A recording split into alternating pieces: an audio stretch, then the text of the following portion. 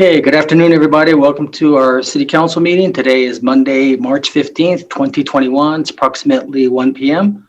Before we have our Pledge of Allegiance, I'm going to ask you to please rise for a brief moment of silence as we reflect back on the brave men and women of the United States Armed Forces as they protect our interests around the globe, as well as the courageous men and women of the Las Cruces Police Department and the Las Cruces Fire Department as they keep our city safe 24/7, 365.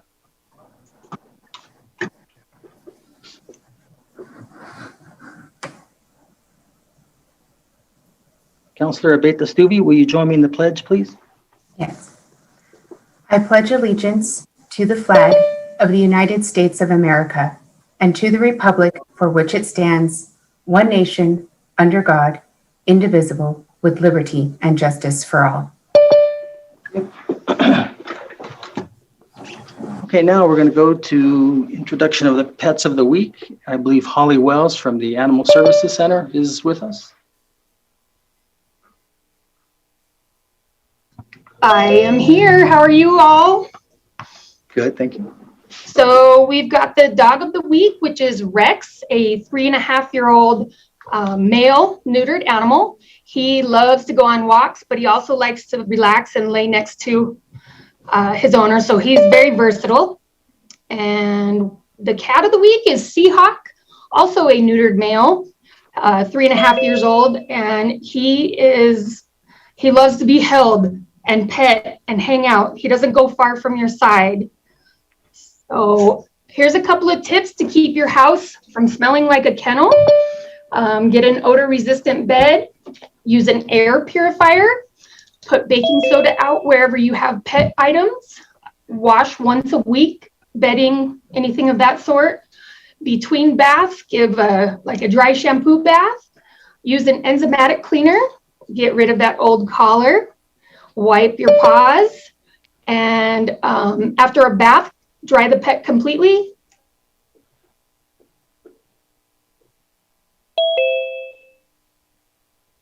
Uh-oh, did we lose you, Holly? I think we may have lost you. And wash everything with vinegar. Yes. Okay. And we're accepting volunteer applications at the are you guys still there? Yeah, I'm here. Okay. At the ASCMV.org. We're holding everything until further notice, but we would love to have applications. And that's really all I have today. So I appreciate you all. Okay, thank you. Thanks. Congratulations, Holly, on your new job. Thank you so much. I'm so excited. Okay. And now we're going to hear our jobs of the week. And I believe Darlene is here, or is it Cindy? It's Cindy, sir. Cindy, okay. Yes. Good afternoon, Mayor. Good afternoon, anyone. Good afternoon. Let's see. So this week's our jobs of the week. So first off, we have an assistant Windows system administrator. This position is through our city of Las Cruces. This position closes on March the 25th. Next, we have a bilingual case manager through Families and Youth Incorporated. This position closes April the 12th. We also have a heavy equipment operator with Caliper Construction Incorporated. This position closes on April 1st. We have a yard warehouse worker with Foxworth Galbraith. This position closes June the 3rd. And last, we have a community health worker position open with Amador Health Center, and this position closes on April 3rd. But for a full list of all our positions that are available, internships and volunteer opportunities, you can visit us at www.employ.com or at www.governmentjobs.com/careers/Las Cruces. For our local location, New Mexico Workforce Connections you can contact us at 575-524-6250. Our location is 226 South Alameda Boulevard. Thank you so much, everyone, and have a wonderful week. Okay, thank you very much, Cindy. Now we're going to go to the COVID-19 update, and Assistant City Manager Eric Enriquez will be presenting. Yes, good afternoon, Mayor and Council. Again, Eric Enriquez, Assistant City Manager, to give a COVID update.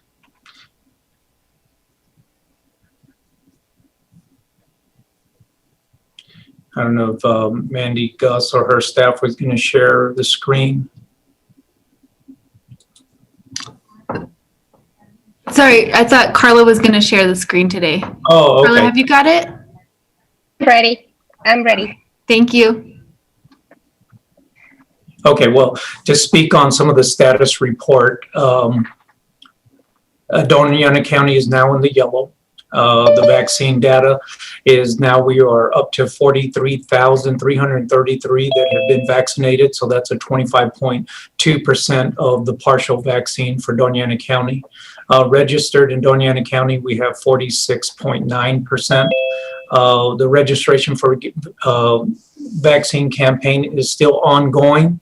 And the information from Scott Rogers is 453 residents have been contacted and registered 136. And so it's frequently meeting with members in the community and getting them their register either updated or viewed to see where their status is. This past weekend, the wind factor kind of deterred some of the contact, but they've done 453 residents thus far. The local vaccinations will still take place at Doñana Community College East Campus, the Convention Center, NMSU. They're looking about doing another 5,000 of vaccinations this week. Today, what we have is for a COVID-19 response report is Together We Can by Carla Walton. She is with the community engagement, which is overseen by Jamie Rickman. They've done a tremendous job. This is a real special presentation that she will be providing today. So with that, I'll turn it over to Carla. Thank you. Thank you. Hello, Mayor and Council. For the record, my name is Carla Walton with the Community Engagement Office, and I'm here to present to you the City of Las Cruces COVID-19 response report. And I'm sharing my screen. I just like to confirm that you guys are seeing the report right now. Yep. Yes. We decided to call it, Together We Can, to kind of like prove that only because working together we can defeat COVID. And this report, we wanted to be a tool for the community to understand the positive impact of the city response during the crisis. And at the same time, show the human side of the numbers, how therefore led by City Council was able to impact the lives of the citizens. And I'm gonna start going to the report quick.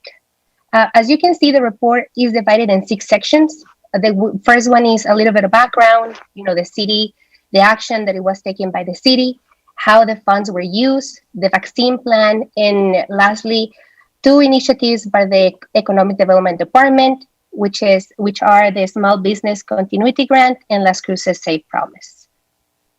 And again, this is pretty much the way that the report is done. But I want to bring your attention to this page when we are talking about the City Council action. And you guys were, pretty much the whole community has been battling the twin challenges of the public health crisis and the economic fallout. And this report is a living document. When we finished it and went to the approval process, it was February 16, 2021. So all the data that you're going to see there is reflecting that date. But thanks to the efforts led by City Council, we were able to deploy $3.3 million, an aid package of $3.3 million, and $500,000 to provide hazard pay to city workers in the front lines. And we did a little chart with all the nonprofits and programs that were benefiting because of it. Because of time constraints, I'm just gonna go to a little bit of the programs so you can see it. And the first campaign that I want to highlight is the Mask Up Las Cruces campaign. This campaign was created by the Quality of Life Department to encourage and educate the community about the benefits of wearing a face covering and also provide a free face mask to those who might not have one. And the city allocated $50,000 to this campaign, and the result was more than 11,000 masks that were distributed in the community, helping to reduce the spread. We decided to, also the campaign included 5 distribution events in a drive-through format, and we put over here the dates and the locations and the results. But the campaign didn't stop there.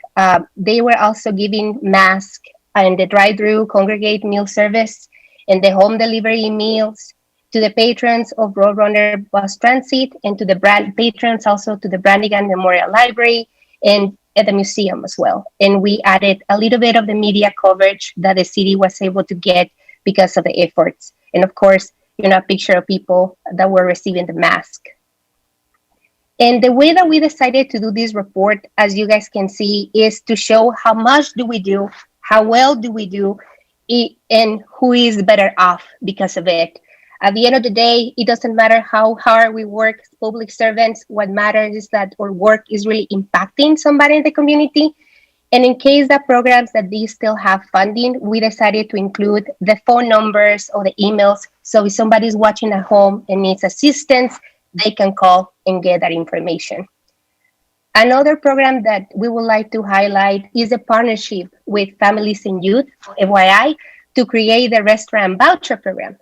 And in 2 rounds, the city was able to allocate $350,000.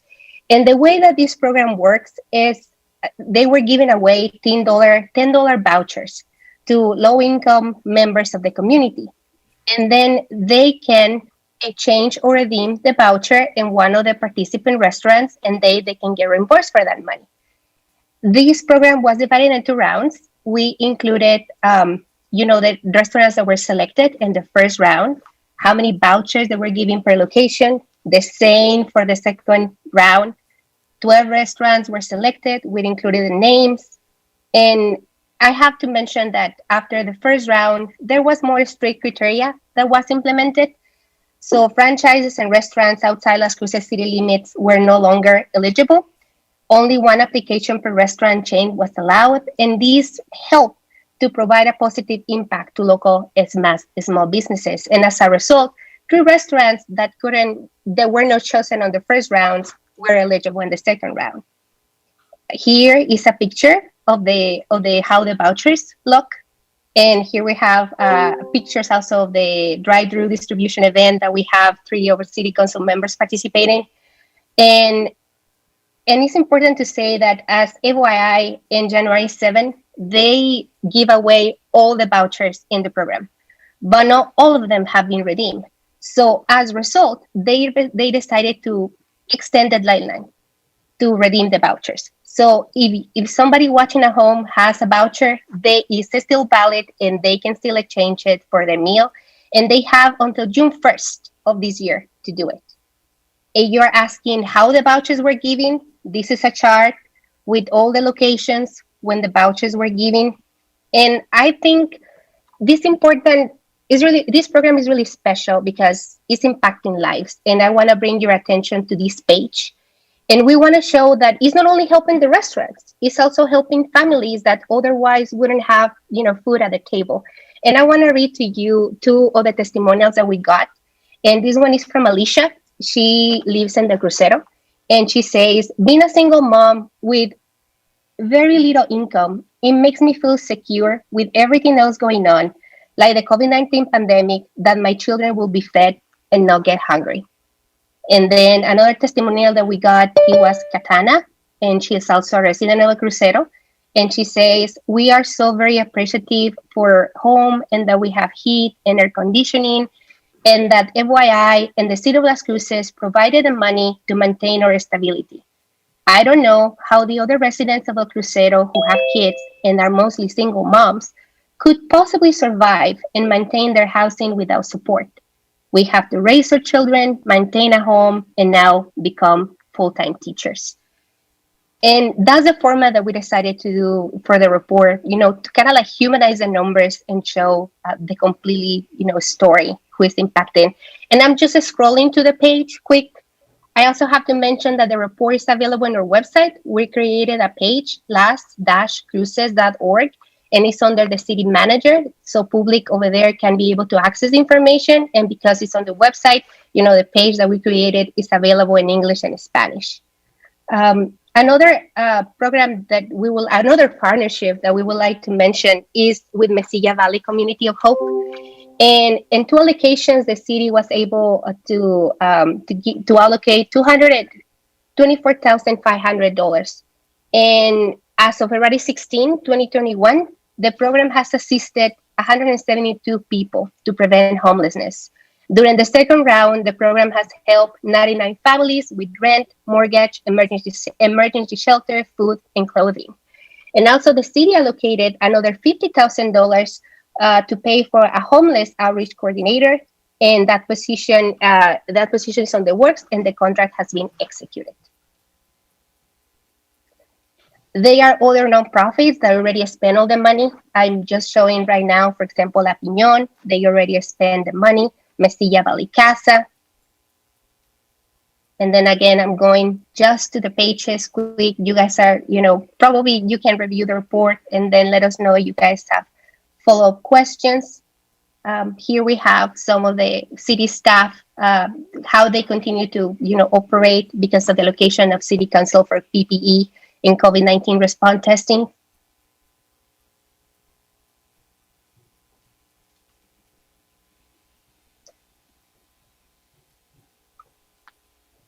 And then the other program that we would like to mention is the Community Action Agency of Southern New Mexico.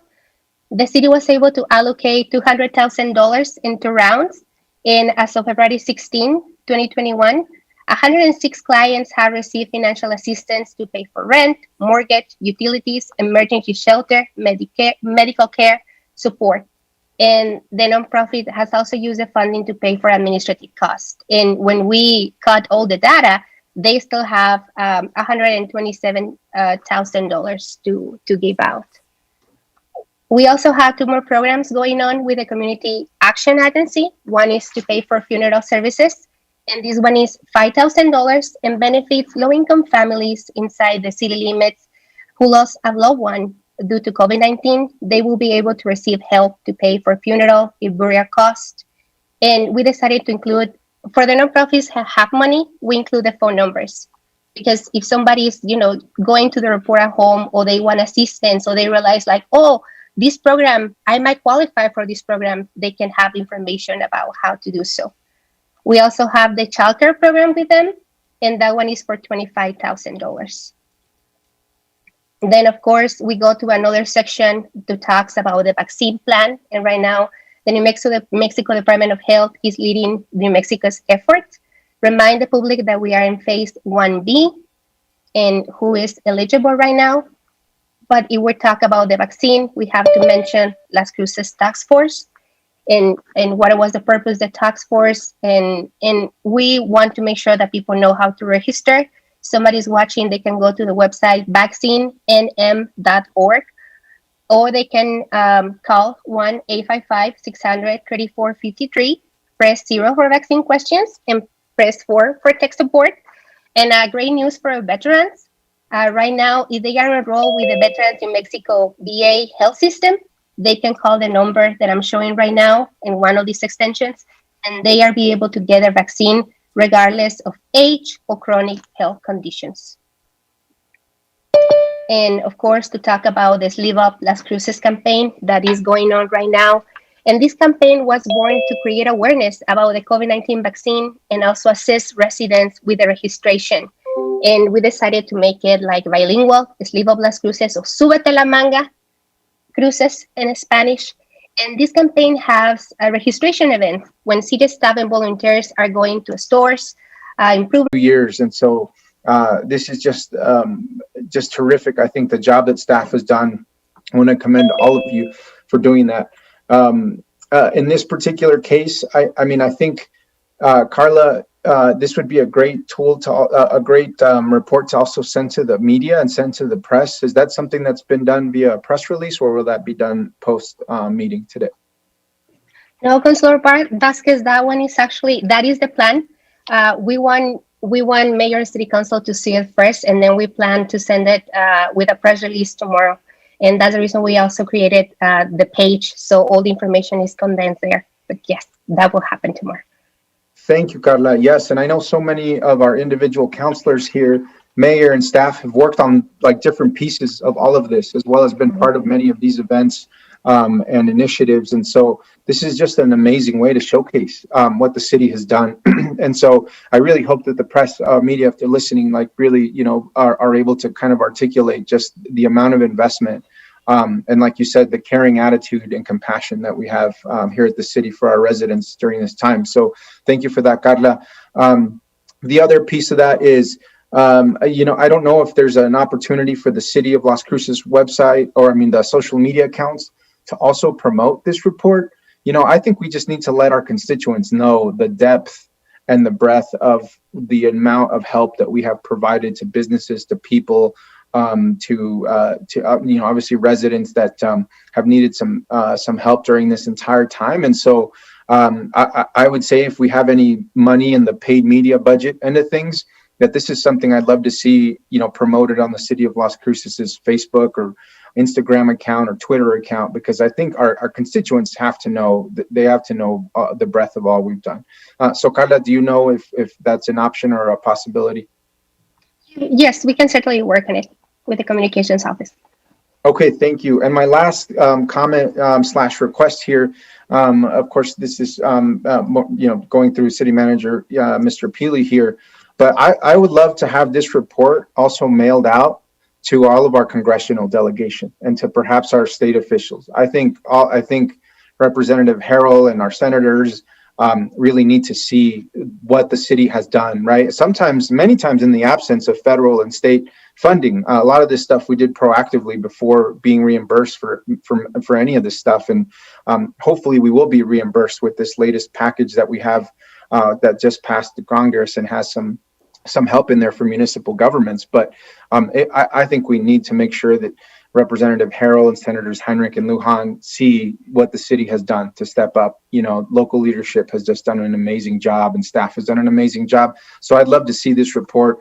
Ifo, if you're listening, maybe send out to members of our delegation with a nice note in there from Mayor, Councilor, yourself. And that's all. That's it. Thank you so much. Thanks, Councilor. Good, great comment and feedback. That's excellent.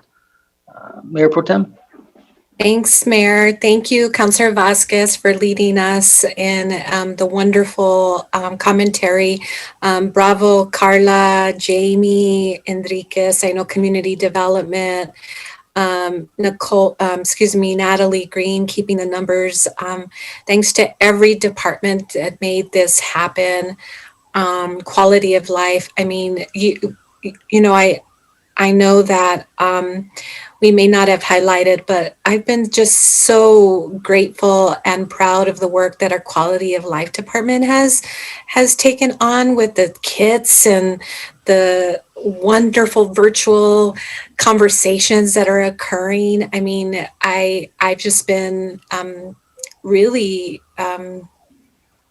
amazed by the work that's being done. So ditto from me. I think Councilor Vasquez, you make some really great points. I felt like early on that the governor's office, our legislature wasn't completely aware of all the things that the city of Las Cruces was doing, you know, to help our citizenry. And so this for me would be a really good way of sharing everything, but I can't help but to think about how we continue to use this report moving forward for all the work that we do.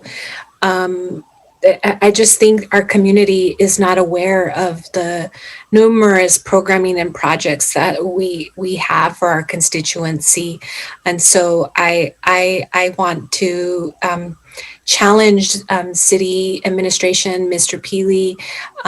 You know, I have often have talked about, you know, this evaluation component, like, you know,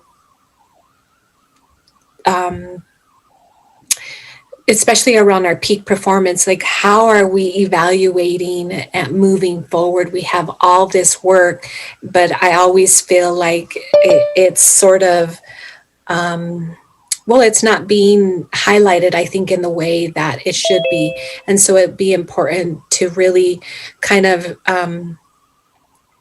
express what our what are we getting for this funding, right? That fund all the work that the ROI, what is our ROI at the end of the day, right? And I think the city should be really, really proud. So thank you, Carla.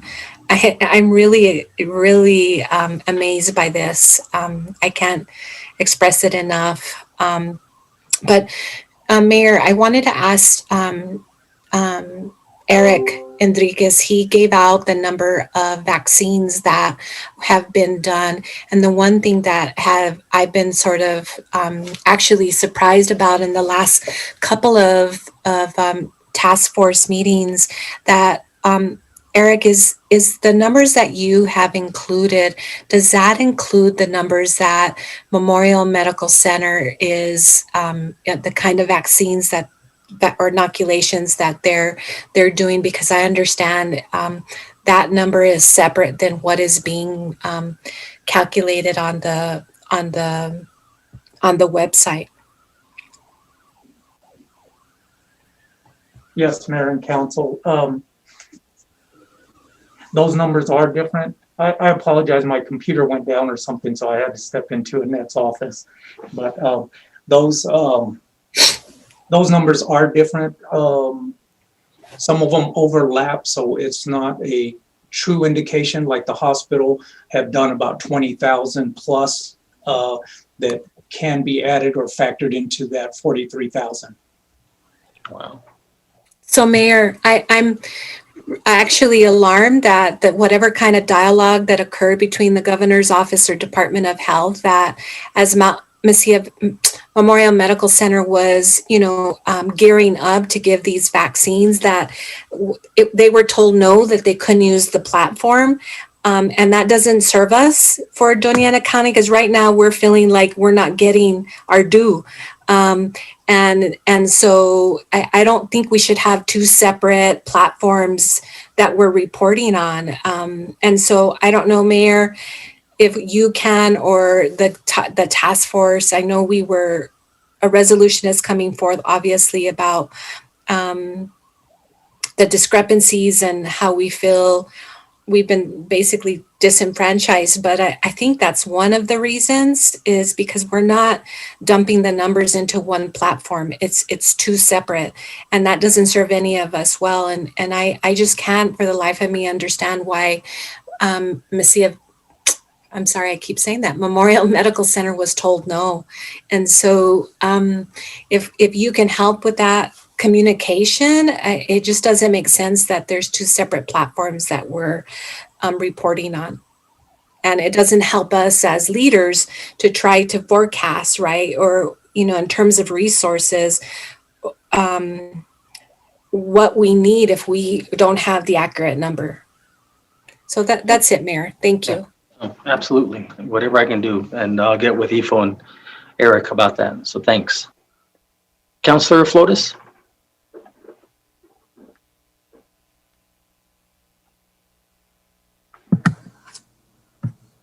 Thank you, Mayor. And thank you so much, Carla, for your for the substance of your presentation, but your presentation deserves I don't know, some sort of award. I don't know, is it an Emmy or? She wants a raise.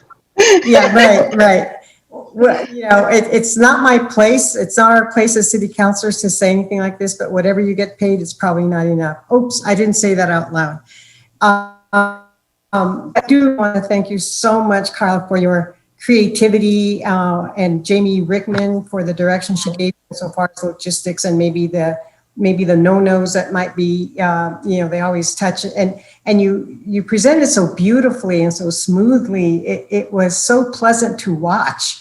And I hope it goes viral. And I agree with everything my highly esteemed councilors have said, colleagues have said, Mayor Pro Tem Gandara and Gabe. It really has to go viral. And I love how you showcased everything, or how you showcased all the wonderful things our city does for our constituents. and to have this continuing. I think it was Mayor Pro Tem Gandara or maybe Gabe, Councilor Vasquez, but just to keep our citizenry aware of how much the city as a government, the city as having a representation of its citizenry, care so much for the community here or people who are here. So thank you again, Carla. Thank you, Jamie. And thank you again, Quality of Life, Community Development, Lynn Gallagher and Natalie Green, for doing all this. And thank you also to the Economic Recovery, Las Cruces Economic Recovery Board for coming up with the safe promises and the logo and that to live by a safe promise. So yes, and I too was thinking along the same lines as Councilor Vasquez, that this would be great to go to our governor and to show her and all our state elected state and federal elected representatives in local and federal government, state government and federal government, to show them how much the city of Las Cruces does. And yes, it's true. We were doing all of this before the government stepped in, the federal government stepped in and said, oh yes, we're going to be doing this, that, and the other. So, and I think that it's really, it reflects very highly also on the leadership of our finance department, our budget department, our mayor, who has sat through a lot of storms in the city. This is probably, we've had a double whammy with the migration situation 2 years ago, and now with the pandemic. So yes, I think it's imperative that we send something up to the governor's office. And I also wanted to comment on our task force and maybe our chair, Councilor Abeyta-Stuve, would be in a better position to comment. But Mayor Pro Tem Gandara did touch on this, and it's a question of how the reporting is being done. And I know that Stephen Lopez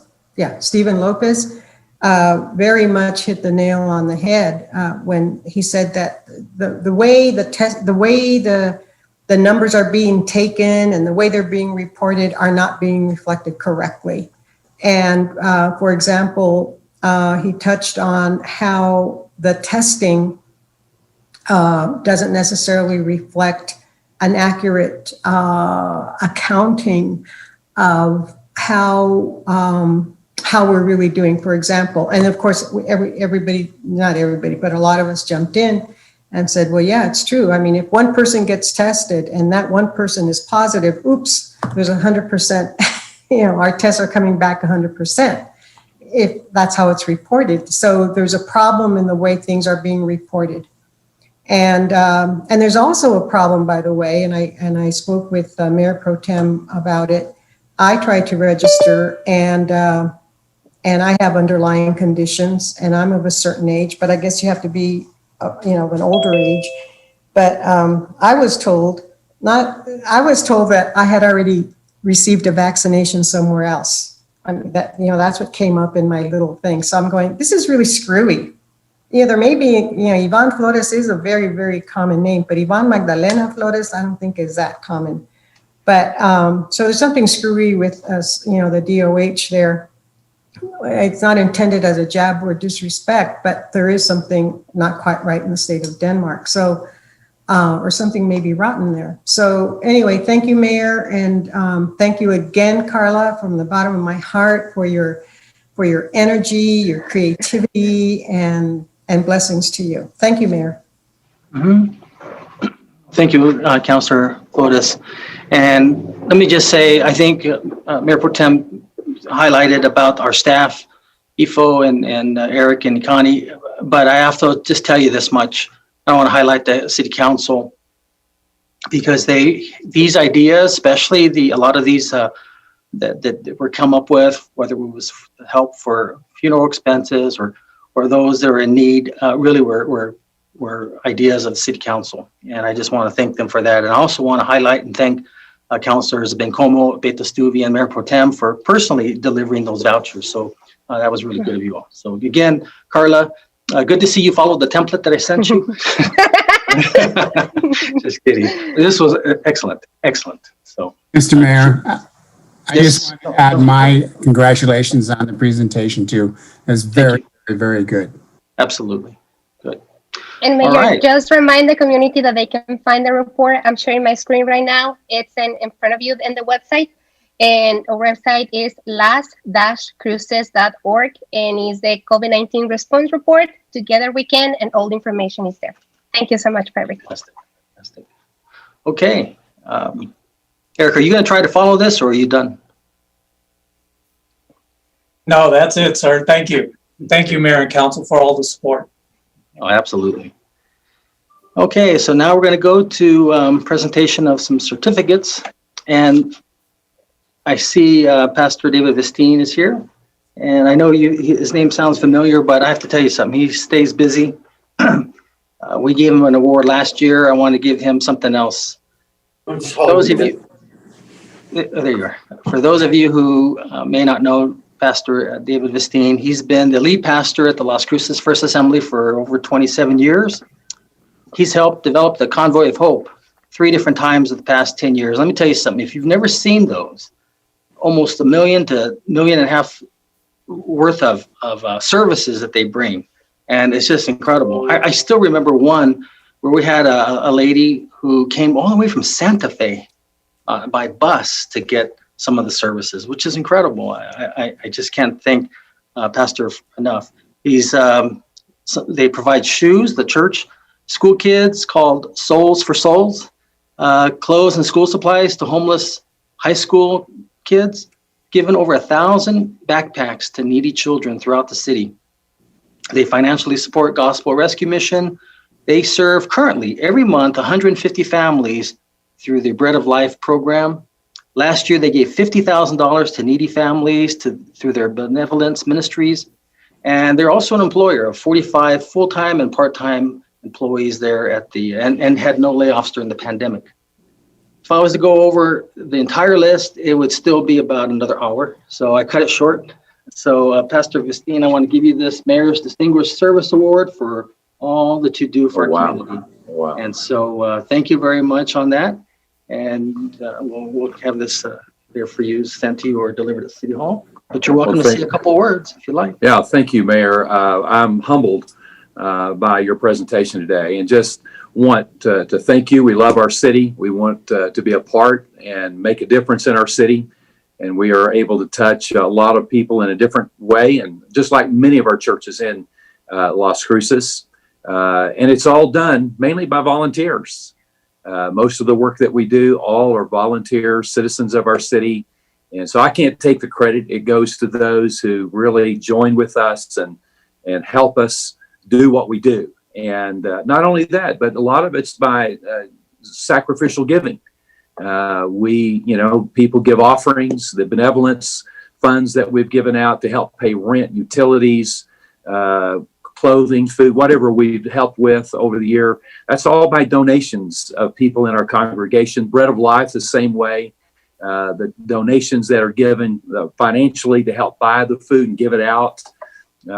So we are glad to do that. We're helping, like you said, with even the chaplaincy areas with the prison and the Gospel Rescue Mission. So many of those things are done, and 99% of that is done by volunteers. So we just thank God for the opportunity. We love our city.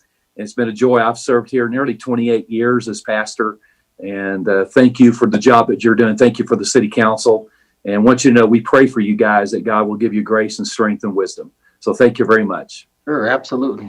Pre-COVID, I get a chance to get invited to various churches, temples and such. And I have to tell you, when I visit yours on occasion, if you're even half asleep, you wake up pretty fast. You've got a pretty heck of a band there and a pretty good sized congregation there. What, 1,000 people, 1,500 people? Wow, that's a lot of Yes. people. So Well, anyways, pre-COVID, about 1,500 on a weekend. And oh, so, yeah, that's but- right. Pre-COVID, not right now. Yeah, So, right. right. Okay, well, thank you again very much, and we'll get this over to you. Thank you, Mayor. Thank you very much. Thanks for all you do. Okay, and now the other, we have a recognition for our City of Las Cruces employees, and it's based on number of years of service, and I don't know, oh, Councilor Flores, did you have a question? Do you have your hand up, or did you forget to put it down? I'm sorry, Mayor, I forgot to put it Oh, down. okay. Okay, so we've got, I don't know if we have any employees that are watching, but the first one is Ana Hernandez. She's the lead court clerk in the municipal court with 15 years of service. So are you here, Ana? No, okay.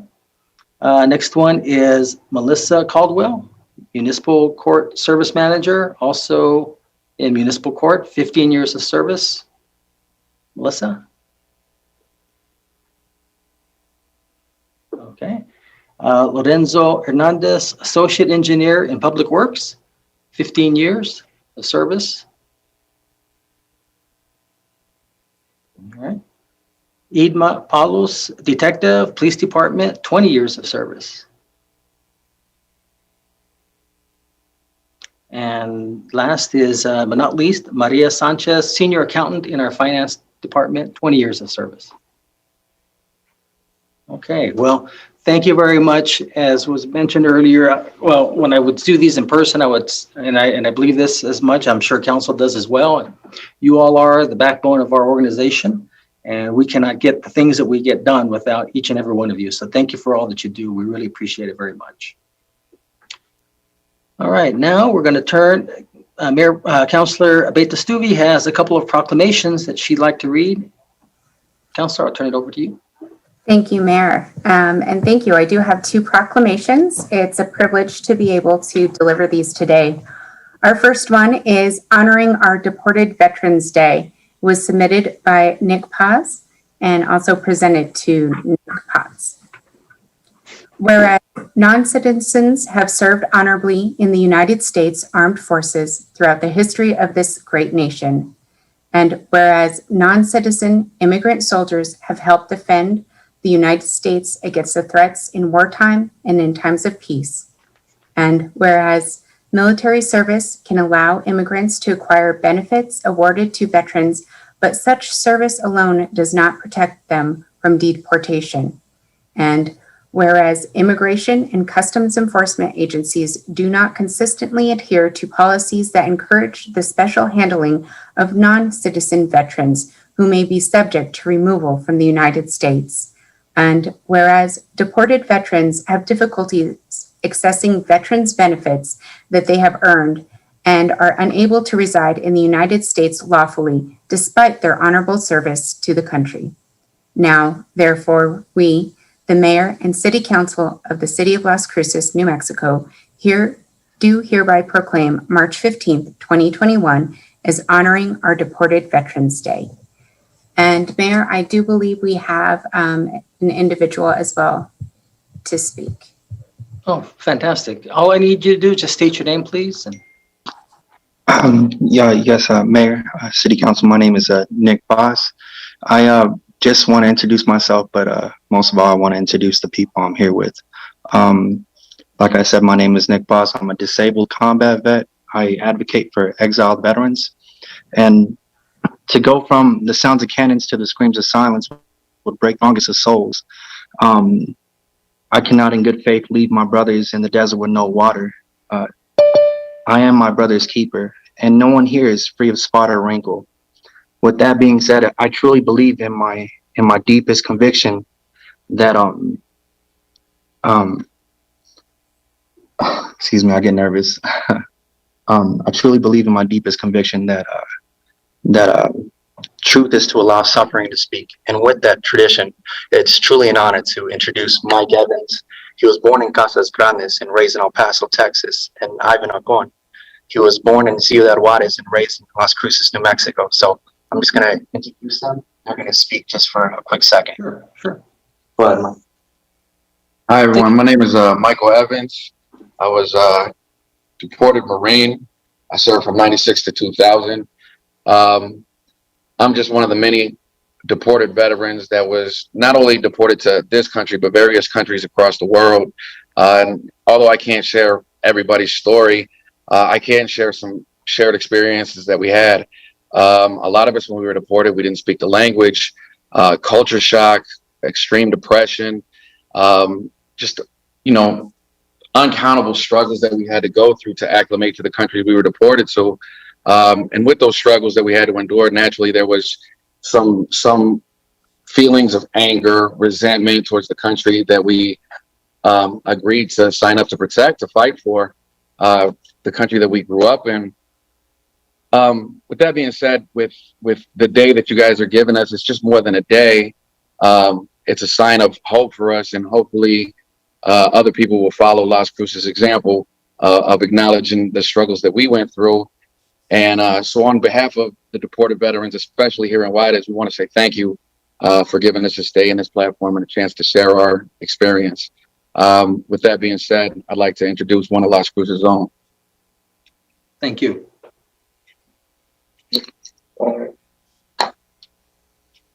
Hello, everyone. My name is Ivan Ocon. I'm a deported veteran, director of Deported Veteran Support House Juarez, NCOIC of Joint Military Assistance Command, Juarez Detachment. I served in the U.S. Army from 97 to 04, Operation Iraqi Freedom in 03, and I came to the United States at the age of 7 years old. And Las Cruces is where I left my family and loved ones behind, all my friends. And Las Cruces is the only place I know to be my home. So I stand before you grateful and deeply honored, and thank each and every one of you for making this day to recognize deported veterans. For the last 4 years, I've been advocating and raising awareness to bring deported veterans home and fighting to get their benefits that we deserve. Today, on this day, is a reminder of why I continue to advocate for those without a voice and continue to honor our deported veterans who have died in exile due to lack of proper medical treatment. Francisco Rodarte, Leopoldo Jaques, Jose Raul Lopez, Carlos Torres, Enrique Salas, Jose Solario, Hector Barrios, Don Darpey, Jose Juan Montemayor, González Chaires, Ramón Acedo, Gerardo García, Manuel Castaño, Al Barron, Javier Ramirez. On behalf of myself, deported veterans, and Joint Military Assistance Command, I thank you and thank the city of Las Cruces for this great day. Thank you. Ivan, let me ask you a question, or Alex, whomever. So have you all, appealed? Have you guys contacted our U.S.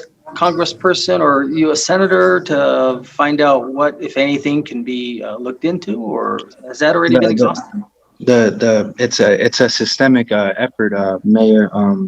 The Government Accountability Office found that Immigration Customs Enforcement doesn't follow its own guidelines in deportation proceedings with veterans. In addition to that, they don't keep track of how many veterans they've deported. Now, my organization, Repatriate Our Patriots, has a database of around 200 veterans worldwide. I've talked to around maybe 15. I've come into contact all throughout Mexico. I've actually visited brothers in Central America as well, in Ciudad Juarez, Tijuana, Michoacan, Guanajuato. But I've talked to brothers in the Caribbean, West Africa, India. This is a systemic issue. And it's not just a couple brothers fell through the cracks. This is a systemic issue. So you guys actually acting as a state entity, in this case, a city, recognizing this is a monumental effort in bringing the healing process and bringing these guys home. So let me circle back. So, were you able to reach out to, say, Senator Heinrich's office, or? It's been an exhaustive effort, sir. And I mean that, and I'm not joking. It's been an exhaustive effort on not just New Mexico. It's on in every sense of the word. And I could reach out. Okay. Well, let me just focus on the young man who's from Las Cruces. Go ahead. Okay. So So have you been able to reach out to our U.S. delegation, our federal delegation, a senator or a congressperson? Yes. Oh, you have, okay. And what was, so you have reached out? Yes, Uh, I got you. Yeah, do me a favor, when you have a chance, email me their letter. Let me just see what's going on here. I just, I don't know what all Yes, the ma'am. procedures are, Of course. and highlight some of the things that you say that aren't being followed, and we'll just Yes, follow the ma'am. rules, that's really what it's all about. Yes, Mayor. And one thing I would like to circle back on is I'd like to thank Councilor Vasquez for championing this issue and allowing this to have this space. Sure, yeah, sure. In fact, looks like he wants to say a word, and Councilor Flores. So, Councilor Vasquez. Thank you, Mayor. Thank you, Councilor Abeyta-Stuve, for the time here, and thank for this resolution. Yes, Nick, and are you guys in Juarez right now? Yeah. Okay.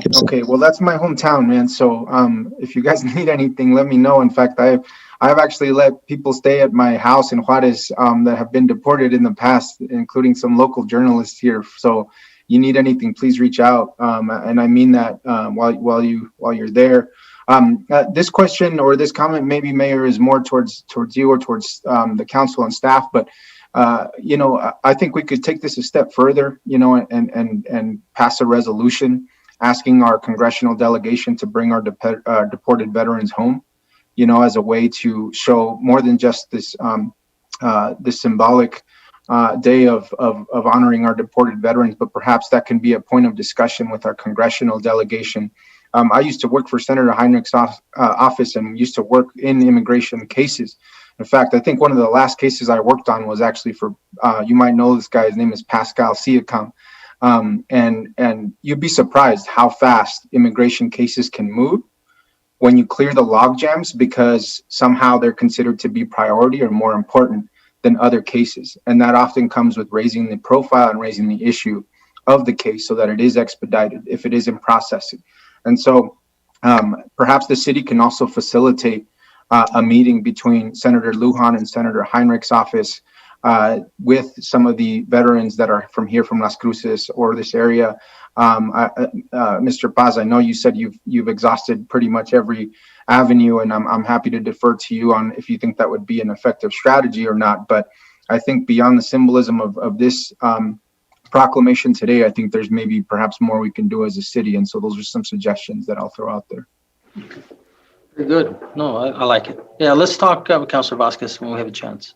See what we can do. Councilor Flores? Thank you, Mayor. And thank you all very much for your service to our country. And I regret so much that I think it was Nick. Well, one of you gentlemen spoke of how a lot of soldiers have been, after serving the country, perhaps being disabled, perhaps suffering the horrors of war, then come to find themselves in a country where they don't know the culture and don't know the language. And I think that's horrifying. Have you, any one of you, have you contacted an immigration lawyer about this? It used to be that if you were undocumented and served in the armed forces, you became naturalized. And I think that, and of course, the laws in immigration just change. They just change all the time. And then there's log jams, as Councilor Vasquez said. And there's really, really, really a shortage of immigration law judges. It's all administrative law too, but nonetheless, these cases are just horrific. Have you contacted any? I know that there's a dynamite attorney in town, and I don't know if she's still doing it. She does asylum cases, but I think she can move mountains. But her name is Nancy Oretsky, and I don't know if you've contacted. I know the ACLU probably won't touch your case. I mean, I'm not sure about that, but I wouldn't bet my bottom penny, but close to my bottom penny, that the ACLU hasn't helped. But have you gone anywhere else?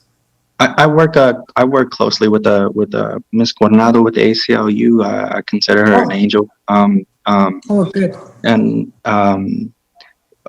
the laws changed in 1996 when they changed the legalese, the verbiage to an aggravated felony, which is and I won't go into the weeds because I don't want to bore you guys, and plus I'm not a lawyer, so I'll get eaten alive.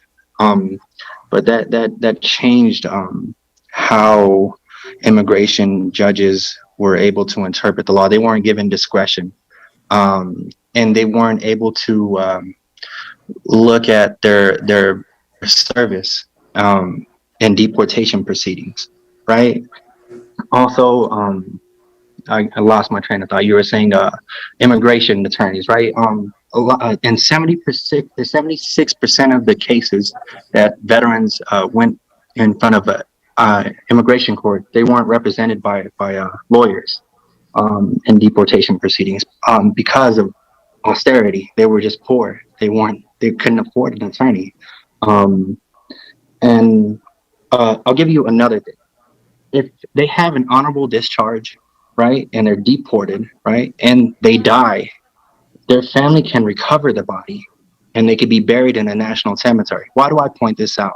There's a brother by the name of Jose Lopez that's buried in Hobbs, New Mexico. He was murdered in Chihuahua, Chihuahua, and he was deported for a nonviolent drug offense. He got his teacher's bachelor's degree in Chihuahua, Chihuahua, and was teaching and was working in the warehouses of Chihuahua, Chihuahua, helping lower income people, and was murdered. And the family recovered the body, and he's buried in the National Cemetery in Hobbs, New Mexico. And I'll tell you this, show me where my dead are buried and I'll show you where my land is. As simple as that. Okay, Ivan. Thank you so much. Yeah. Thank you for your, and I'm interested in helping. So if you want to go through Councilor Vasquez, I'll join up with him and see what we can do to help out.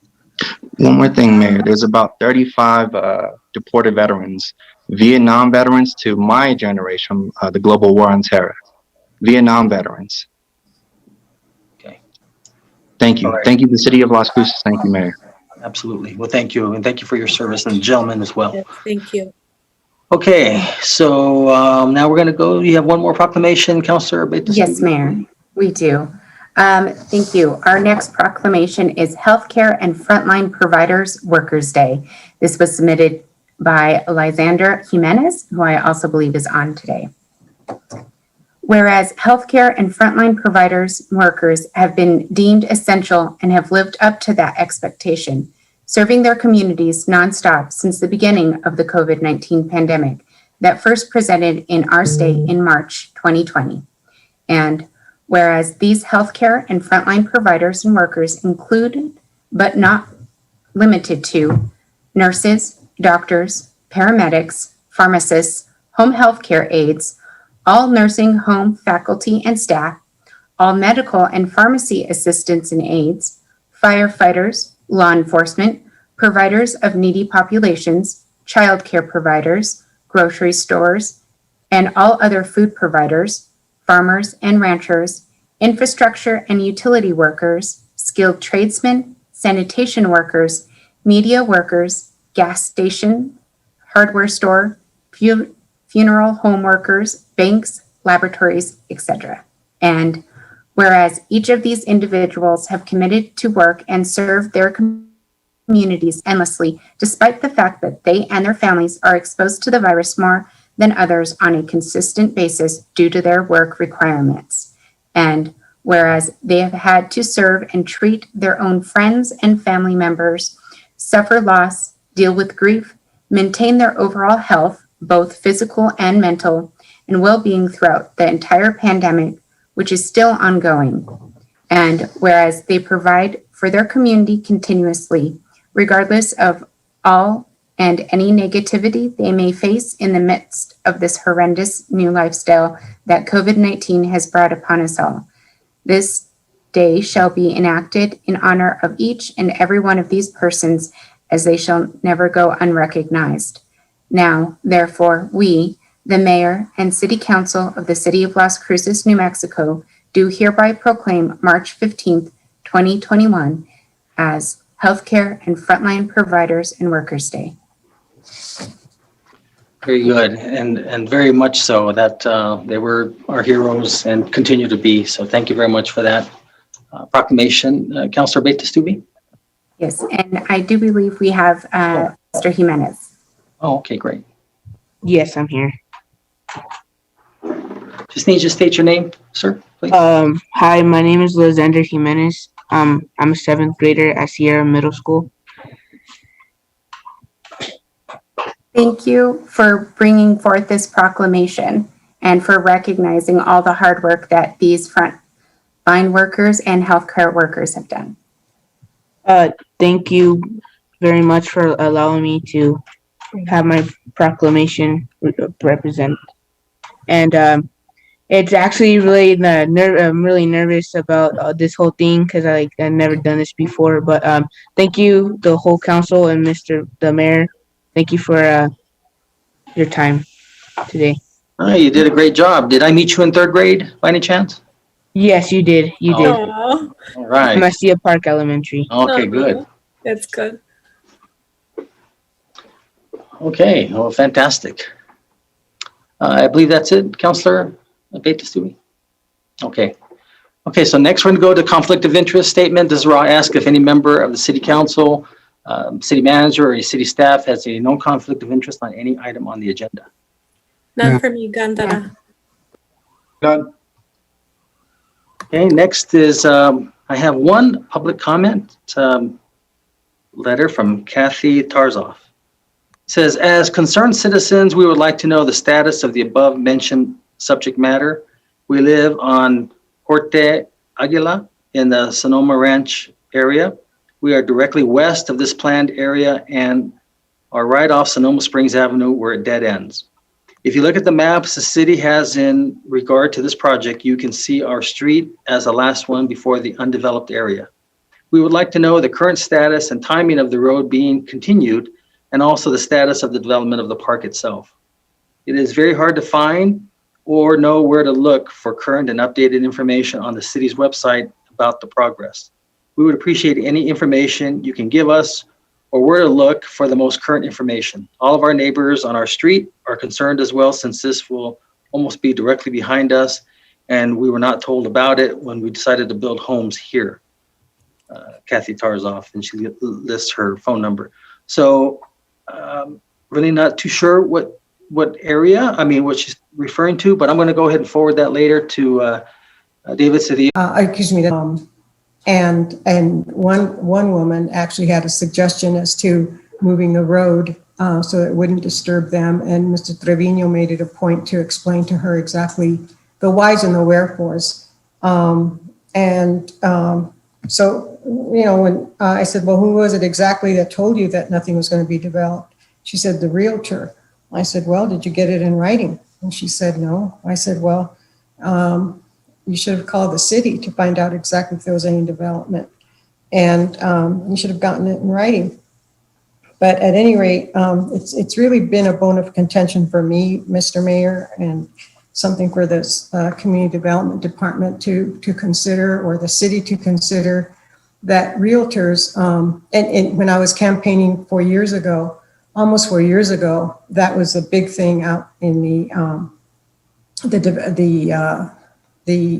communities, the homes, the residents who live adjacent to state trust land and BLM land. And so I think that, I wish that realtors would, give the correct information. I don't know if it's intentional or not, but it certainly seems to be consistent.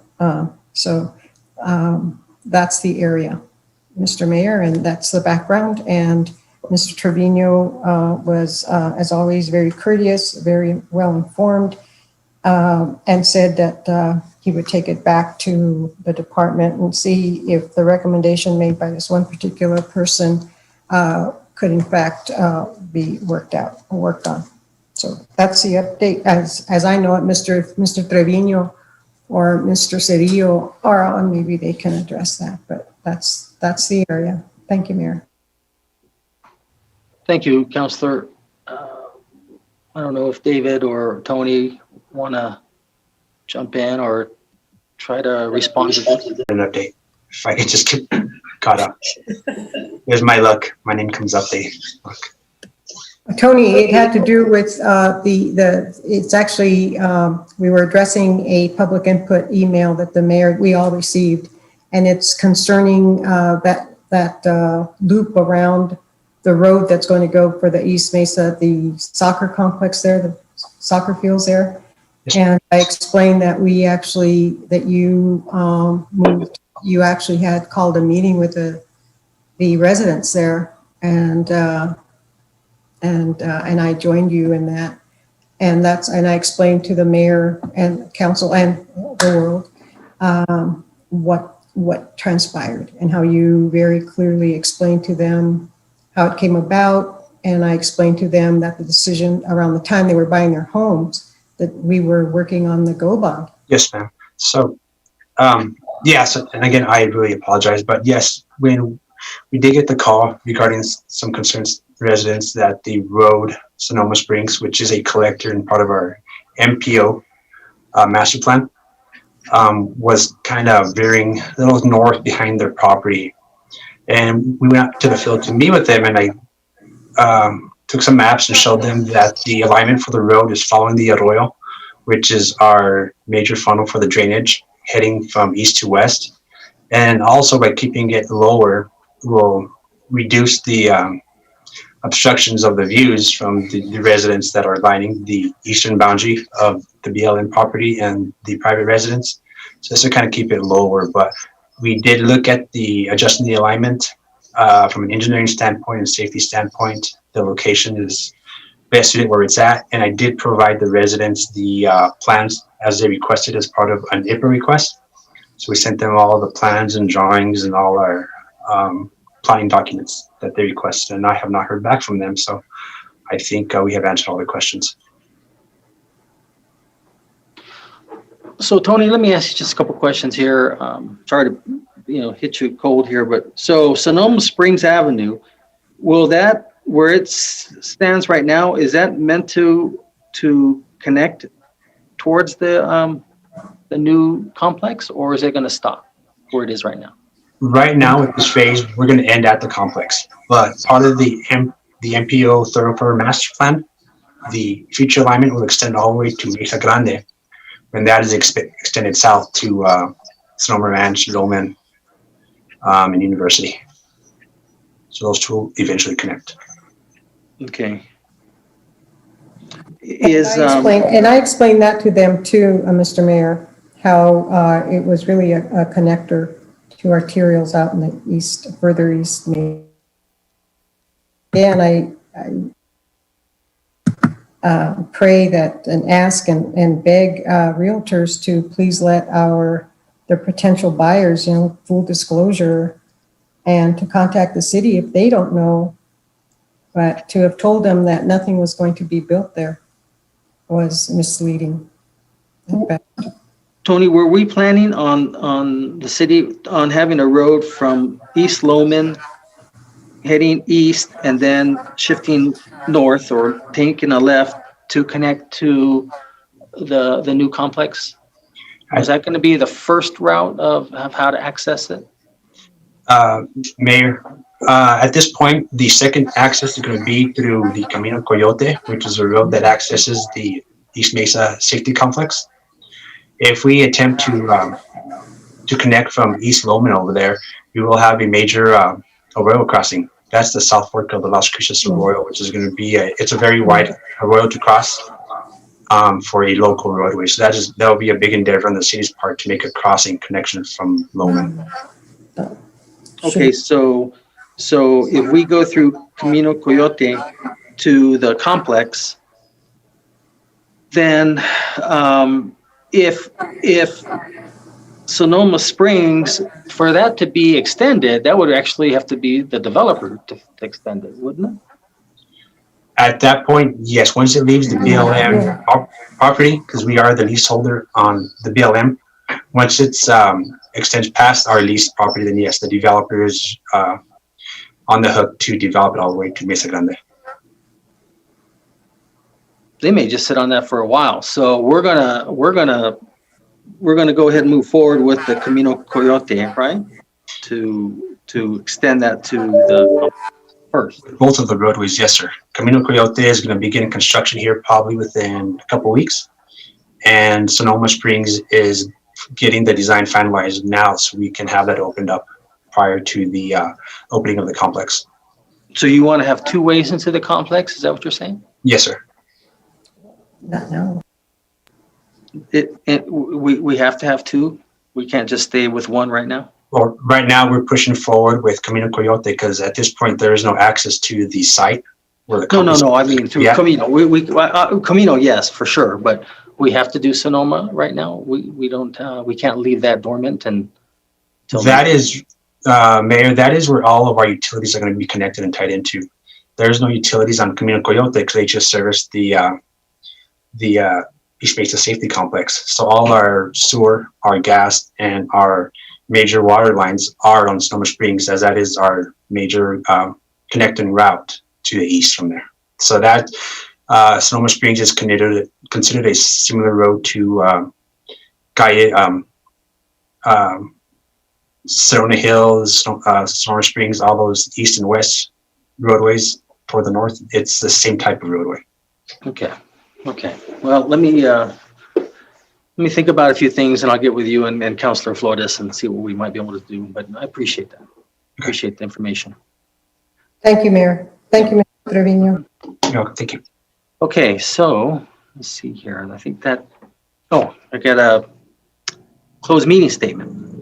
Okay, so the Las Cruces City Council met in closed session at 10:33 a.m. on March 8th, 2021. Following members were in attendance: Councilors Flores, Sword, Bencomo, Vasquez, Abeyta-Stuve, and myself, Ken Miyagashima. Staff present was Jennifer Vega Brown, City Attorney, Damian Martinez, Outside Attorney, Eric Enriquez, Assistant City Manager, Ikani Ikani, tell me again how you pronounce your name. Now I know how people feel about my last name. One more time, I'm going to get this thing right. Tamo Piao, Mayor. Tamo Piao. Tamo Piao. Thanks. Ifo Pili, the City Manager, Chief Miguel Dominguez, Las Cruces Police Department.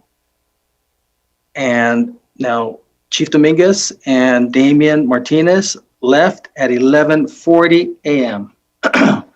Now coming in at 11:40 a.m. after they left was Mayor Pro Tem Gondara, Bill Ham from our land office, Natalie Green from Economic Development, and Griselda Martinez from Economic Development. The meeting adjourned at 12:44 p.m. and Las Cruces City Council met in closed session and only discussed those limited items as stated in the posted notice, which is number 1, to discuss the purchase, acquisition, and disposal of real estate which is closed pursuant to NMSA 1978, Section 10-15-1H, number 8. And number 2, to discuss pending litigation regarding Cruces versus Landrum, ETAL 2:19-CV00726-GJF-SMV, which is closed pursuant to NMSA 1978, Section 10-15-1H, number 7. We discussed that one first, and then the real estate was when Bill Ham and Natalie and Griselda came in, and Mayor Pro Tem. Okay, so that takes care of that. Now we're going to go to acceptance of the agenda. Mayor, I'd like to pull 7.3 if I could. And Mayor, I'd like to pull 7.1. And Mayor, I'd like to pull 7.5. Okay. So I need a motion and a second for those amendments or those removals. So moved. Second. A motion made by Councilor Vasquez, second by Mayor Pro Tem, by Councilor Abeyta-Stuve to remove item 7.1, 7.3, 7.6 for discussion. No, sorry, Mayor, it's 7.5. It's the resolution. I'm sorry, 7.5. 7.5, stand corrected. Christine? This is on the motion to approve the agenda as presented with the removal of items 7.1, 7.3, and 7.5 for discussion. Councilor Abeyta-Stuve. Yes.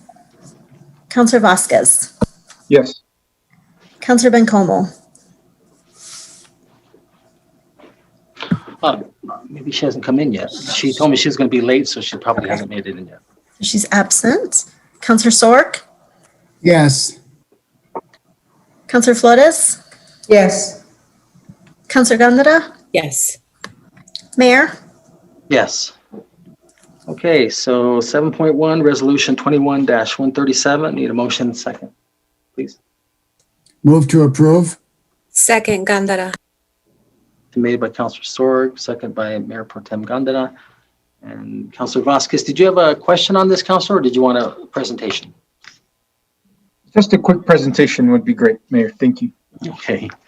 Is Alex here? Alex Liu? Are you going to present, or Jose Cardona? Yes, Mayor, I will present. Okay. Thank you.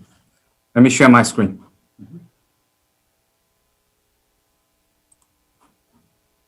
I have to chuckle because usually it's a quick question, but he said, I'll just take a quick presentation. That was a good one. Alrighty, can everyone see the presentation now? Yes. Awesome. For the record, my name is Chenyu Alex Liu, the purchasing manager for the city. Today, going to present you the procurement for and the contract amendment for barricade rental price agreement amendment for the city of Las Cruces. This is a invitation to bid. The city council approved the contract in March 2019 through resolution 19-133. The resolution authorized a price agreement for rental of barricade for utility road constructions and special event. The barricade ensures safety of our citizens, city staff, and city property. The contract was awarded to two local Las Cruces vendors. They are Las Cruces Barricade, Inc. and R2 Contractor Specialties, Inc. Some background about this amendment. A surge of citywide construction and safety measures implemented due to the current public health emergency due to the spread of COVID-19 has increased the need of barricades. The city department has reached the allowed expenditure approved by the resolution 19-133 for $500,000. The amendment will increase the price agreement combined dollar limit to ensure and cover the expense for the remaining of this year. The amendment is for adding additional $500,000 to the project cost, make the total dollar amount of this contract is $1 million plus tax. Here are your council options. We will stand for questions. Thank you. Thanks, Alex. Councilor Vasquez. Thank you, Alex. Yes, thank you, Mayor. Yes, so am I right that the remaining $500,000 that we're approving, essentially doubling this contract, is just for the remainder of this fiscal year? So this would be $500,000 to be expended by July? Thank you. Thank you for the, sorry, let me stop sharing. Thank you, Councilor Vasquez, for the question. Chenyu Alex Liu is purchasing. This is an invitation to bid for original 1 year and it comes with 3 1-year renewal option. It's currently on year 3. With this approval, it will cover the rest of this year and I think 1 more year of renewal if we choose to continue. Oh, okay. So it's essentially a year and 2 and 3 months, maybe, right? Before, okay. And you said this is a 3-year contract, so they've expended their $500,000 already that was authorized, I guess, about a year and 9 months into their contract? It's 500,000. Thank you. Sorry. Thank you for the question. It's $500,000 per year. It's $500,000 per year. Okay. Yes, and it's 1 year with 3 renewable options.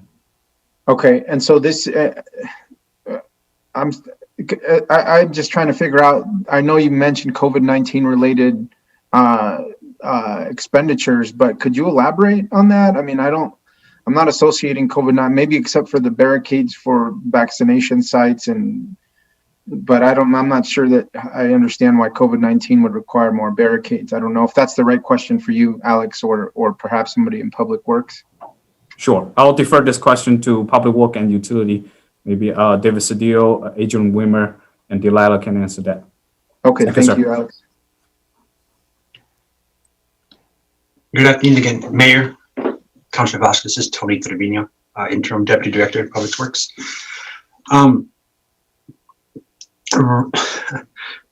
COVID has impacted this in a different way from most of our other projects. A lot of our projects have taken a different route, the timing of these, how long they've been taking. So the actual kind of construction time and our original direction has changed quite a bit with COVID. So that is just a slight factor. The other one is just the amount of construction we have going on in projects, and the use of trying to implement a lot of our ATP and all our other projects. So COVID is not really a big hit, but it's just one of the contributing factors. And I think Delilah and Utilities can probably add to their projects because they're also one of the big end users of these contracts. Not only Public Works, but traffic, utilities, I think community development and other departments uses this contract as well. And I think Parks and Rec also. So it's not a one department contract.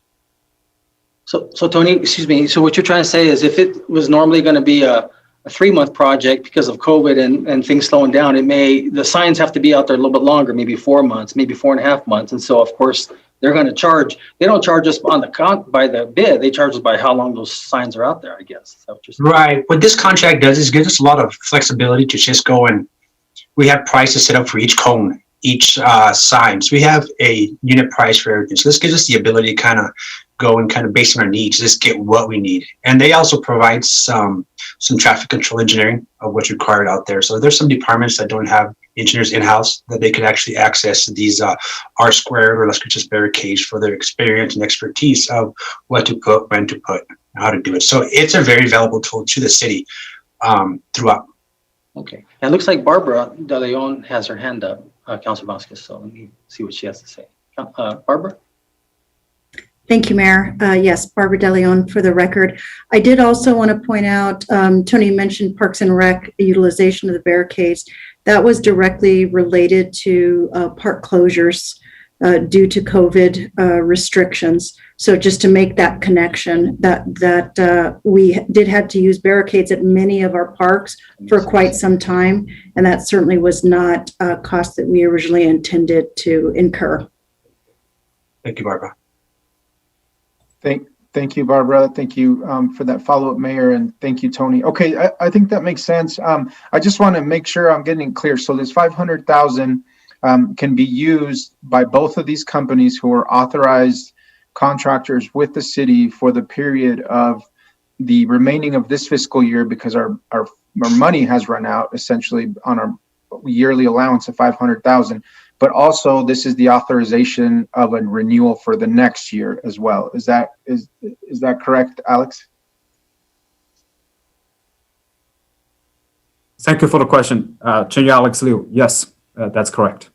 Okay, so we're not going to see another contract renewal for 500,000 again in July. When this contract expires, we'll go out for resolicitation. Yes. Okay, and just to clarify again, depending on the needs of the city department and when they need barricades, they have the option of going to both companies to solicit the services, depending on which company is busy, or do they take turns calling one company or the other? How does that work? Do you know? Thank you for the question, Chair Alex Liu. This is an invitation to bid for 24 items. It covers type 1, 2, 3 barricades, sandbag, markings, and traffic plates. It awarded to both companies. So this $500,000 or $1 million, if approved today, is a combined. They can go to either of the company. It's based on the availability and responsibility and whether they are available at that time. I can defer it to Tony to talk more of their actual how they assigned jobs to Okay. each. Thank you, Alex. And before that, I just want to make clear, did you say this is a total of $500,000 to both companies or $500,000 to each company? Combined. Fixed contract at the beginning. Okay. No, it's based on the need. Okay. Okay, well, those were my questions. Honestly, this is a lot of money. This is for barricades. I don't pretend to know about the barricade business, but $1 million. I'm glad they're going to local companies. I'm glad that there's local folks here that can do it. But you know, we scratch and claw and fight for $1 million here and there to provide public services quite often that make a huge impact in our community. And so I know it's going to sound like the most boring topic ever to discuss in the future, but I mean, this is a big contract. I'd love to know more about, and maybe this can be Tony, I guess maybe between you and I, or Mr. Cedillo, but I'd love to know exactly how this contract works and how these barricades are being put out there. That's a lot of money for what, you know, for barricades. I think for a year, $1 million, that's a huge cost. And so perhaps you and I can talk about that later. Just want to make sure we're spending our money wisely and that the amount of money we're spending compares to what is the market rate, I guess, for barricade services in other cities. But with that, I know that because we've run out of money, this is probably on the time crunch, and I probably will support this, but I would like to find out a little bit more about this contract and how they interact with our city department. So thank you, Mayor, and thanks for obliging me, councilors, on this agenda item here. Mm-hmm. Thanks, Councilor. Mayor Pro Tem? Thank you, Mayor. Thank you, Councilor Vasquez, for your questions. You know, I would agree that when I first saw it, I was like, wait a minute, didn't we just do this? And then I realized, you know, when reading further, it was, you know, a year ago, today, maybe, I don't know, but a year. And so one of the things I keep getting, as everybody else, and I know this might be a nuisance to some, but I get an email from a constituent, I believe is Councilor Flores' constituent, about a barricade. He calls it a cone off of the south side of Sedona Hills Parkway, just south of Southern Canyon Loop. And so I'm pleading with somebody to please, he sends the pictures, he sends it every week. Can you notify the two contractors, whoever it belongs to go pick it up? It's something we get weekly. I've asked, you know, for Jamie and Ifo to sort of look into it. Not sure if that's happened. Again, I understand this individual puts out a lot of requests, concerns on the Las Cruces ask, but there's a picture of it. So I'm sure that we need to, the contractors should be the ones responsible for picking those up. And it's been about 6 months. Mr. Liu, Tony, somebody help me with this.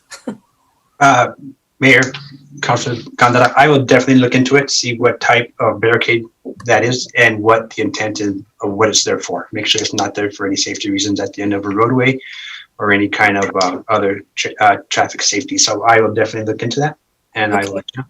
Thank you. And the other thing is I know that Ms. DeLeon Barbara said about barricades at the parks. I mean, in the parks that I frequent or in my district, I don't see barricades. Kind of, you know, I see caution tape. So I don't know that that's necessarily what you're using those barricades for, other than the caution tape. So I agree with Councilor Vasquez that I'd like to know, maybe get a little more about what the use is for and how long, and you know, those, I know it's a boring topic, but I don't see those, you know, with caution tapes. I just see caution tape. So anyhow, it is a lot of money. I certainly can use $1 million for lots of work that I think should be happening. Not that I don't think this is important, but for sure, I think getting a little more detail would be helpful. So thank you. Mayor, Councilor Gondara, I could just add to that. Yeah, I'll look into the caution tape, but I want to mention that these barricades are there for a reason, to protect these and the safety of the workers that are in the roadway, as well as pedestrians and motorists going along these projects. So they're there for a reason, for the safety of everybody there. So, but yes, if you guys, whenever you guys want, we can definitely discuss more of this. And I think Delilah has a lot more to talk about on the utility side. She has her hand up. Well, thank you there, Tony. After Delilah. Oh, sorry, Mayor. I got carried away. Then we'll have Sonia talk. Oh, no, go ahead, Delilah. And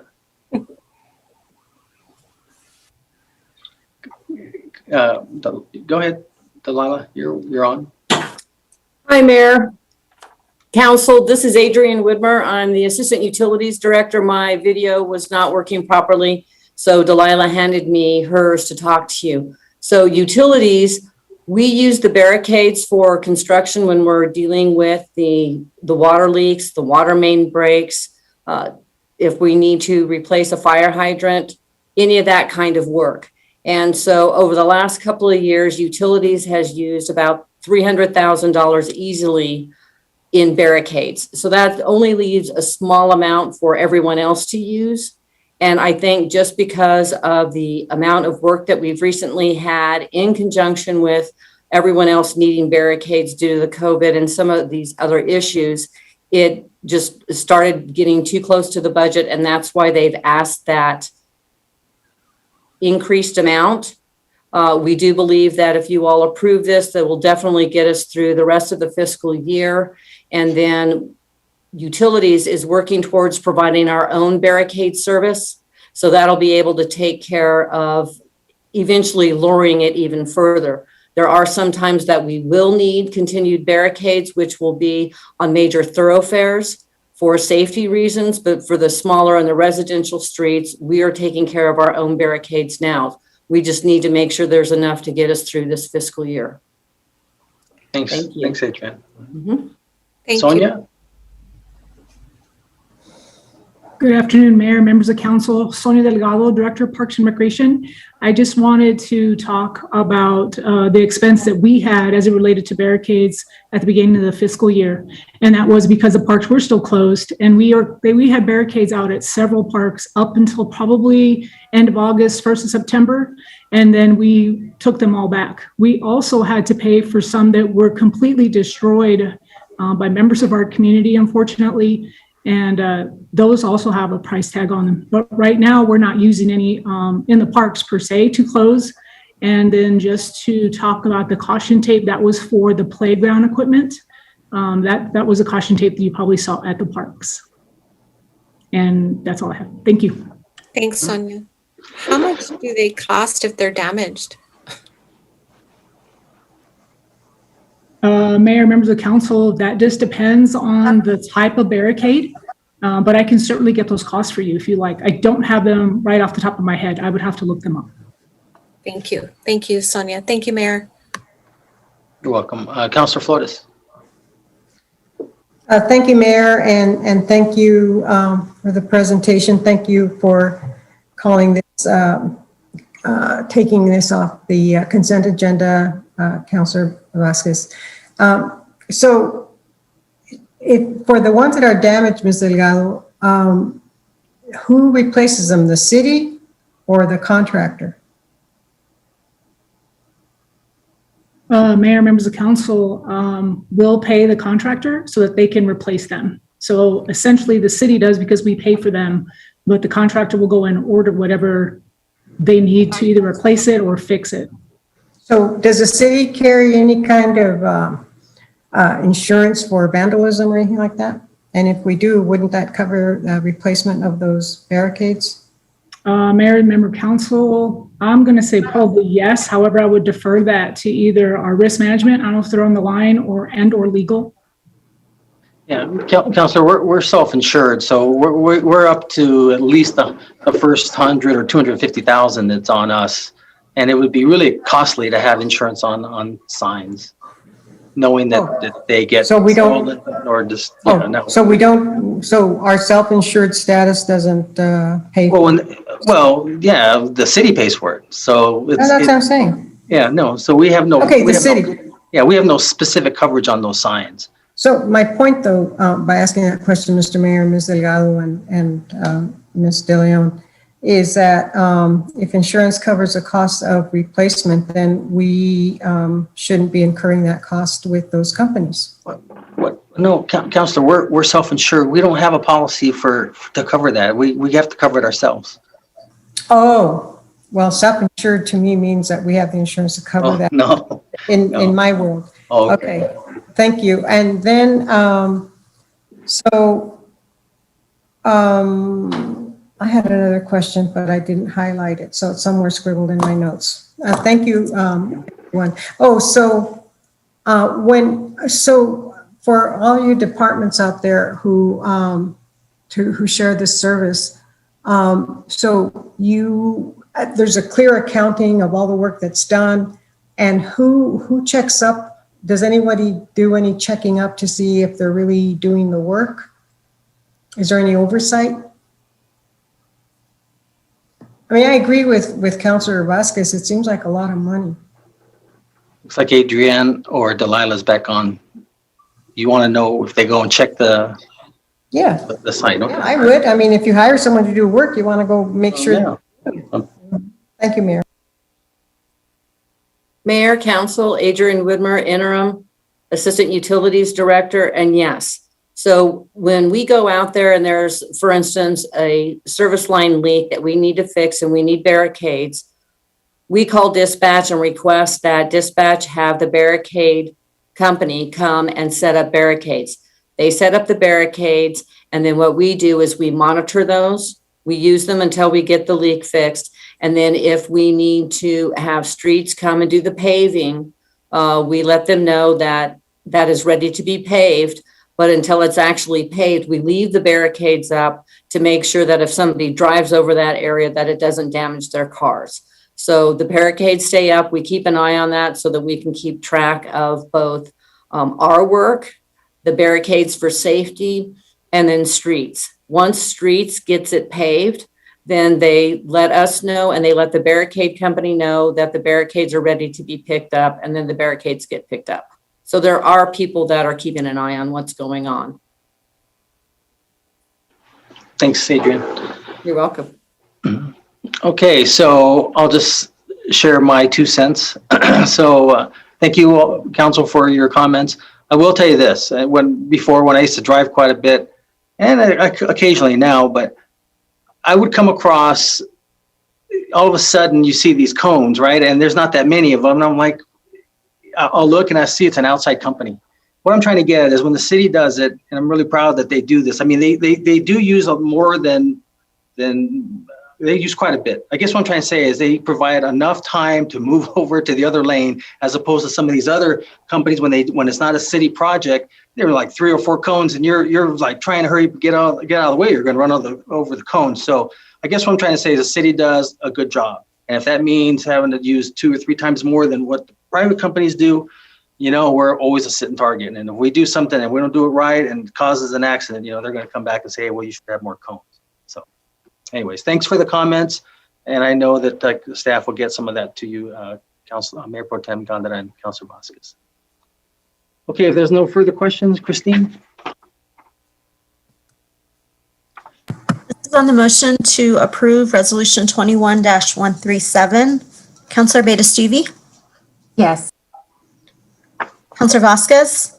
Yes. Councilor Bencomo? Yes. Councilor Sorg? Yes. Councilor Flores? Yes. Councilor Gondara? Yes. Mayor? Yes. Okay, item 7.3, Resolution 21-139. So moved, Gondara. I'll second it, Sorg. Okay. Motion made by Mayor Pro Tem Gondara, second by Councilor Sorg. And Mayor Pro Tem, did you have a question or did you want a quick presentation? I would like a presentation. All right. Looks like Rob Cabello will be presenting. Mayor, Council, Robert Cabello from Legal. I'll be giving the presentation. Unfortunately, today, Anastasia Stevens can't join us because she is going to be, she's actually doing the stuff that we pay her to do. So, but I'll give the presentation now. Okay. Let me share the screen. Can everybody see my screen? Yes. Okay, excellent. Okay, so I'm going to present the new Anastasia contract for the rate cases before the PRC. Let me just start with her prior experience. Obviously, she's represented the city. She was with the PRC before. She was with McKellar McLeod. She was actually the sole attorney for that firm that was representing the city in these rate cases. Her prior experience, of course, is for the general counsel for the PRC. And she, again, has that expertise of specialty law, of regulatory law to deal with the PRC. She is a sole source provider pursuant to LCMC Section 2495. And what that means is that even if you could find another attorney to represent us in this matter, it would be really, really hard to find another one in New Mexico, and also that has the same experience dealing with these types of rate cases. Again, it's regulatory law, it's a specialty. It has, as part of the component is political, part of it, the component has to do with how the calculation of how an energy company can charge the public for their services based off of course, not only just the shareholders, but things like everything to do with the parts and cost of the commodity itself, to the labor and other things that are requirement and the upgrades that are necessary. So, as I said, she's represented, the point of the whole contract is to represent us in the El Paso Electric case. That the standard, it's not just that case, there are other regulatory matters. The PRC has a number of cases. The main case right now for the El Paso Electric case is 20-00104-UT. That is the case for the rate case for the taxpayers. There are other cases. There are other things that we've hired her to deal with as far as alternative energy matters, power purchase agreements. And a couple of other things, I'll kind of go into a little bit after the presentation. The proposed contract itself is a one-year contract. It's some of the same terms of last year's. It's $190 per hour. It's $400,000 contract. So again, if we don't need all that service, we won't use that amount. But if we do, we need it. It's there. Some of the things that she's going to be dealing with in the El Paso Electric, the main case, what I was talking about earlier, is the fact that they've already at that stage where they're modeling sort of the fees that they can charge, and they've already used one of our, or they are using, the PRC is using Mark Garrett from Garrett Consulting Group that we've hired under this with Anastasia Stevens, and they're using that to model and create the sort of a pricing scheme that can be charged to the public user. A couple other things is that it's anticipated that El Paso Electric might file a case in the PRC regarding the advanced metering infrastructure. And the advanced metering infrastructure is kind of, again, the digital sort of metering process that was being used. Again, because of the upgrade and the cost of the upgrade, it's anticipated that El Paso Electric might file a case based on that. And okay, so as far as what this requires, it requires a budget adjustment for the rest of this year for $50,000. And as again, this whole contract is divided in half. The utility pays for half, the general fund pays for the other half. And I will go ahead and open up for questions. Thanks, Rob. Mayor Pro Tem, did you have specific questions? I do. So Rob, she bills by the hour and she sends an invoice monthly, or how does that work? So she sends an invoice monthly, billable hours, and billable hours for attorneys, it generally go by the 6-minute interval. I think it's the smallest interval that billable hours are done. I review them. Jennifer reviews them. Our people in utilities, and I mean by people, so it can be from Delilah to Adrian. It just depends. But I know I personally do actually review the invoices. Thank you, Robert. Appreciate that. My next question has to do with reporting, right? I'd like to see a mechanism in place where the council gets some sort of report of her work and feedback, or a status report, progress related to the work that she's doing, the kind of cases, what her general feeling is about things. I feel like although this is excellent and I am so grateful. I agree that my questioning or criticism isn't about her representation. I think she's done amazing work for us. But I feel like I don't hear enough from whoever it is, legal or Anastasia, about the progress or lack thereof, or what her, her recommendations are moving forward. And I'd like to see that, with this contract and any other contract that we have related to EPE. Okay, and Mayor, Councilor Gandara, Mayor Pro Tem Gandara, apologize. It's okay. We could do that. What could be done is through work sessions, and we could do whatever frequency the council requires. If it's once a month, if it's maybe once every other month, we can do that with a work session. We can have her come in. Because I think it would be best to have her do it. Yes, I know some. She knows the more specifics about these particular cases. Again, that's the reason why we hired her, because she has that expertise and she understands the more ins and outs of how we're using the consultants and why we're using them and what are the issues that are coming up right before the PRC, what they're asking, and why we need this consultant, why we, so that would probably be the best way to handle it. Unless, of course, the council has some other different ideas, but I think the best way would be to just a work session, because I think, you can have an open forum. The councilors can add different things, questions to it. I know that every now and then, I know that with anything, obviously, we can have exhibits for that, that work session. If it comes to that, our tables or our trash, depending on what the issues that are, of the, that are going on, particularly in that PRC at that time. Yeah, thanks, Robert. I appreciate that. And I think the work sessions are excellent ideas. I don't know if that's quarterly, but I also know in the pending cases, we can go into closed meeting. I would just like to see just a little more communication about that, because every now and again, I do get some feedback from our constituency, or things that are being said about high electric bills, those kinds of things, and I don't always know what the status is, and of course I've had conversations with Mary Lee Souls and others that alongside her that have represented themselves right in those cases, but again, I just think there is a missing link, and that is more communication from her to council would be appreciated. Thanks, Mayor. Those are all my questions. Yeah.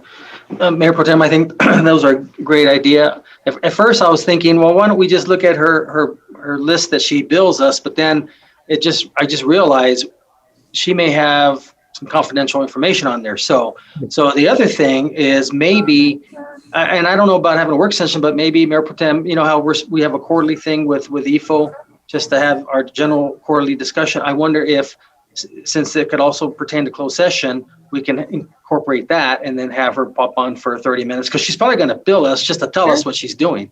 Yeah. Right. Yeah. Right. So right. That way there, she can kind of just share with us, what she's been doing the last, Mayor, I think that's an excellent idea. I just feel like we need, and I also utilize this as a learning experience. This stuff is so complicated. I'm not an expert, just as Robert's saying, like, I wouldn't feel comfortable being the person to describe all the various things, but there's so much that entails about purchase agreements and,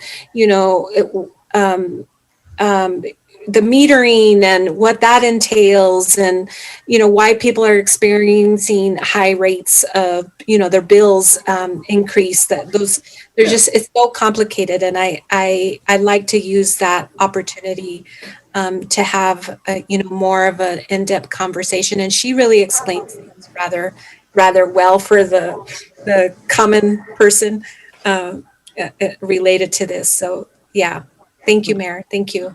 Sure. Robert, did you want to add to that, or you just? Yes, Mayor. Mayor, Council, you are correct that those invoices, and they are really detailed, and they do have, not all the time, not every line, but a number of confidential details. I would suggest the council would probably best not just sharing that openly, but certainly, again, things can be explained through a work session, what's happening, what's occurring, what you're paying for, what the public's paying for. So I think, just want to add that. Okay, good. Councilor Flores? Thank you, Mayor. Yeah, I have a question about the billing, and now that you've said, thank you, Mr. Cabello, first and foremost, but now that you've said that there's confidential stuff in there, well, we are the ones authorizing this. We, as city councilors, are the client. So of breaching some sort of, quote, confidentiality, unquote. So I don't quite understand how there'd be some kind of breach of confidentiality. I mean, is she the employee exclusively of the legal department? Mayor, Councilor, Councilor Flores, no. What I meant was sharing it with the public openly to not just outside the council. I'm talking about sharing the invoices to people in the public that's not part of the council. That's what I meant. Okay, well, I'm glad you clarified that.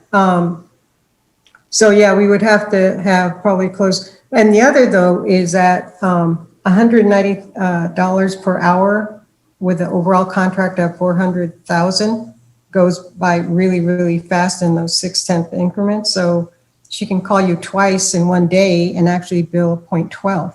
I mean, she can call you twice or speak with anybody in connection with this issue and say she's on the phone for 2 minutes.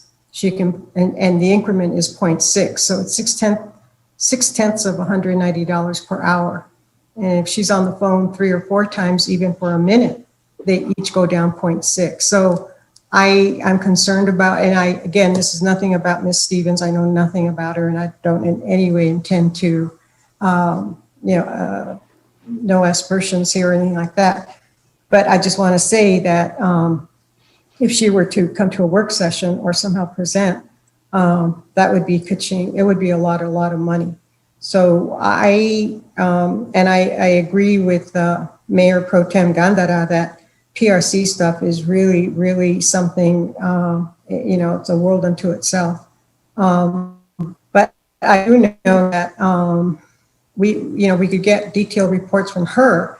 And then we have Stephen Fishman as a commissioner who will be there, I think, at least another year or two.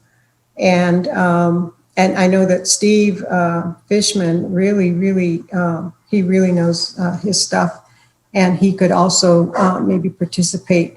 But yes, I think that we need to know exactly what's going on, and really watch the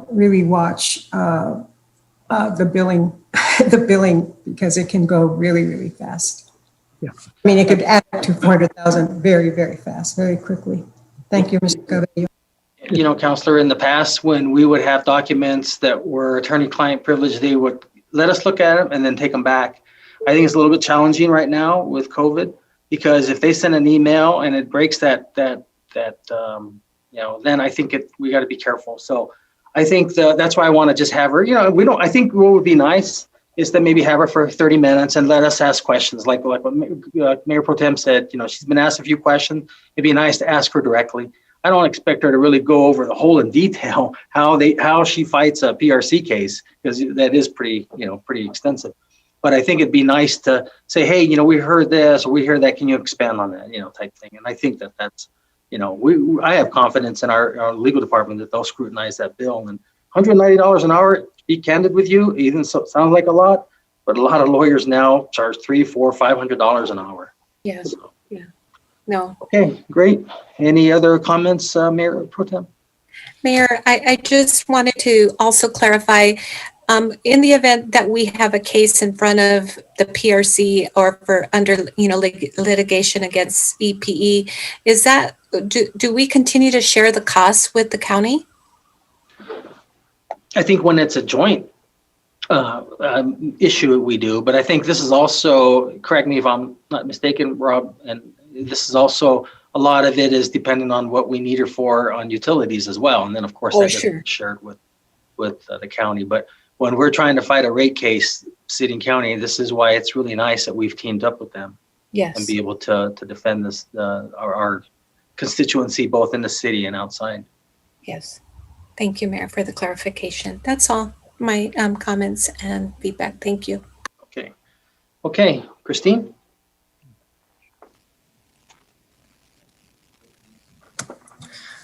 This is on the motion to approve Resolution 21-139. Councilor Abeyta-Stuve, Yes. Councilor Vasquez, Yes. Councilor Bencomo, Yes. Councilor Sorg, Yes. Councilor Flores, Yes. Councilor Gondeta, Yes. Mayor. Yes. Okay, 7.5, Resolution 21-141. Need a motion second. Move to approve. Sorg. Second. A motion made by Councilor Sorg, second by Councilor Vasquez. And Councilor Abeyta-Stuve, did you have a question or did you want a presentation? I would like one of those quick presentations, please. Presentation, all right. And who's going to be doing that? Looks like it was supposed to be Christopher Dunn. So I'm just going to go right to. He is. Oh, is he still here? He'll be here. Yes, this is Christopher Dunn, policy. Oh, okay. I'll be presenting for you today. Oh, good. Well, we get a chance to wish you well in your new endeavor. Thank you so much. I surely appreciate that. We teach you everything. We teach you the ropes and train you and everything. And you go and leave us for the state? Yeah, just to quickly clarify. I'm just kidding. I'm just messing. As we're just talking about the PRC, I'll let you know I'm going to join the State Public Regulation Commission as an economist. Oh, good, good. So we'll have an end there then.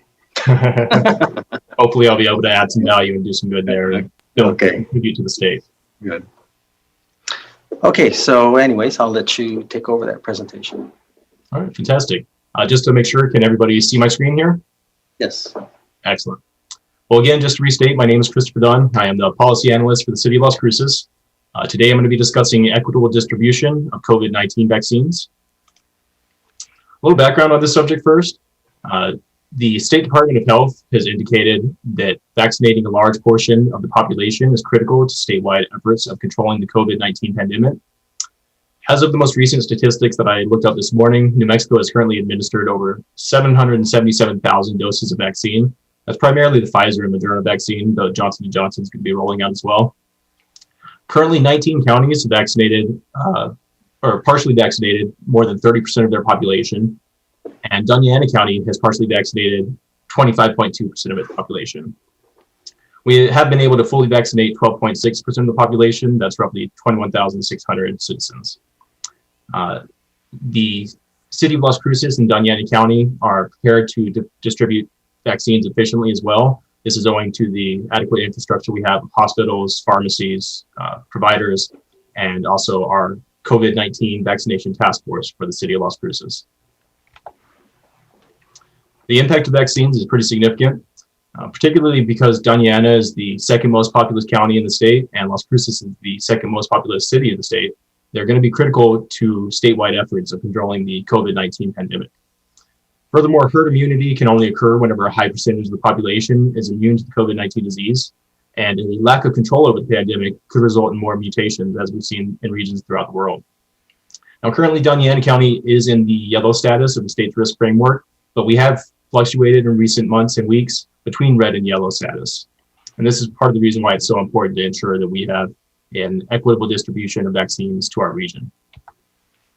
With these things in mind, the resolution that's before council today urges the New Mexico Department of Health to provide equitable distribution of COVID-19 vaccines to Las Cruces and Doña Ana County. And these are the options that are available to council. I'll remain available to answer any questions you might have to the best of my ability. Thank you, Christopher.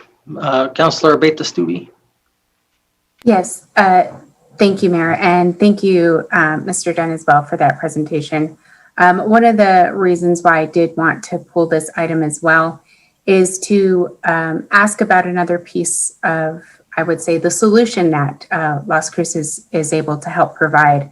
And as we heard in the beginning, there were a lot of different reasons or issues that state said we had to be able to get larger amounts. The term was, I do believe by Matt Bieber, said that our providers were not aggressive enough in requesting the vaccinations. And so one of the items that we have asked for, and Mr. Enriquez can help me here. We do have an application out within our own fire department to become a provider. And so that we're able to ask for these and help administer these vaccines. Mr. Enriquez, have we gotten a response yet back from the state officially about this application? Mayor and Council, this is Eric Enriquez. Councilor Stuve, no, we have not. As far as I've heard, it's still pending. Great, thank you. This is something I know I've let some of our state legislators know about as well. And I have been talking with Commissioner Sanchez, making sure that we are all working together and communicating well together about these solutions. And this is something where I think that we do need to continue to advocate for Doña Ana County to receive these equitable distributions. We did see an increase about 2 weeks ago with the distributions. They were mostly in Moderna and Pfizer. And so with that in mind, that is a 2-dose vaccine. So we got around, I believe, 12,000. And so that really only is going to help around that 6,000 mark of people because it is that 2-dose. And so we want to make sure that we're asking for those sustained numbers and that we're getting items like our application to be a provider approved in a, speedy way so that we can help assist our community. I think all of our providers here are the county, the city, we've all basically said, what can we do to help? And we're here for help and we're ready to fund it. We're ready to provide the manpower. And so that's why I think this is so important to continue advocating in strong ways. Very good. Looks like we have a couple comments or questions. Councilor Sorg and then Councilor Vasquez. Thank you, Mr. Mayor, and thank you, Councilor Abeyta-Stuve. That's really good. You're advocating for us here in Doña Ana County. It's great. I just wanted to set a record straight. I got a call from the governor's office on the 4th or 5th of March. And a question was asked if the city council was going to have a resolution of this nature in the city council meetings. And at that time, I had no idea that this resolution was going on. So I told them I didn't know of any. And so I just wanted to let that set straight. But I'm really glad we're doing this. I think it's a good thing. As simple as that, Mayor. Thank you. Okay, thank you. Councilor Vasquez, do you mind if I go to Councilor Flores? I didn't realize she had her hand up. So I don't know how my screen got rolled up, and it looks like she should have gone first. That'd be okay? Okay. Councilor. It's quite all right, Mayor. Councilor Vasquez may proceed. Thank you. Oh, it looks like she's mad. Councilor Vasquez. Thank you, Mayor. Thank you, Councilor Flores. And thank you, Councilor Abeyta-Stuve, for bringing this forward from our press discussion here on the council and all your work on the vaccine task force as well. I just think when we send this resolution out, if it passes today, that I'd like the sending of this resolution to be targeted and make sure it's going to the right people in the governor's office. And so. However that gets done, if staff needs any guidance, I'm sure myself or Councilor Abeyta-Stuve or Councilor Bencomo or Larry Haran can find the right contacts at the governor's office to make sure that this is actually seen by her leadership team, her administrative staff. And so that would just be one request for EFO for staff to make sure that this is getting sent to the appropriate folks. And then I would also like to just add a request for a briefing. A public briefing. I think the public in Doña Ana County and Las Cruces really deserve to know what the state strategy is behind the vaccine distribution. And so I might request that they join us for a work session or that a representative from the Department of Health joins us for a work session to talk about this in an open meeting with our constituents in terms of what the challenges were in the distribution of vaccines, what the progress has been, what the plans moving forward are, obviously sooner than later. But I would just request that goes together with the correspondence of this resolution as an invitation to brief the public of Las Cruces via a city council work session. And I think this would be worthy of a special work session if we could get somebody from the administration and the Department of Health to join us for that. Would be a great update to provide our community. So thank you, Mayor. Those are just my suggestions, my comments. Hope others agree with those. Yeah, no, those sound good. I like them. Councilor Flores. Thank you, Mayor, and thank you to my colleagues for your comments, and thank you so much, Councilor Abeyta-Stuve, for your work with the on COVID-19, and Mr. Enriquez as well. So Eric or Tessa, why hasn't the LCFD been approved as a provider? And how long did it take NMSU? Because I saw that NMSU is now providing the vaccination, the inoculations. Does anybody know why it's taking the state so long to allow LCFD to become a provider? No word? Mayor and Council, this is Eric Enriquez. I don't know. We've reached out with the local DOH with Dawn Sanchez, and she indicates that when she looks it up, it's still pending. We've talked to other state officials, and they've been trying to advocate for us, and we still get the status that it's pending. I don't know what the delay is. All the signatures have been provided. We have a pharmacy. We have a medical director. We meet all the criteria. Just don't know what the delay is. Is there any way of finding out, Mr. Enriquez? Because I know that it took a while for NMSU to get approved, and now we know that they're providing the inoculation. So it seems to me that if we have more vaccinations coming in, that the governor would jump at an opportunity, her office, whatever office handles all this, would jump at the opportunity. So I hope we can get. I'll be more than happy to send a letter again. Yeah, maybe you should talk to Manny Sanchez. Apparently, based on his Teresa Tenorio, who's on the Las Cruces Community Schools Board, she indicated that she put a call into the governor and that she personally contacted him about blah, blah. But in connection with COVID. So ask Manny how he did it. He has that magic touch, I guess. I don't know. But insofar as what I have a question for Mr. Sorg, Councilor Sorg. You said that the governor's office reached out to you and asked, what was it, about a resolution? Who was this person who contacted you? And with all due respect, I mean, you're not even a mayor pro tem, just a mere councilor on the mere city of Las Cruces, which is in the mere county of Doña Ana. Why? I guess I have a history. No, it was the governor's helper. I forget her title. Caroline? Yeah. She's a deputy operations officer. Yeah. She's up there. She's I call her the governor's right-hand lady. Yeah, that's.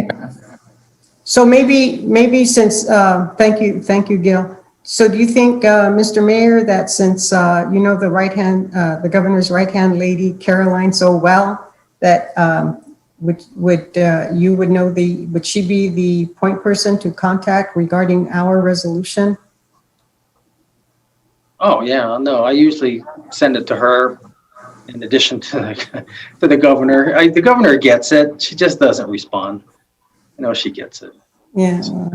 So I don't know if she gets it, but I think though that they really have to feel a nudge from this part of the state.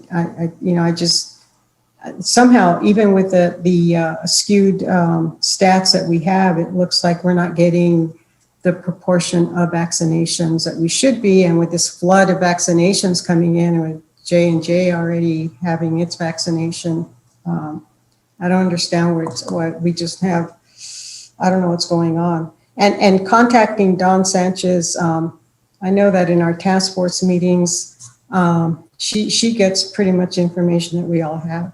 And that's pretty sad, being that she's, Southern New Mexico person here, so sad. But thank you very much, Councilor Abeyta-Stuve, for bringing this to our council. Thank you, Mayor. Thank you. Looks like we have Councilor Bencomo and then Mayor Pro Tem. Thanks, Mayor. Yes, thanks to both. At this point, I think it was Councilor Vasquez or Councilor Abeyta-Stuve for bringing this forward. I appreciate it. I think the issue of equity is important on this matter. So I fully support this. I guess, though, and I apologize for being late. I might have missed this in the presentation at the beginning. But I was just looking at the dashboard, and there continues to be a pretty large discrepancy amongst the by race in terms of who's getting vaccinated and who's getting COVID. I noticed that, there's a pretty large percentage of Hispanic Latinx folks getting COVID, though the Hispanic Latinx community is amongst the lowest who is fully vaccinated at 11%. And Black New Mexicans even at a smaller rate. And so I'm curious if, it doesn't seem like there's demographic data by county in terms of vaccine. I'm curious if there is a way for us as a county to track that data. Are we tracking it? And I just don't know. And it's not on here. I'm curious about what that looks like specifically for us.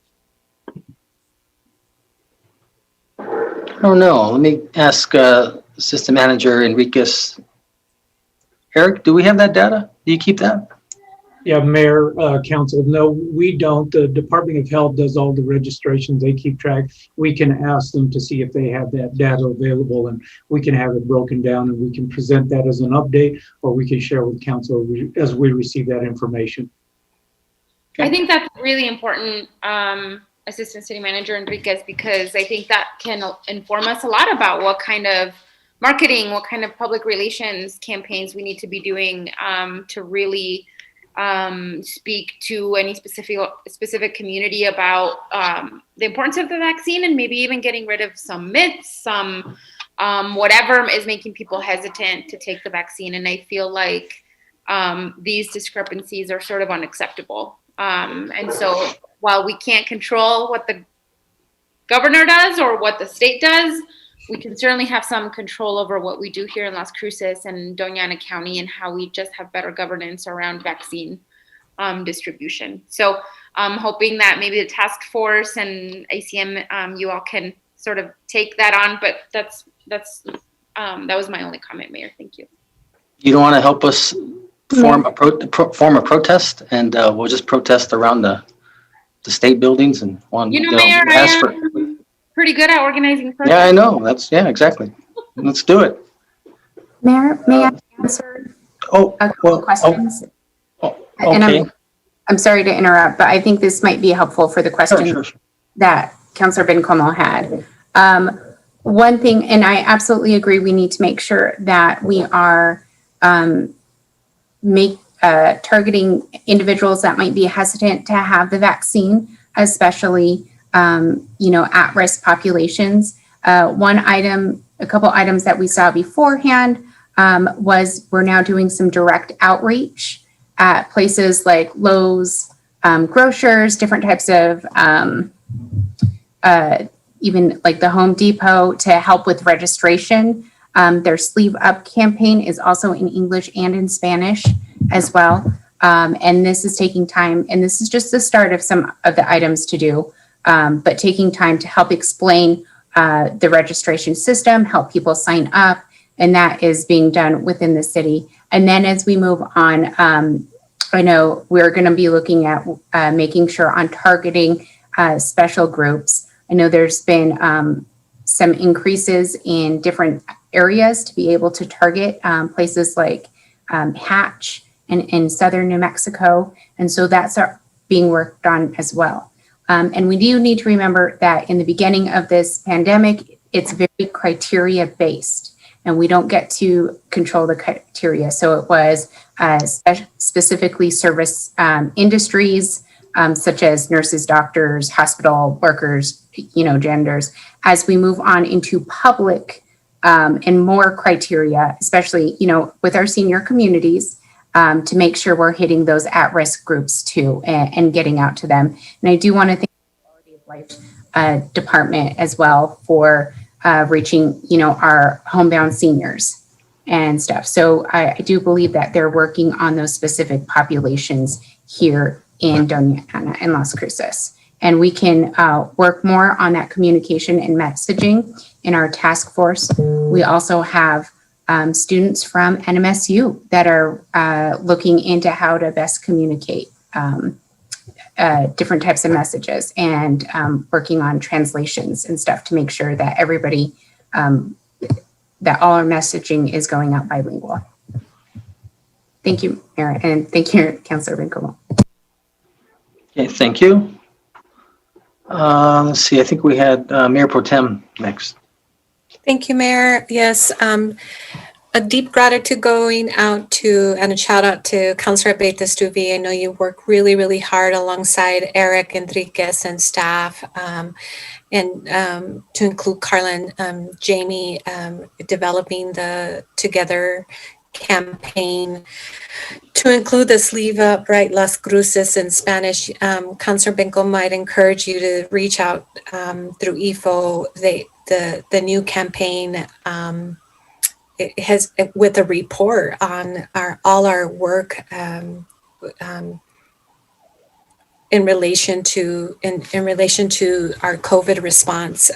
They put it in a report form. It's really awesome.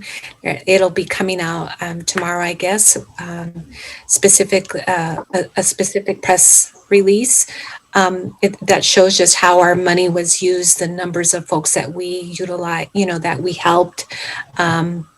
But I really appreciate the feedback that Councilor Vasquez gave about a work session specific with the governor's office. I appreciate having Don Sanchez at our task force meetings, but I'd really like to, I know that EFO has a connection with somebody up there, a specific doctor, and I don't remember his name per se. But that's something that I think is missing. We've had very regular initially special sessions related to COVID and had our state epidemiologist, Dr. Landon, and then when Dr. Landon left, had another one or two individuals, epidemiologists here. I think, again, we're seeing a disconnect with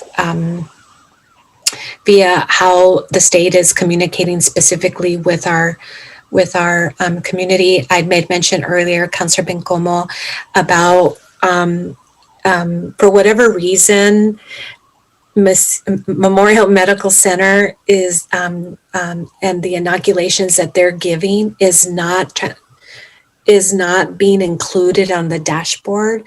So there's like 10 to 15,000, maybe 14,000 inoculations that they've given that is not being fed into the reporting system there at the dashboard that we're all referring to, or what that Christopher referred to earlier.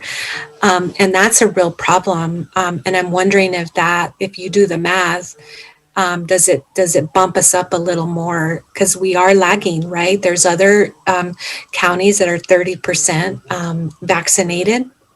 And so I guess my point is I'd like to see that portion of it included in the resolution. It doesn't make sense to me to have two reporting systems, and whatever happened between Memorial Medical and DOH and the governor's office related to why they could not use our reporting system is beyond me, and I haven't been able really to get to the bottom of why that happened yet, though I have an idea. But it's important to me that we're reporting the number of vaccines that we're giving in one place, so that as policymakers, we stand ready to give funding, research, whatever it is, to ensure that our people are being vaccinated. And so, as far as having this meeting, I would concur that it needs to be with someone from the governor's office that can really answer questions related to what we have as moving forward. So thank you for everybody's work. Appreciate it. But again, the elements that I think need to be included, as Councilor Abeyta-Stuve indicated, and plus the one having to do with one reporting system, and how do we get those vaccines that were done at MMC plugged into the data system that the DOH has. Thanks, Mayor. So EFO, let's go ahead and try to work on trying to get some from the Department of Health, specifically from Santa Fe, to answer some of the questions that were being presented, if you would. And then if we have to do a special work session, if that's the only time that they can meet, hopefully give us enough lead time, and then we can do that. If not, we'll try to incorporate it on a regular work session. But if they have to come on a different day, that's fine. We're good, EFO? Yes, sir. Okay, perfect. All right, well, very well. Thanks. And with that, Christine? This is on the motion to approve Resolution 21-141. Councilor Abeyta-Stuve? Yes. Councilor Vasquez? Yes. Councilor Bencomo? Yes. Councilor Sorg? Yes. Councilor Flores? Yes. Councilor Gondeta? Yes. Mayor? Yes. Okay, now we'll go to item 8.1, Resolution 21-142. Move to approve. Second. Motion made by Councilor Sorg, second by Councilor Vasquez. And Leanne Demouche is going to be presenting. Yes, Mayor, thank you so much. Leanne Demouche, Chief Budget Officer. Mayor, Council, I apologize. I'm using a new surface, and for some reason, when I click on the start video, it tells me that Zoom is unable to detect a camera. So I'm just going to share my camera. I'm going to share my screen, hopefully. And then here we are, and move on from there. So I apologize that you're not able to see me today. Oh, okay. So can everybody see my screen? Yes. Okay, let me see if I can blow it up. And it's still, and I apologize. So you see it with the screen, but with the slides on the left-hand side, sir? Yeah, it's good enough size if you need to leave it like that. Okay, great. I apologize. I've got this new computer and I need to work out some bugs. Okay, for our resolution today is our monthly grant award budget adjustments for fiscal year 21. The resolution before you is to accept 2 state capital outlay appropriations, and of course to adjust the budget and the CIP. So the first one is for Parks and Rec. It is the 2020 skate park new construction. It is for $100,000 in the capital outlay funding. These funds will be used to acquire land, right-of-ways, and easements to plan, design, construct, equip, purchase, and install a new skate park in Las Cruces. The grants department has been working with New Mexico DFA, and they have determined that these funds can only be used for a new skate park, Mayor. Our second one is for Parks, for Public Works. They're receiving $425,700 of capital outlay funding for the 2020 Mesilla Valley Community of Hope Health Facilities. These funds will be used to plan, design, construct, renovate, furnish, and equip a health facility for Mesilla Valley Community of Hope campus.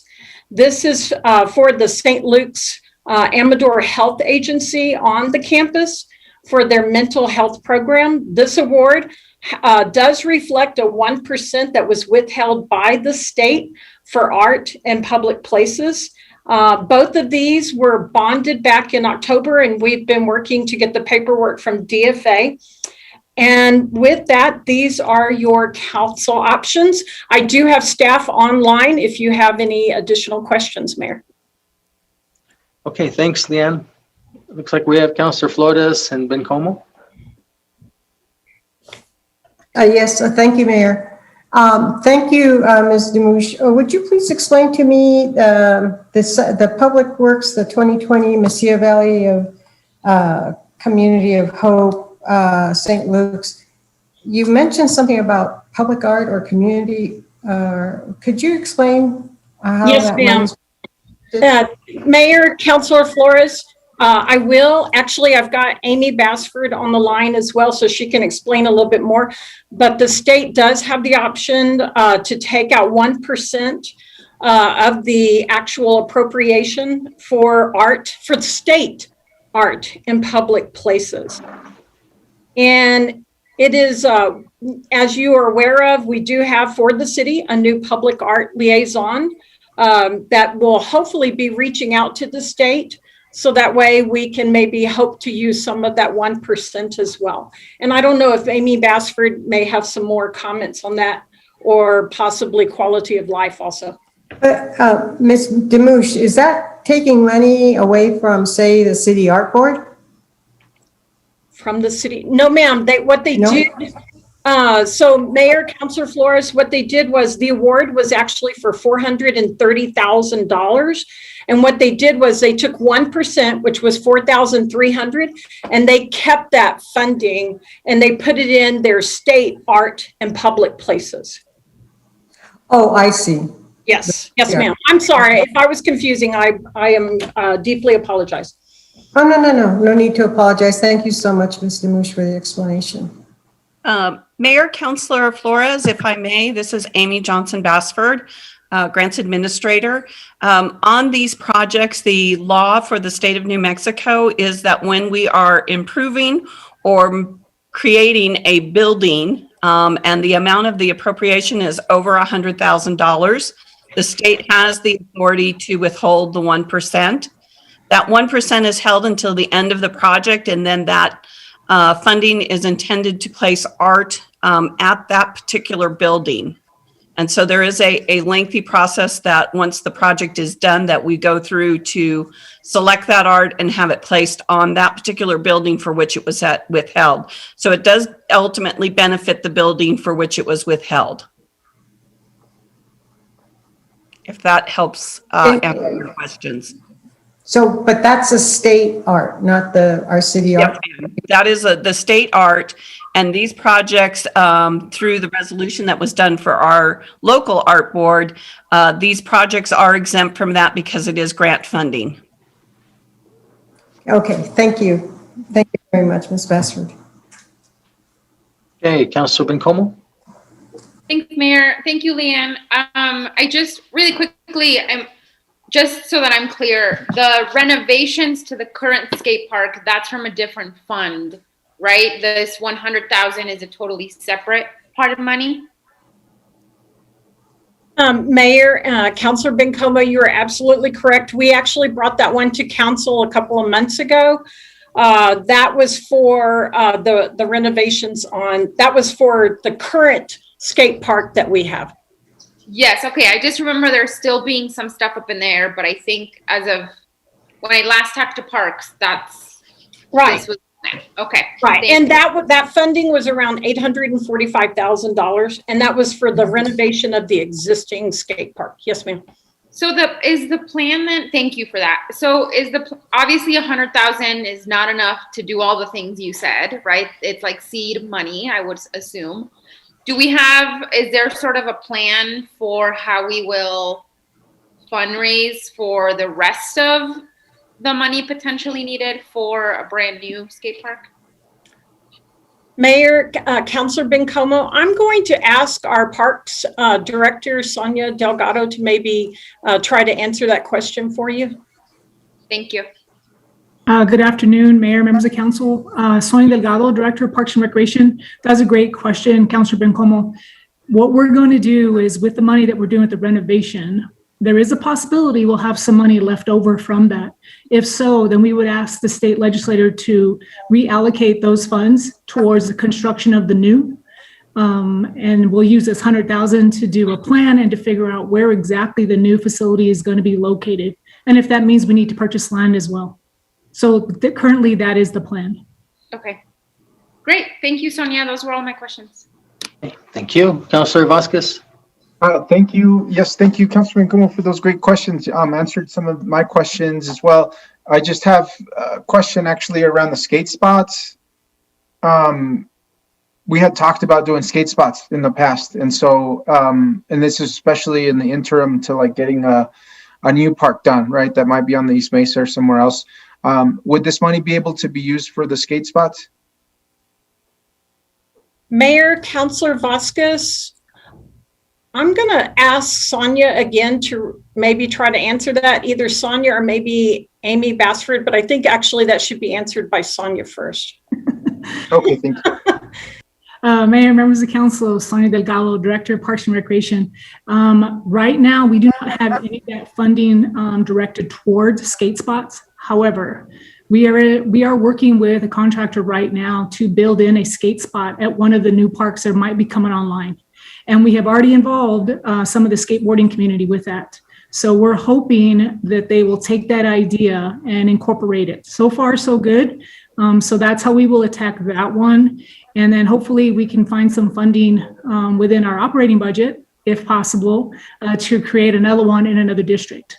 So that is going to take some time unless we get dedicated funding for that. And I see Amy's hand is also up.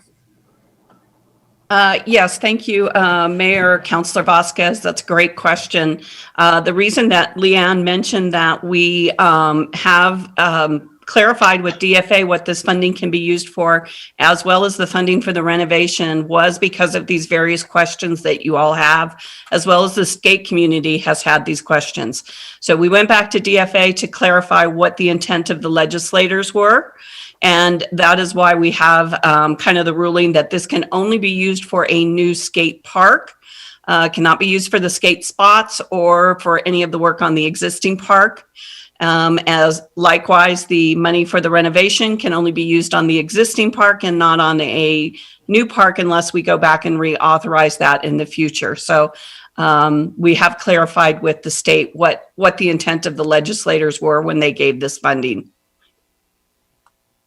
Thank you, Amy. So I guess there's no skating around it. There's no skating around. Just kidding. That was, but that's a very good pun for us to use in the future on it. Okay, well, thank you. I appreciate the updates. Thank you, Mayor. Thank you. Okay. Thanks for the comments. So if there's nothing further, Christine? On the motion to approve resolution 21-142, Councilor Abeyta-Stuve? Yes. Councilor Vasquez? Yes. Councilor Bencomo? Yes. Councilor Sorg? Yes. Councilor Flores? Yes. Councilor Gondara? Yes. Mayor? Yes. Okay, 8.2, resolution 21-143. Move to approve. Second. Second. Motion made by Councilor Sorg, second by Councilor Abeyta-Stuve. And looks like Natalie Green or Kevin Wilson will be discussing or presenting.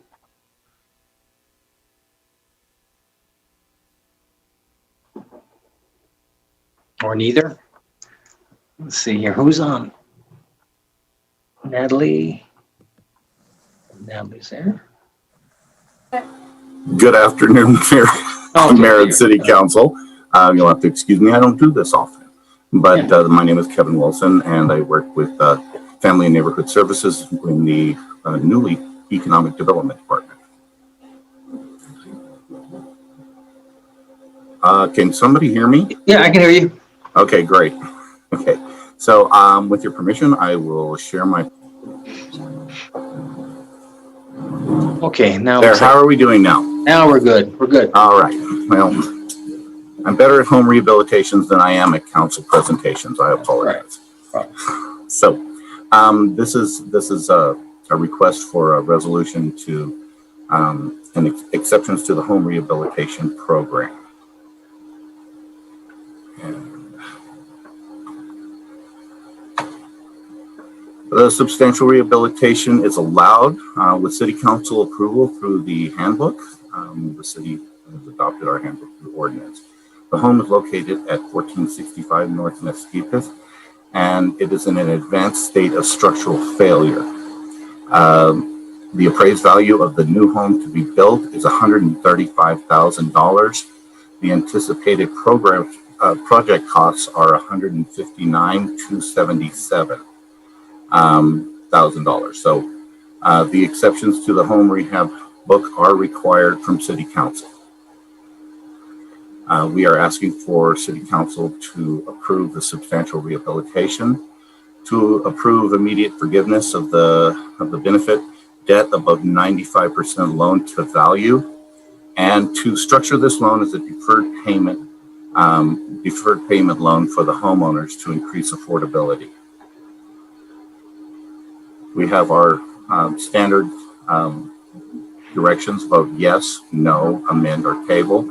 But staff is also requesting an amendment to the resolution to correct the 8th whereas to read $31,027.90 to reflect the same amount on the 6th whereas. I brought along some pictures of the home just to give an idea of the condition that the people are living in, and at this time I'd like to ask for any questions or comments from the City Council. So Kevin, just real clear, just to clarify, so can you go back to that screen where it says what it was appraised at and how much the money was going to be spent? Oh, yeah, there you go.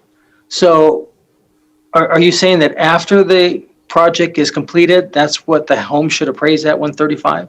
Yes, we've had an appraisal done by a local appraiser based upon the floor plan that we have for the home. Okay. And given the neighborhood and the materials that we're using for building, he's appraised it at a value of $135,000 after construction. Okay, and the costs are going to be $159,277.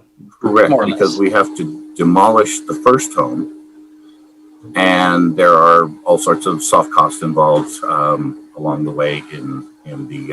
We have to relocate the people and assist them with the cost to relocate and the like. So the overall cost we're anticipating is at $159,277.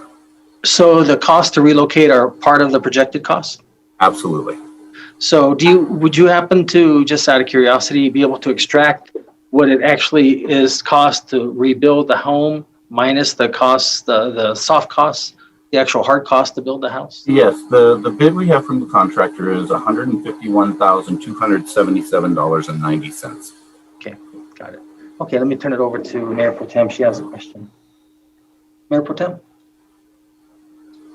Thank you, Mayor. Thank you, Kevin, for the presentation and for those pictures. They're really, it's always good to have a visual about the conditions of the home prior to what could look like with the project completion, upon project completion. Because it's in the Mesquite Historic District, I wondered what sort of communication did we have with our historic preservationists. It gave me a bit of a pause to knock down one of the building through the Mesquite Historic District, and did it go through the Preservation Committee, or is it a committee or board, whatever they are? And did our preservationists look at this and follow,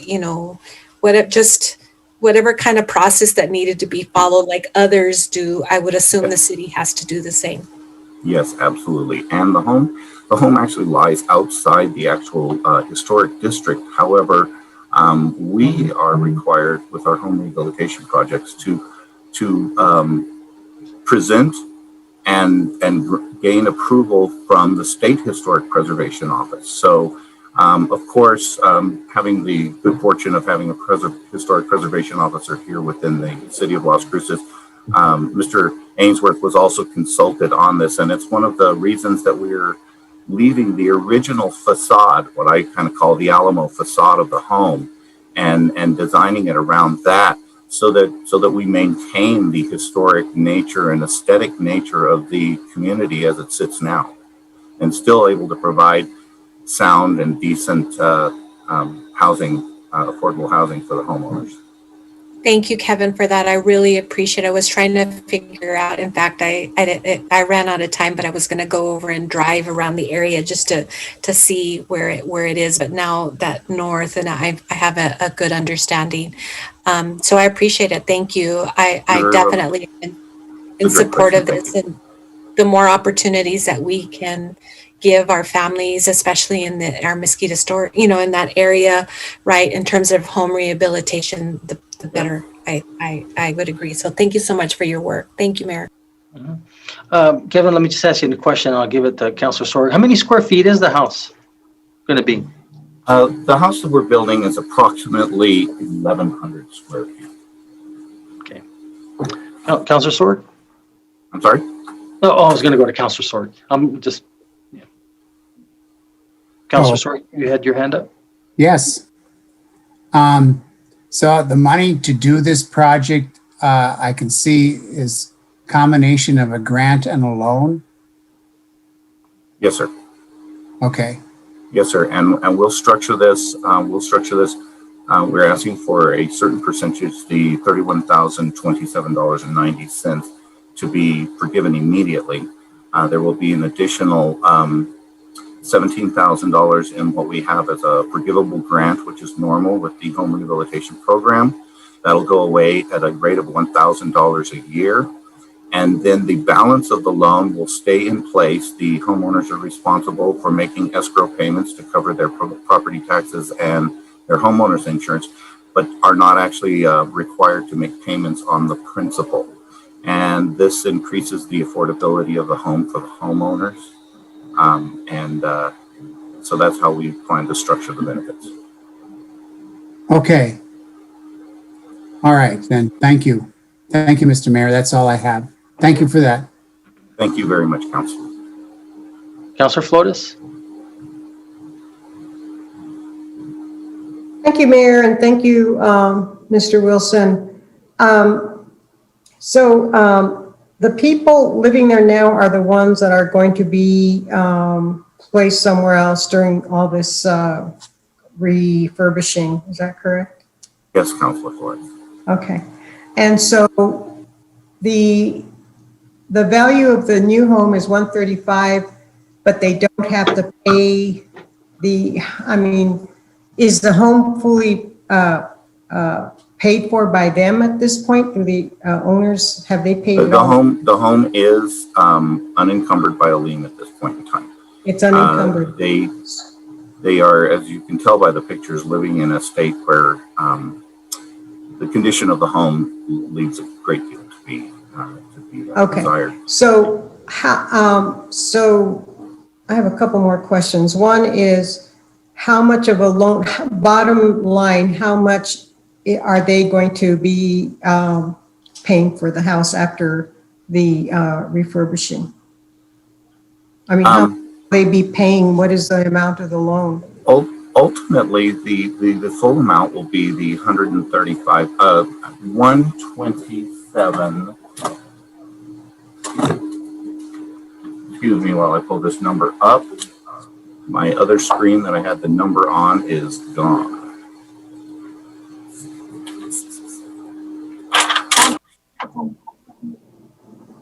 It is attachment A, and the deferred payment loan will be $111,250. Okay. And they're going to qualify? They're going to be able to qualify for that big of a loan?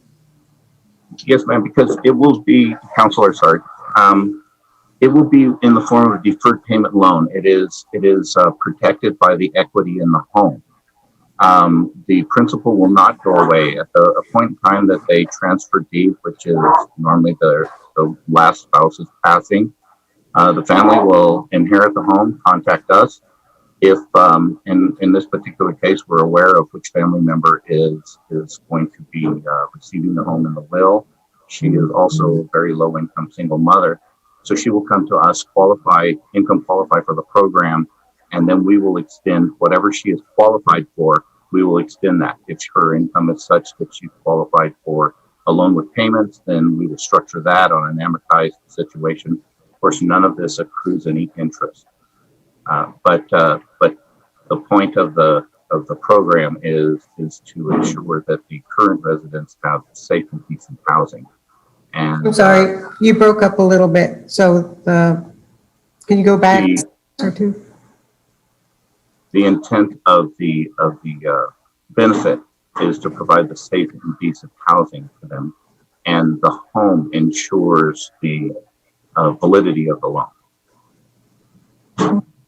So there are exceptions to the home rehab handbook, and this is one of them? Yes. And why is it an exception? It seems like this would be the reason to have that kind of a... We are asking for the exception of the structured loan to be a deferred payment loan. They are at 51% of the area median income. And so the addition of a loan this size would really be a hardship to them. So we are asking that it be just structured as a deferred payment loan instead. Okay, okay. All right, that all makes sense now. Thank you so much, Mr. Wilson. Thank you, Mayor. Thank you, Councilor. Councilor Sorg, did you have another question? Or you just forget to put your hand down? Okay. Yes, just a forgotten. Okay. Councilor Abeyta-Stuve. Yes, thank you, Mayor. And this may have been asked already, but I know that right now in some construction industries, we're seeing heavy increases of cost on materials. Is this also an area where we might expect possible changes as well? Well, thank you for that question, Councilor Abeyta-Stuve. We are anticipating an increase in cost at the end of March. So the contractor is going to, if this is approved, the contractor is going to be able to place the order for his entire lumber package, which is the area of the commodity that's expected a 25 to 35% increase on March 24th. So they will then, they've already done a takeoff for everything. They will then secure that order before the increase in prices on that particular lumber. Of course, we can't control the industry, and should something come along that is a substantial increase, we have the ability within home rehabilitation through approvals by our director to approve any necessary change orders.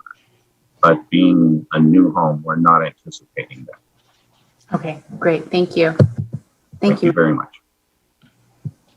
Okay, Kevin. So I'm going to have to ask you to run through the steps here. I was hoping that questions would be answered, but I'm sure members of the public, first off, let me just say I'm supportive of this and I understand a little bit how it works.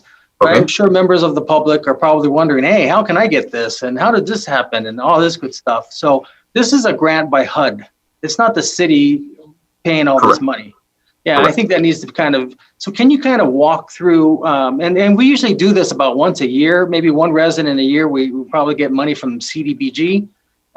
Can you kind of share with members of the public, because like I said, I'm sure they're wondering, you know, how does this work? How do you get this deal? You know, and kind of share that with members of the public. Mayor, I'd be delighted to do that. Thank you so much.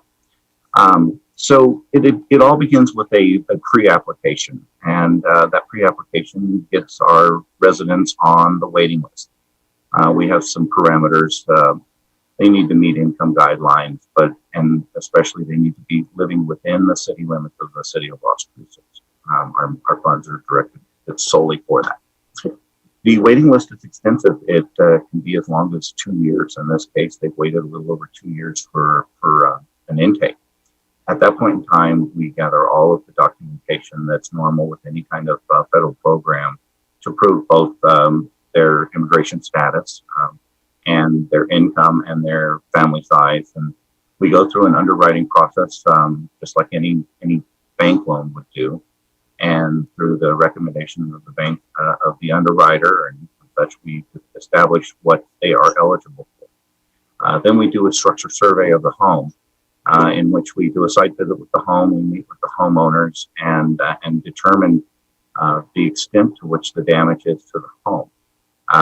So after a lengthy process in the intake, we then, in normal circumstances, meet with our Home Rehabilitation Advisory Committee and get their recommendation for approval, and then these projects are approved by the director of our department.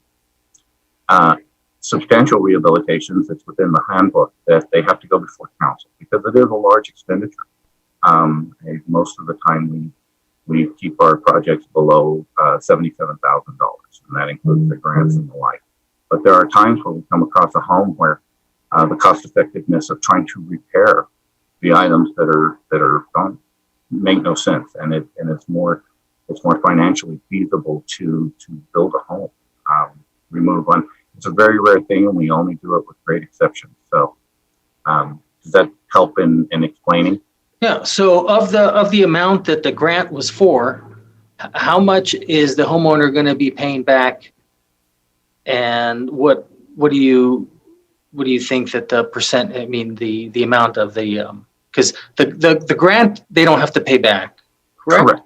Okay, Correct. Well, so they're going to pay a small portion of the difference between the grant and and the actual total costs. Absolutely. And so,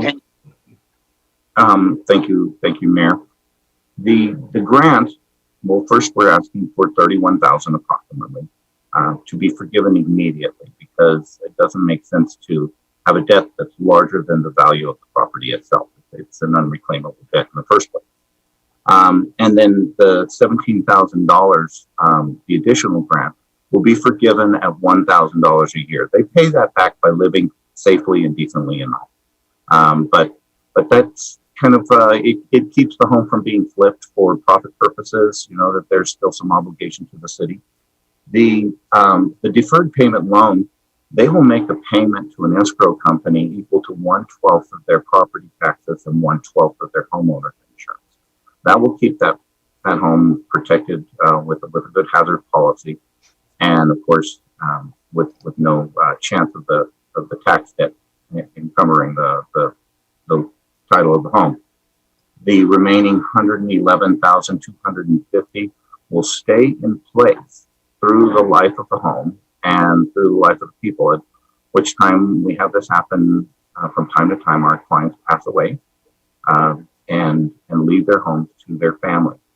The family member who takes over the home comes in. If they qualify for the program, then we extend the program onto them based upon their income level.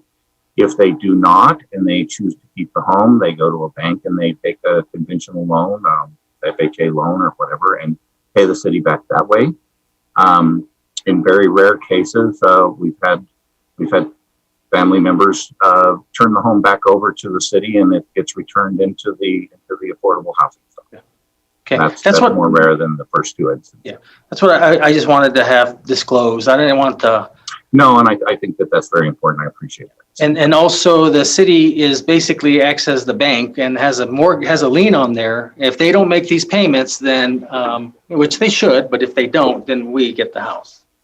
That is correct. Okay. Yeah, it's our last resort. We don't want houses. No. But okay, again, I'm sure there's people that are out there. There are questions. Yeah, but I think you covered it very well. So thank you very much for that, Kevin. You're very welcome. Thank you. Councilor Flores, did you have a question, or did you just forget to put your hand down? I'm so sorry, I forgot to put my hand down. I'm sorry. Mm-hmm. All right. Well, if there's nothing further, Christine.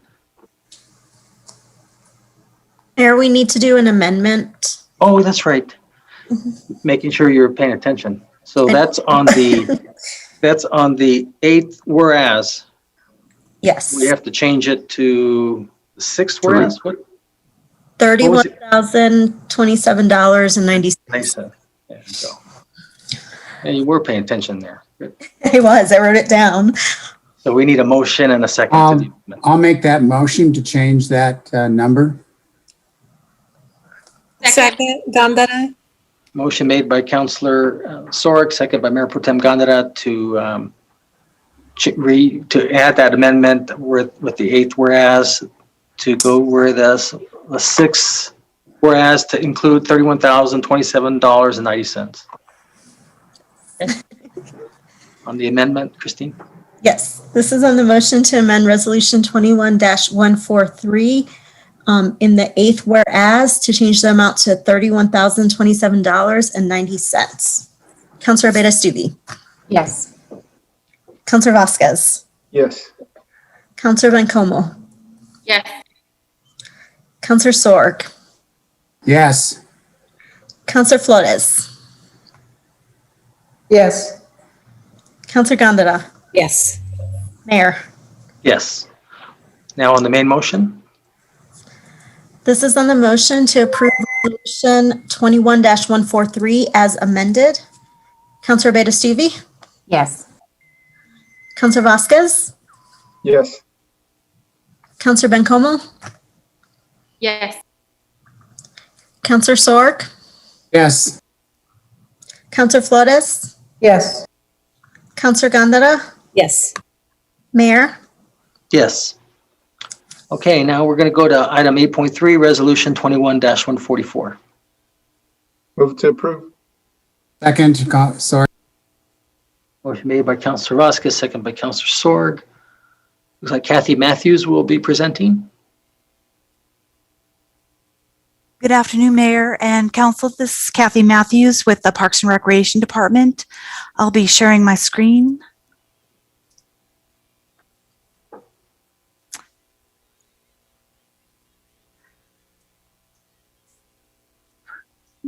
There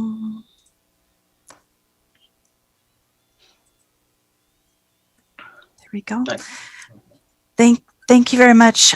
This afternoon, I wanted to present. Excuse me, Kathy, it's not showing up yet. I'm so sorry. I apologize. I probably got the wrong screen.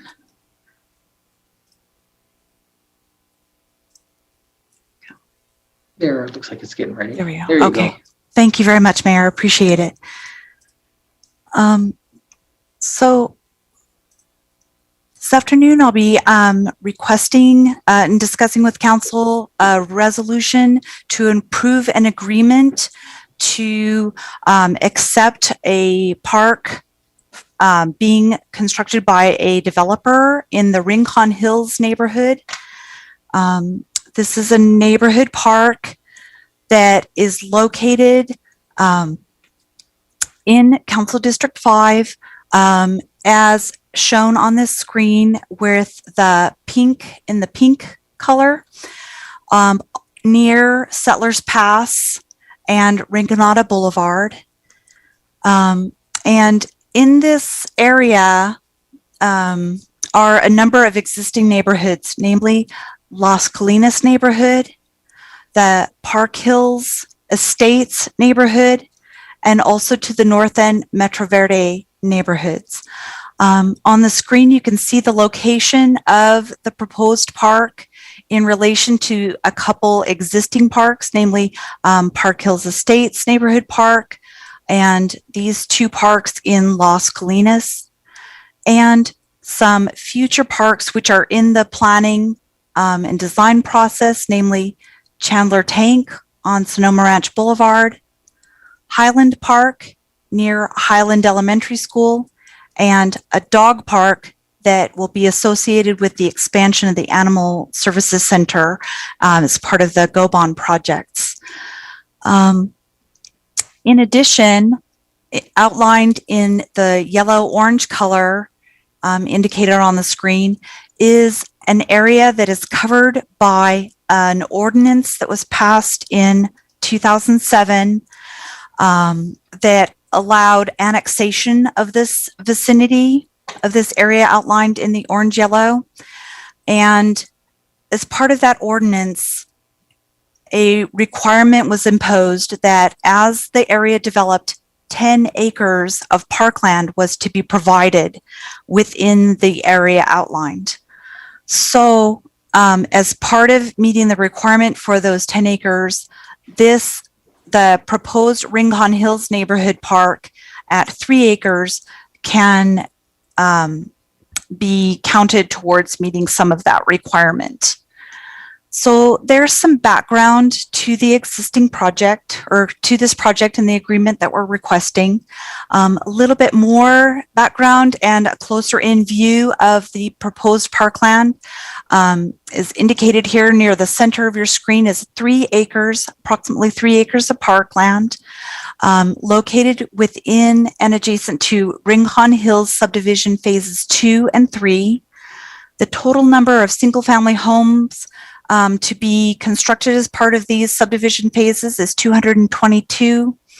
And in nearby land, future phases for the same subdivision, we're estimating anywhere between 69 and 100 single-family homes will additionally be constructed in the vicinity. The 222 single-family homes, park impact fees will be collected on those homes at a rate of $2,600 per home. And though the total amount of park impact fees to be collected on those homes is $577,200. Future phases in the nearby subdivision are anticipated to collect $260,000, up to $260,000 of park impact fees, for a total in the adjacent subdivisions of $837,200. At this point in time, the agreement would be requesting a reimbursement to the developer for construction of the park of $577,200. The park is to feature open play space, turf grass, a basketball court adjacent to a pickleball court as well, a playground with swings, and a new feature for the city of Las Cruces, an in-ground slide.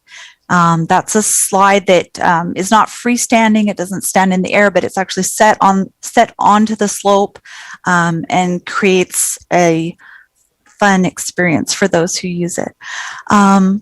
Picnic tables, shelters, other kinds of site furnishings, benches, trash receptacles, dog waste bag dispensers, etc., are also included. And I want to emphasize as well that the park will not be accepted until a final inspection occurs and the park is deemed to have been constructed per the approved plans and a letter of acceptance is issued. That letter of acceptance is not issued until an agreement is in place. So the city does not take any kind of ownership of the property or of the park or the improvements until the agreement is signed and the letter of acceptance is issued. As I noted, currently the park impact fees are set at $2,600 per single family residence. Again, there's 222 lots. The total to be collected from those 222 single family homes is $577,200. And I noted that the estimated cost for the design and construction of the park as proposed is $746,200. So the actual cost exceeds what we're requesting as reimbursement. The remainder of those funds, as well as the land, is a donation to the city from the developer. So with that, I'd be happy to answer questions and provide additional information. Go back to any slides as you deem necessary, and I'll stand for questions. Thanks, Kathy. So we have Councilor Sorg, Abeyta-Stuve, Bencomo, and Gandara. So Councilor Sorg. Yes, thank you, Mayor. Thank you, Catherine, for that presentation. Thank you for presenting this information. I've been talking to Mr. Thurston about this park, and he would like to see some more of his money that he put into this. We're talking about $169,000 more than what this resolution is going to pay him for the park. And I can see his reasoning here, and I'll just point it out if you go back to the map of the whole neighborhood. Yeah. It's a little hard to see here. But those, okay, the pink area, that's a little bit over representing. That's not quite that big, but that's okay. The neighborhood to the east, directly east of that, and the neighborhood to the south and southeast, where are the parks in that neighborhoods? There ain't any, isn't there? Mr. Mayor, Councilor Sorg, that's correct. There are currently no existing parks within those exact neighborhoods. Right. And of course, we collected park impact fees from all those houses in that neighborhood. I think he said there was something like, oh golly, what did he tell me? He said something like 200 homes in those two neighborhoods alone. I was going to look it up here, but yeah, 221. No, and that's in Rincon Hills. Anyway, there was a large number of homes that are collected. And this park is going to be a park that, and then what worried me too was access or connecting, able to for people to get to the park from those other neighborhoods. Yeah, they can walk, but I just don't know if there's rock walls in the way or whatever. Anyway, so he was looking to have a little bit more of the cost of this park be paid from the park impact fees of the neighborhood, the neighbor subdivisions there, the neighbor developments. Can you answer that, Christine? Or not Christine, Catherine? Mr. Mayor, Councilor Sorg. Kathy? Yeah, absolutely. As park impact fees are collected as permits are requested for building of single family homes. And so those houses did have park impact fees collected on them. Those funds do go into our park impact fee fund and are expended on projects throughout the city. You may know that, of course, that we do not typically designate our park impact fees for a very specific area. They go into a general fund and are expended on projects that benefit the city as a whole or the city in particular areas if that's deemed necessary, as indicated by projects that are included on the CIP. So as those projects come forward and park impact fees are proposed to be expended on them, we include those projects on the capital improvement plan and then expend those as authorized. When it may be possible, I don't know for sure, that when these subdivisions were constructed, the city was under an organization. The park impact fees were distributed per district, per park district. We no longer have that system. All the park impact fees are collected into a single fund and are expended throughout the city wherever those expenditures may occur. Hope that helps to explain the situation a little. And Councilor Sorg, Sonia had her hand up, or she was. Maybe she dropped off. Did you want to hear from Sonia Delgado as well? Sure, I'd be glad to hear from her. But I have another question too. She jumps on. Maybe she took off. Maybe she thought Kathy gave a satisfactory answer. No. Oh, there she is. Mayor, members of council, Sonia Delgado, Director of Parks and Recreation. Councilor Sorg, I just wanted to point out that we did sit down with Mr. Thurston and discussed and negotiated what those park impact fees would be back on the agreement. And we did talk about, the rest of those funds that go to the other areas within the city. We don't pay back completely what that park is. Whatever that payment is, we never get back 100%.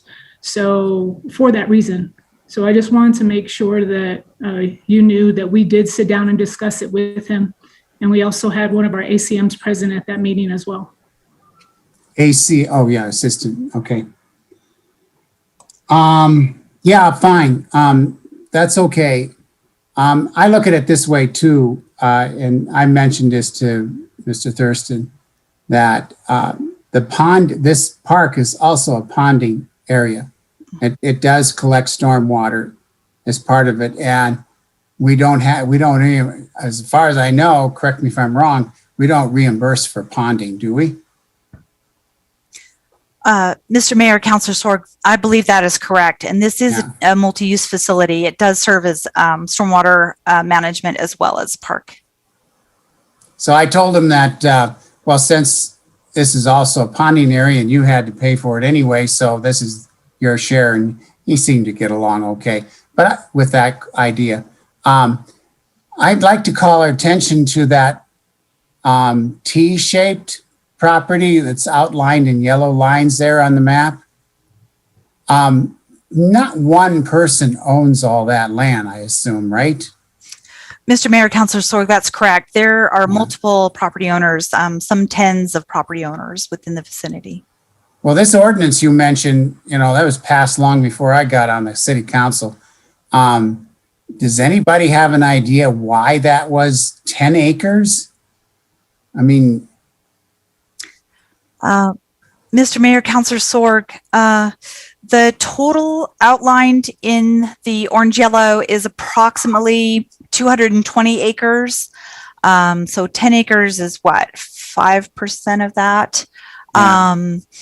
The ordinance itself does not explain the reasoning for that requirement on the annexation of this property or these land. But it does very clearly outline that as part of the annexation, the approval of the annexation of these properties, that requirement was in place. Okay. So if you got 3 acres, approximately 3+ acres, I think it actually is, that means the rest of the land there to the north has to have about close to 7 acres of parkland. Correct. Right? Correct. Okay, I understand it. All right, I'm okay with this resolution as is. It's not a bad one. Okay, thank you, Councilor. Councilor Abeyta-Stuve. Yes, thank you. Kathy, can you tell me how much of the park is that ponding? That actually was the question that I had as we went through this. And on principle, the biggest problem that I've found with my district is, since so many of these areas are ponding places for their primary purpose, there's not actually a whole lot of space to have these features on them. So I know you described a lot of features within this area. Will those all be able to fit within this space? Yes, Mr. Mayor, Councilor Abeyta-Stuve, that's an excellent question. I brought up this picture so that you might be able to see some of the improvements that are proposed here. So the turf grass area, sort of in this darker brown color, is outlined here.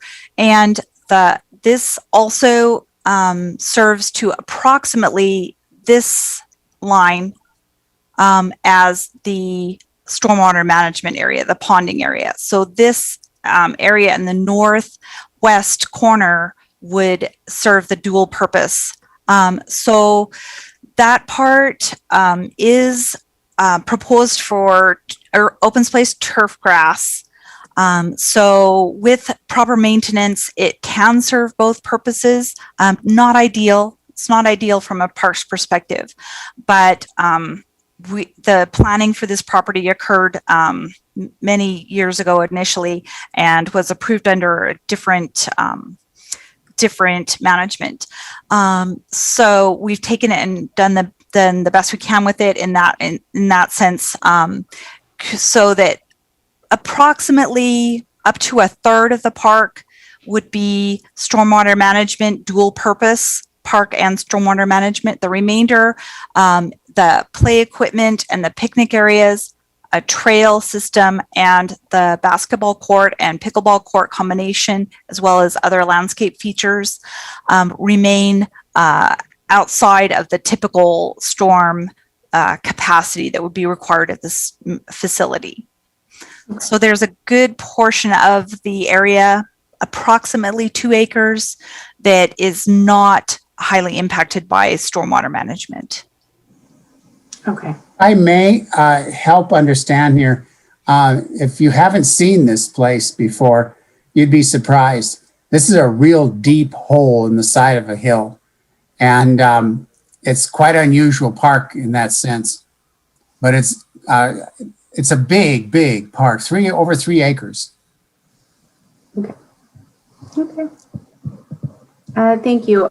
For future, I guess, consideration, I really think as we move forward that we should not accept property places that are ponding areas for parks. I think it's a bad deal for our residents and for what we need to be able to give them for parks. We should be able to give them a full park and not just a leftover piece of property, which I know that, you can't sell a ponding area as a home. It does not get that. But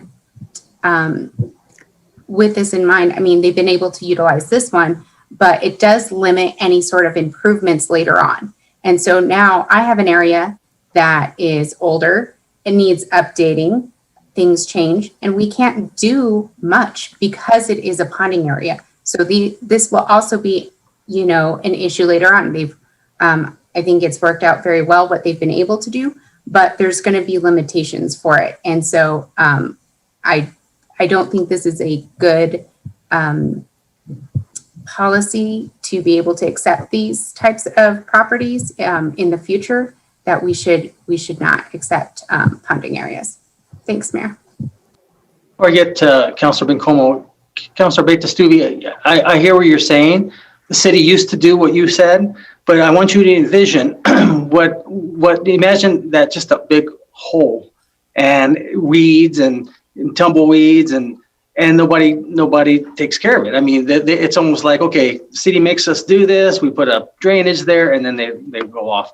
The reason why the city changed that policy several years ago is now you've got and the developer likes it because they feel like they're getting kind of a 2-for-1, and they start and beautify it. Really, the only time it's not usable is when it's really raining and there's a lot of water in there, which is very rare in the city. And I don't know which area that you're talking about. I do know Tony Gomez Park, which I drive by pretty much every day if I go visit my mom. I've seen that park in its infancy to where it is now. And frankly, I think the city's done quite well with that. I don't know what other part you're talking about in your district. No, it's that one. We're trying to look at improvements and we can't do much with it because its primary function is that of a drainage pond. You can't put new items there. You can't, it's not recommended to even have like dog parks over there because its primary function is not that of a park. So anytime we accept these pieces of property that's primary function is not that of a park, whenever we go to change anything, then there are a lot of issues with it. And so I think it works out very well for the developer to be able, because they're not making money off of this area and they don't have to worry about maintenance. But I do think that it's not great for the longevity of the neighborhood in the community. This one is done very well, but I think we need to look at that policy on what types of properties we accept for parks. That's the first I've heard of that. Who said that you couldn't add things to that park? Mr. Mayor, this is Kathy Matthews.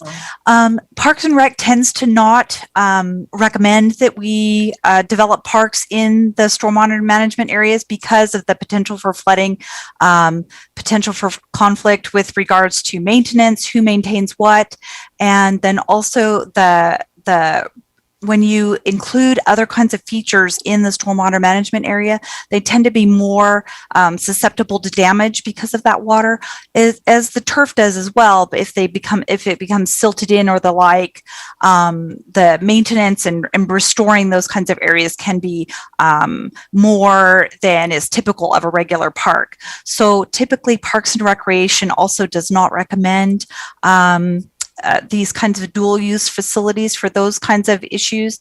If they're designed properly, they definitely can work, but that doesn't always occur. And so typically Parks and Rec does not recommend multi-use facilities. In this case, the planning occurred prior to those of us here now being in place, and we feel that it is a responsible thing to do to accept this as a park and to move forward with this agreement.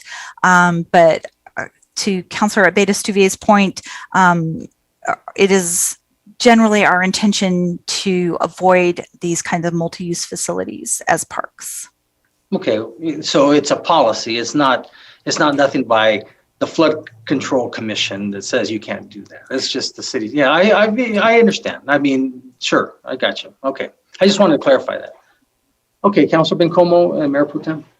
Thank you. I actually fully agree with Councilor Abeyta-Stuve, and you should know, Mayor, and everyone watching, that we just came off a Parks and Rec tour where this ponding issue is not it's not a thing specific to her district. It's a thing that happens all over the city. Legends West Park is a giant ponding place with a tiny sliver of park.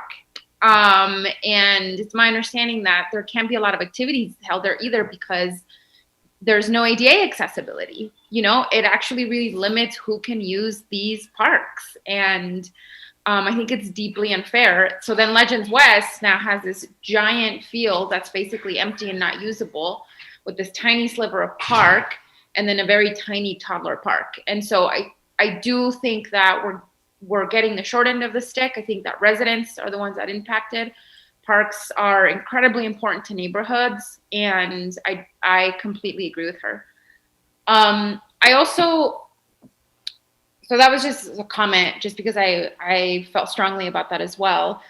But Catherine, I guess my question is more around why is this coming to council now if the park hasn't been finished and also ensured that it was built to standard before we actually say, yes, we're going to pay you back. But what if we get a park that isn't built to standard? Mr. Mayor, Councilor Bencomo,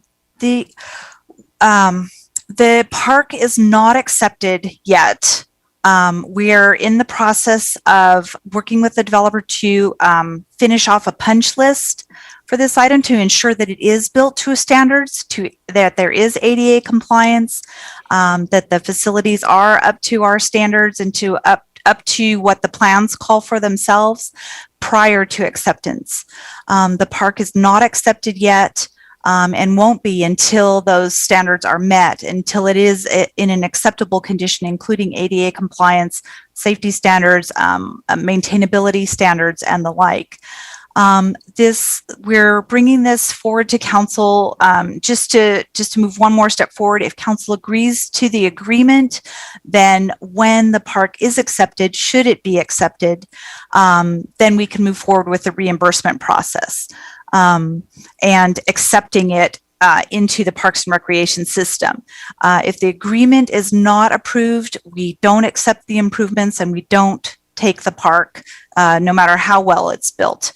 But if the agreement is approved, we ensure that the park is built to city standards, that it does meet the requirements of the ADA and the safety standards for playgrounds, and then we can accept it at that time.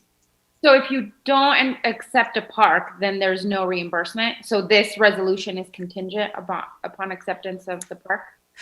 Mr. Mayor, Councilor Bencomo, that is correct. The park does have to be built to our standards and it does have to be accepted with a letter of acceptance from Parks and Recreation. Okay. Thank you, Catherine. just to Councilor Sorg's point earlier on the other map, in terms of why there's no other park built in this neighborhood, and so you sort of covered that a little bit, Kathy. But are the homes around this new development also Ken Thurston homes? Mr. Mayor, Councilor Bencomo, hopefully you could see my cursor here. The subdivision known as Rincon Hills phases 1 and 2 is in approximately this area.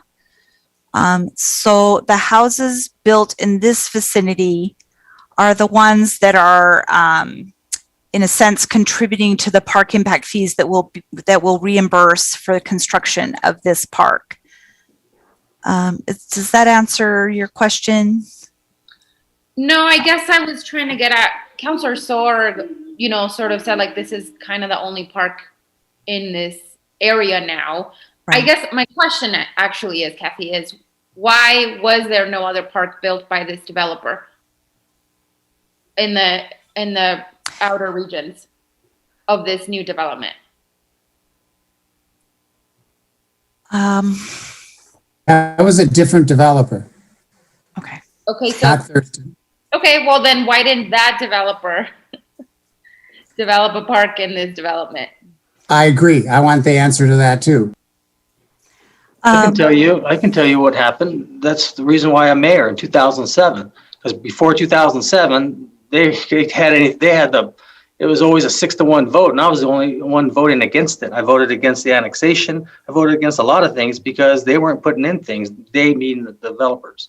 So there was just a lot of stuff that happened before even Councilor Sorg came on board. Thanks, Mayor. Back then, they used to just have to pay. They didn't even have to pay for the medians. They were just left. That's why you're starting to see us having to play catch up.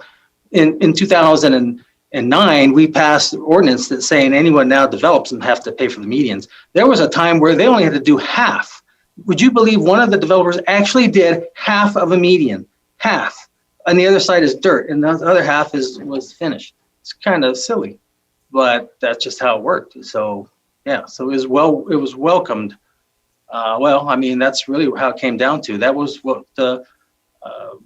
what I ran on in 2007 was stuff like this. But I'm just telling you, we go back to that, fine. It's going to be an open space of dirt. And the developer's going to say, hey, you know what? That's your problem. And, I did what the city said. Here's your pond. You clean it up. At least this way here, it has some use to it. Now you can maybe look at doing 50-50, maybe have some of it here and the parts that are usable, and then and make it, because I'm telling you, it's going to go back to just a big. Yeah. There was a point where we used to on one particular pond, we used to bring in billy goats to eat the weeds because it was just there's so many weeds out there. But I'm just telling you. I totally get that. But Mayor, have you seen Legends West Park? I have not. One of these days I'll go check it out. You're not missing much. It's a sliver. I'm just saying there's got to be a more equitable process, right? No, and I agree with what you're saying. And so, but see, that was probably built before these new regulations came in. Now that we're scrutinizing things, it's a lot better. But before, it was a lot different. It really was. Yeah.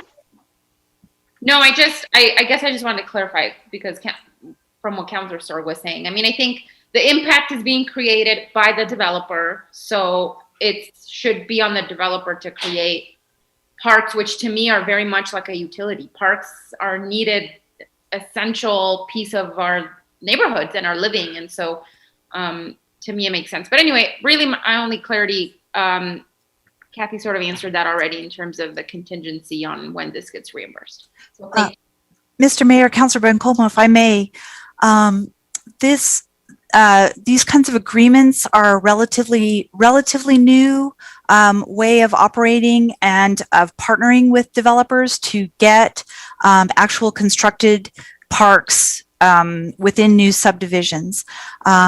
In my opinion, it's a win-win for both the city and for the developer. The city gets a park that's built relatively quickly and I have to say relatively inexpensively. And the developer gets a feature in the subdivision which attracts home buyers quickly. and tends to sell homes. So this kind of arrangement does, in my opinion, tend to benefit both the city and the developer, and seems to me could be a model for as we move forward. To Councilor Bencomo's point, code does require that park impact fees be paid on each single family residence permit that is issued, but it currently does not require that developers build or even provide land for neighborhood parks. It doesn't require that. The option is there, but it's not required. So our code could be modified to potentially to require developers to build neighborhood parks and pay park impact fees. It's a possibility.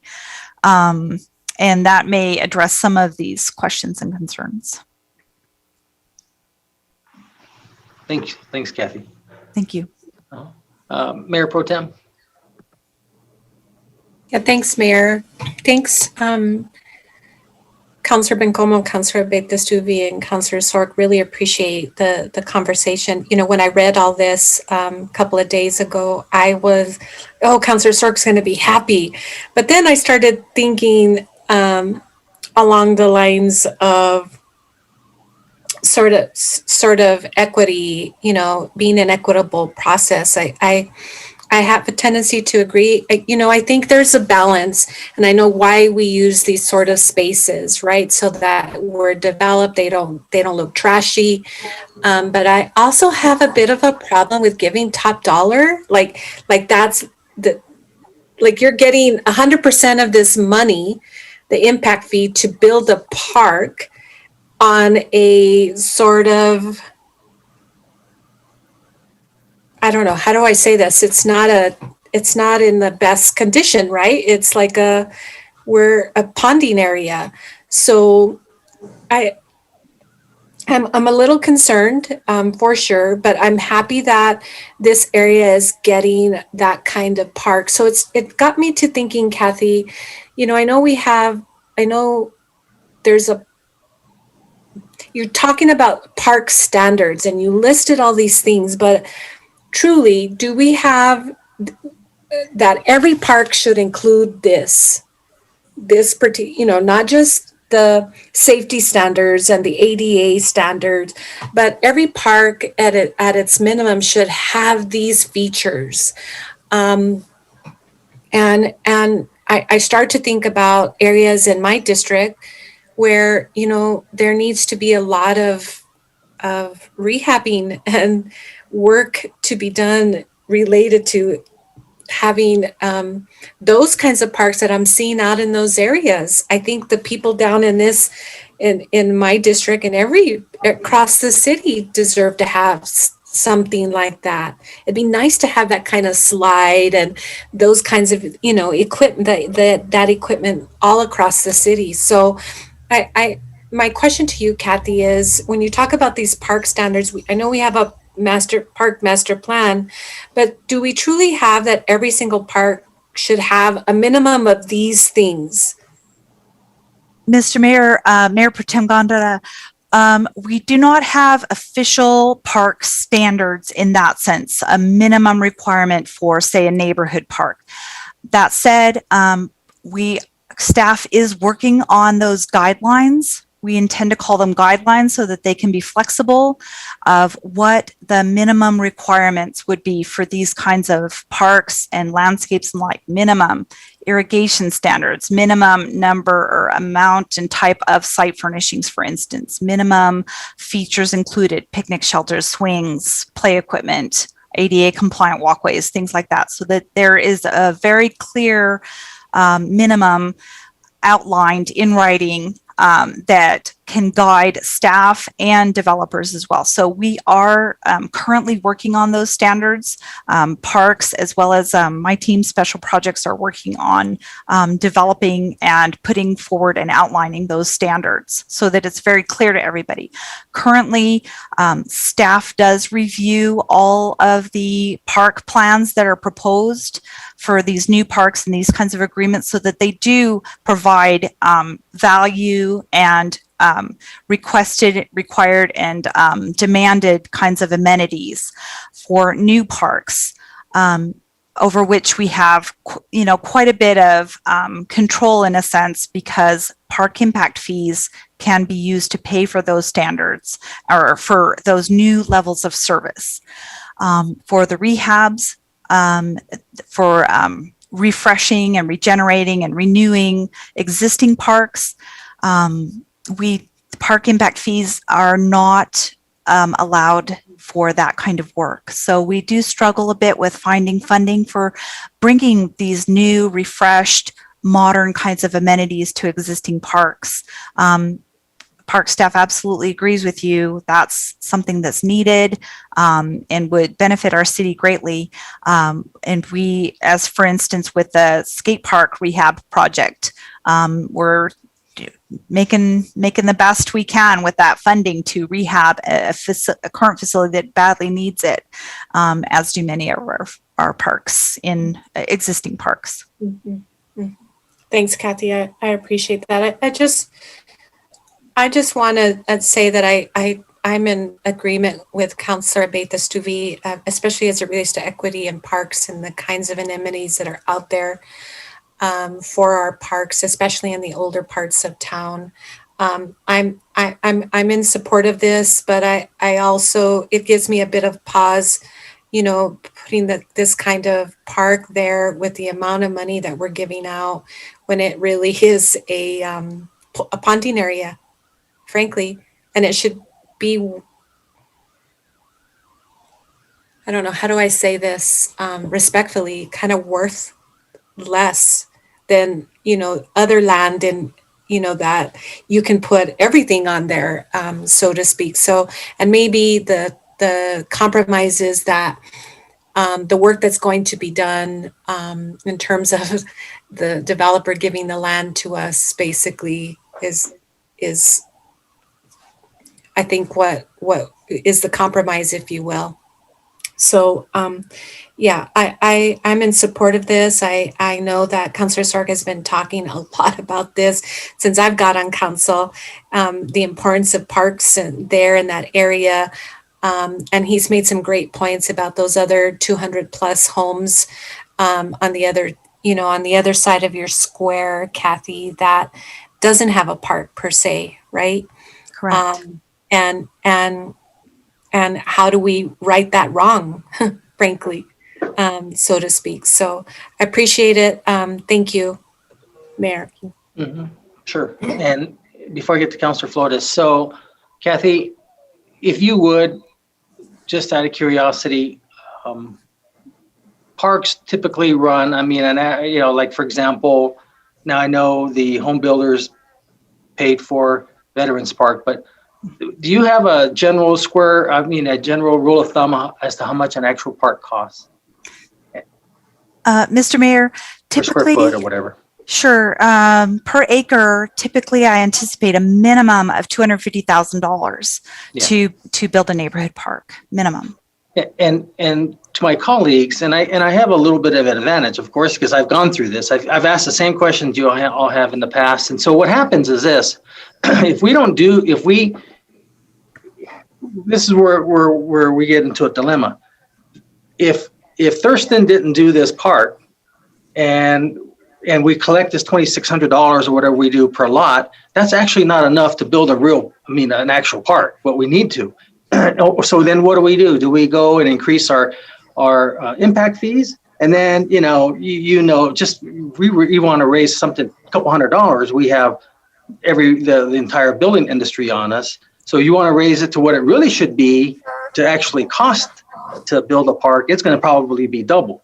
And so, which they're going to say you're going to make the house unaffordable. So that's why this give and take goes in with the developer and to look at using this land to have something that's doable. We're trying to balance on one hand, we want affordable housing. We go and increase the park impact fees to the amount where it needs to be. Now you've added another $5,200 or so to the price of a house, and then people are going to say, well, you don't support affordable housing. So yeah, it is a balancing act. I think it's something that we can revisit, but just to say a blanket, hey, I don't think we ought to do this, I think is something we need to be real careful about. So, Councilor Flores, sorry for taking your time. Oh, great. Yeah, thank you, Mayor, and thank you, colleagues, for all your comments. This was a little problematic to me, and only because my highly esteemed fellow Councilor Sorg thinks it's something we should go with. I have questions. So my first question, Kathy, is impact fees are charged to the developer, correct? Mr. Mayor, Councilor Flores, yes, park impact fees are imposed at the time the permit is sought for building the house. Okay. I believe. So then, does the builder, the developer, then pass that impact fee onto the cost of the house to the home buyer? Mr. Mayor, Councilor Flores, I believe that is common practice. Yes, I do too. So if that's the case. Can we stop for just a second? Can you clarify something, Kathy? I think Councilor Flores is of the impression that when she says developer, we're talking about the one who develops the land, the undeveloped land, turning it into a lot. I think she's of the impression that the developer fronts all this money. But I think really what happens is when the contractor pulls a lot to build for a homeowner, that's when they're charged $2,600. Is that correct? Mr. Mayor, yes, that is correct. So when the permit is pulled, the park impact fees are imposed. And see, Councilor Flores, this is where lies the problem. This is where lies the problem. What if they don't have any? What if they only have 10 lots or 15 lots? It's like $30,000 that we've collected, and we don't have a park. So that's why a lot of times these negotiations goes on with the city. Again, I think it's something that we need to have a work session on so you can fully understand it. Because if we don't do this, what the city has negotiated with Mr. Thurston, it's going to be a challenge to have parks. You know, everybody wants parks. That's what I'm trying to say. I really think we need to have a work session so that you can fully grasp the challenges of how we get parks, and then what happens if we don't do this. Then we can't piecemeal $2,600 lots until we have enough money to build a park. By that time, the park's costs twice as much. Anyways, I just wanted to interject that. Thank you. Thank you, Mayor. It muddles the waters a little bit more, but or muddies the water a little bit more, because all of this is somewhat convoluted, and the reimbursement that Mr. Thurston is seeking is for the amount that exceeds the cost of the park. Is that what I understood? Mr. Mayor, Councilor Flores, the estimated cost of the park exceeds the amount we are requesting to reimburse. The amount we're requesting to reimburse is the amount that is anticipated to be collected from each of the 222 single-family homes for park impact fees. So the amount to build the park exceeds the amount we're requesting for reimbursement. So that reimbursement amount is still not enough, Ms. Matthews? To build a park? It would not be it does not equal the same amount that it costs to build the park. So the cost of the park is more than the reimbursement. Okay, so how did we end up in that place? I mean, how do we end up getting into a place like that? How did this happen? Just Mr. Mayor, Councilor Flores, we're in essence getting a more valuable park than we're paying for. In a sense, the value of the park based on the cost of the park is approximately, I think, $729,000. The amount we're requesting to reimburse the developer for the expenses of building the park is $577,200. So the developer had originally proposed that the park impact fees from phases 2 and 3 plus anticipated park impact fees from nearby adjacent land be used to calculate the reimbursement amount. Parks, through our negotiations, Parks and Management did not agree to that proposal.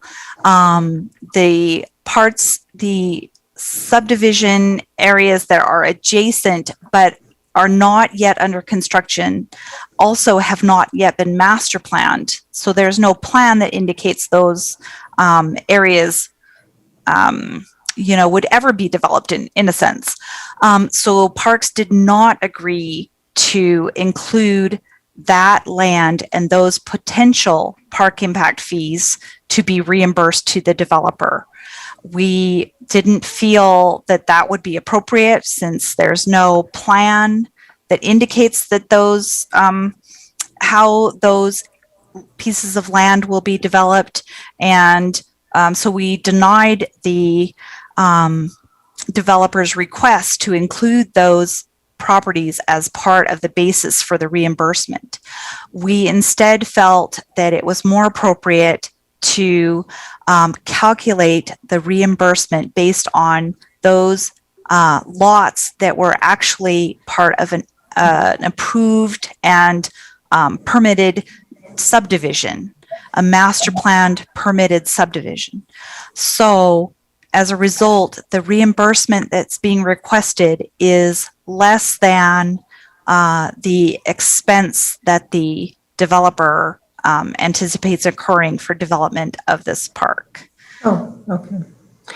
Thank you. Thank you, Ms. Matthews. You also made a comment about that it might be, we might be, that our code we might be better off, so to speak, if our code was to require that developers,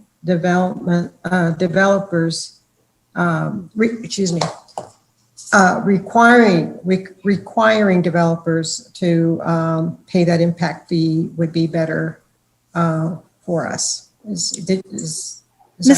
Mr. Mayor, Councilor Flores, that is my opinion, that a way to move forward could be to modify our code requiring that in addition to paying park impact fees, that subdivision developers be required to provide neighborhood parks in line with our Parks and Recreation Master Plan, and in line with the amount of park space that would meet those standards laid out in the Parks and Recreation Master Plan for amount of acreage and number of neighborhood parks, for instance, to be that we aim for to provide to our residents, namely a neighborhood park within a quarter mile or a 10-minute walk of every residence.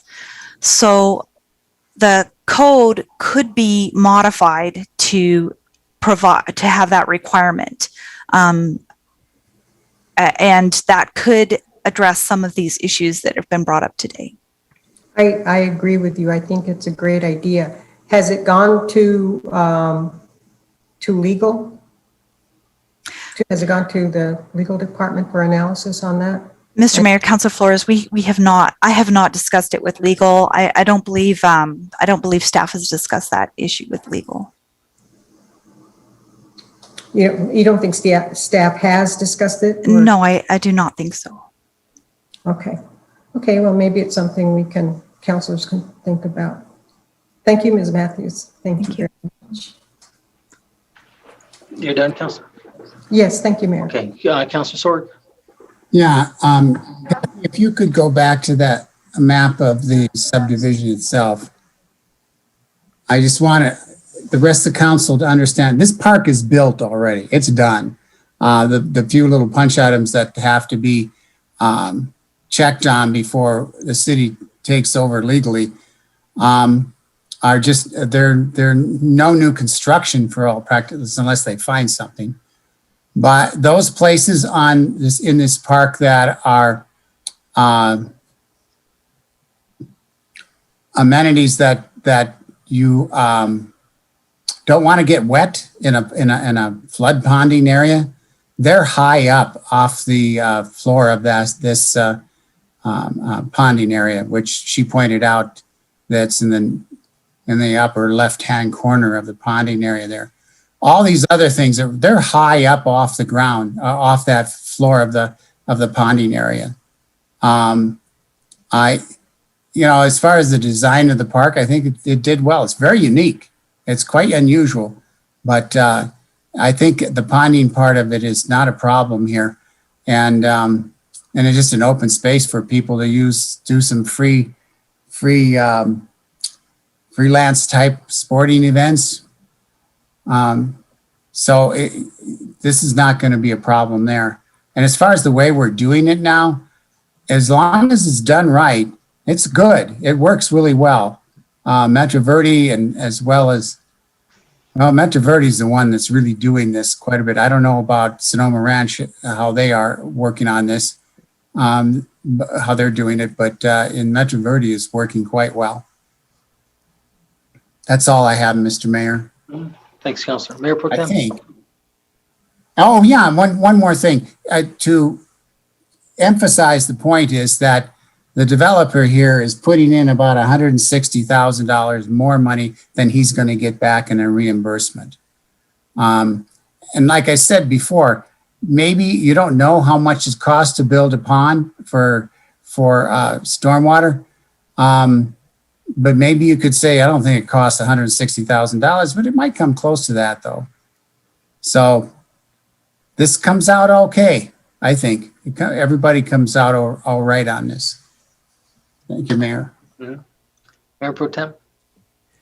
Thank you, Mayor. I don't want to belabor, but once the city assumes responsibility and maintenance, how is Park and Rec factoring in maintenance costs and FTEs, those kinds of things moving forward? I think that's really important and something that we don't hear a lot of. And because I don't think we've approved an FTE in parks since I've been here anyway. And you're adding to your list and will continue to add via the GEO bond. So I want to know, do you have enough people to maintain these parks that are coming into the fold? Mr. Mayor, Mayor Pro Tem Gondara, I'll ask Sonia if she can address that issue. Hello, Mayor, members of council, Sonia Delgado, Director of Parks and Recreation. That is a great question, Mayor Pro Tem. And yes, as we get more and more facilities coming online, we will start asking for individuals to assist us. And this is going to be an ongoing process. Currently, we do utilize a lot of temps to help us take care of a lot of maintenance within the city because we don't always necessarily get full-time individuals. It could be, there's not enough budget, whatever the case may be going, we still have to maintain them. And so this one we knew was coming online. We've already started to fold it into the current schedule that we have. And right now we can't accommodate it, but we do have some new facilities coming our way, especially in District 5. And District 5 is a little more spread out. And we're probably going to have another yard pretty soon where we can take equipment and vehicles so that we're not driving them across town. So it's taking a little bit longer to get out there, especially when you get all the way out to Metro Verde. It's one of our furthest spots from the yard that we currently have on Hadley. So we're getting very, very close to the point where we're going to need new individuals. And yes, Go Bond is going to impact that as well, especially with the trails coming online. Sonia, you have how many parks? Over 100, don't you? Yes, Mayor, that is true. We have over 100. We're at 104 right now. So let me ask you or Catherine or Tony, since when it's built in a ponding area, can we access a little bit of the flood control monies to help offset costs? Mayor, members of council, I do not know. I would have to ask Tony that. Yeah, because it dawned on me if that's I don't see why we couldn't get a little bit of that, and then that helps with to keep with the upkeep of the cost of the parks, because you're right. As we keep adding more and more parks around the city, I mean, it costs money. I mean, they give it to us. They don't give us the full-time employees to maintain it. They just throw it in there. I mean, 100 parks around the city. That's a lot of parks. Mhm. Yes. Okay, well, very good. Did they say Again, I yes think or no, Mayor? Did somebody answer us? about- Tony, I don't know if you did you hear the question about whether or not if that's an allowable expense to charge the flood control funds or monies, even if it's a small amount, to help offset the maintenance of the ponding areas? Mayor Pro Tem Gandara, this is Tony again. That is something we can look at. On the street side for our flood control, we are experiencing the same kind of situation when these subdivisions get built and these ponds are given to us to maintain. Our pond count to maintain is growing quite fast also. So we're kind of in the same situation as Parks and Rec for this, for our manpower and for our funding to keep track and keep up to date with all these new ponding facilities getting turned over to the city.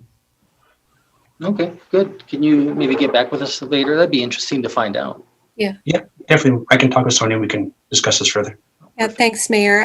I think it really imperative that council, vision what that's going to look like as the budget, especially the next couple of budget cycles.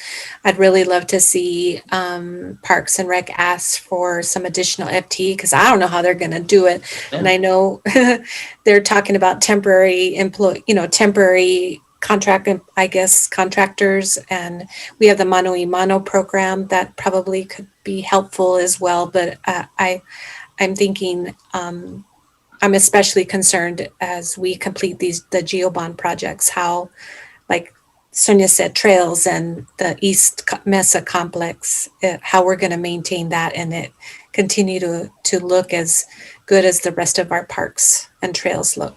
Thanks, Mayor. Yeah. I'm amazed. As a kid who grew up here, I think I can only remember 2 parks, Apodaca Park and Young Park.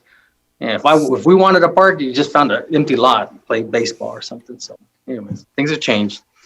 Okay, well, very good. Good discussion. I think we do need to have a work session on something like this in the future. Okay, with that, Christine.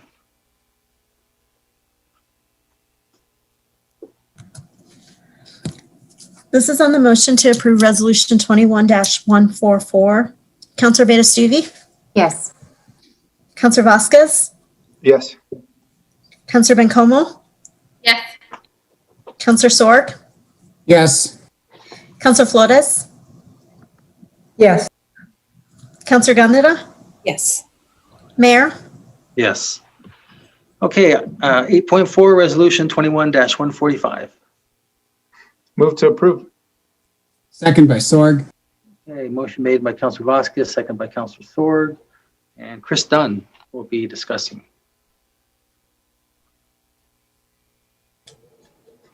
All right, thank you, Mayor. Thank you, Council. Just to make sure, can everybody see my screen? Yes. Fantastic. All right, this is Christopher Dunn, Policy Analyst for the City of Las Cruces. I'm going to be presenting now on providing public assistance for essential services for households in the state of New Mexico. A little background on this subject first. Currently, the anti-donation clause prohibits public entities from making donations to individuals or private entities. This prohibition is maintained regardless of any perceived need or value of a project, and it comes from Article 9, Section 14 of the New Mexico Constitution. The anti-donation clause applies to the state of New Mexico, as well as counties, school districts, and municipalities throughout the state. The impact of the anti-donation clause has some specific effects on particular individuals and households. Specifically, some citizens are unable to access essential services because of the prohibitively high costs of building or installing necessary infrastructure. This can leave households without access to services like water, electricity, natural gas, internet, or wastewater. Basically, a lot of cities or counties or utility service providers may build the infrastructure to access these services right up to the property line, but it is the responsibility of the homeowner to then install the infrastructure necessary to connect to those services. If they don't have the resources to be able to provide, to purchase the installation for those, to connect to that infrastructure, then they may be unable to access these services. Now, there is a resolution currently in front of the state legislature, House Joint Resolution 9, that would amend Article 9, Section 14, the anti-donation clause of the New Mexico Constitution, in order to allow public assistance in the development of infrastructure. This would permit the state of New Mexico, as well as counties, school districts, and municipalities throughout the state to install or construct infrastructure necessary for households to connect to services. With that in mind, the resolution that's before council today supports amending the anti-donation clause to allow for public assistance to provide infrastructure. And these are the options that are available to council. I'll remain available to answer any questions you might have to the best of my ability. Thanks, Chris. Councilor Flores. Thank you, Mayor, and thank you, Mr. Dodd. I think that this is a much needed change to the anti-donation clause of the New Mexico Constitution. And so do you know, Christopher, where it is right now, or what procedurally where it stands? I apologize. I did not look that up beforehand, but I can come back to you with that just momentarily, Councilor. Well, that would be great, only because the session ends in 5 days. Absolutely. Wondering. I know I sent a letter because this really affects the Hacienda Acres. I want to thank Mr. Cedillo, David Cedillo, for bringing it up in a meeting we had last week. And yeah, it's a joint House resolution, and hopefully it'll pass, and then it'll go to the voters, because it'll have to be a change in the Constitution. That is correct. And yes, I just looked it up, Councilor. Currently, the resolution is in the Senate Rules Committee after being passed in the House of Representatives. Okay. All right. Thank you very much, Mr. Dodd. Thank you, Mayor. Councilor, it's his last name is Dunn. I think you're thinking of Christopher Dodd, the senator from. Oh, heaven forbid. Oh, I'm sorry, Mr. Dunn. I'm sorry, Christopher. But Christopher, I also wanted to say I'm really sorry that you're leaving the city, but you're, I hope things go really well for you in Santa Fe, because I think we'll all benefit. The state of New Mexico is very lucky to have you, and so happy trails. Thank you so much. She has something pending before the PRC. That's why she said those nice things. No. Councilor Sorg? No.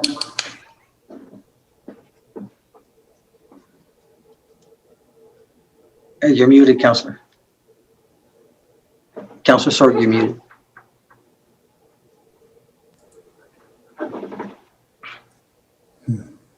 I have one simple question.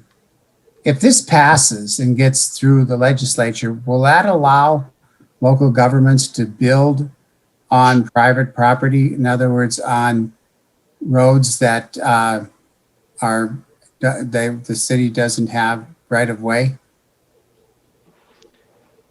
Councilor, I think it has to, if it passes, I think it has to be voted on by the entire state. So it's a constitutional amendment. It's a constitutional amendment, so it'll have to go to this vote. It'll have to go to the voters of the state of New Mexico. I know, it has to go to the voters, right? What I want to know is, will the city be able to do some work on private roads? Yeah, I think so. I mean, if like right now, you don't see us paving roads because of they're private, and we can't do any development. I don't think we're going to build roads, but we could at least improve them, like run a blade through there, like if it needed to. Whereas right now, it's really rare for us to even do that unless it's blocking emergency services.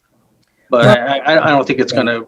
I think it just gives us a little bit more flexibility, because right now our hands are tied totally. And there are those times where I think, based on certain circumstances, that we should have that allowable things to do that. Mr. Mayor? That's what I was wondering.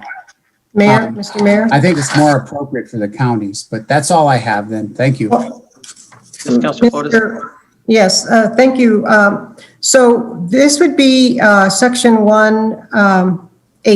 The H would be the new clause that amends the Constitution, Councilor Sorg. And this is how it reads. Nothing in this section prohibits a state from expending state funds for the purpose of providing essential household services as used in this section, quote, as used in this section, essential household services means infrastructure that allows internet, electric, natural gas, water, or wastewater services to be connected to a domicile. So it means that a municipality can extend services or do whatever. Okay, so Councilor Sorg, I think what that's focused on is once in a while we get monies from the legislature to hook up, we want to get rid of our, we want to help those who have a septic tank and we want to put them on our city sewer. But sometimes we have residents who may not have the money, that $2,000 hookup. So if that's the case, that sounds like that would allow the city to now pay that amount instead of them having to go borrow to get that money to do that hookup. Thank you. Right. Thank you, Mayor. Thank you, Mr. Sorg. Okay, it doesn't look like there's any other questions. So with that, Christine?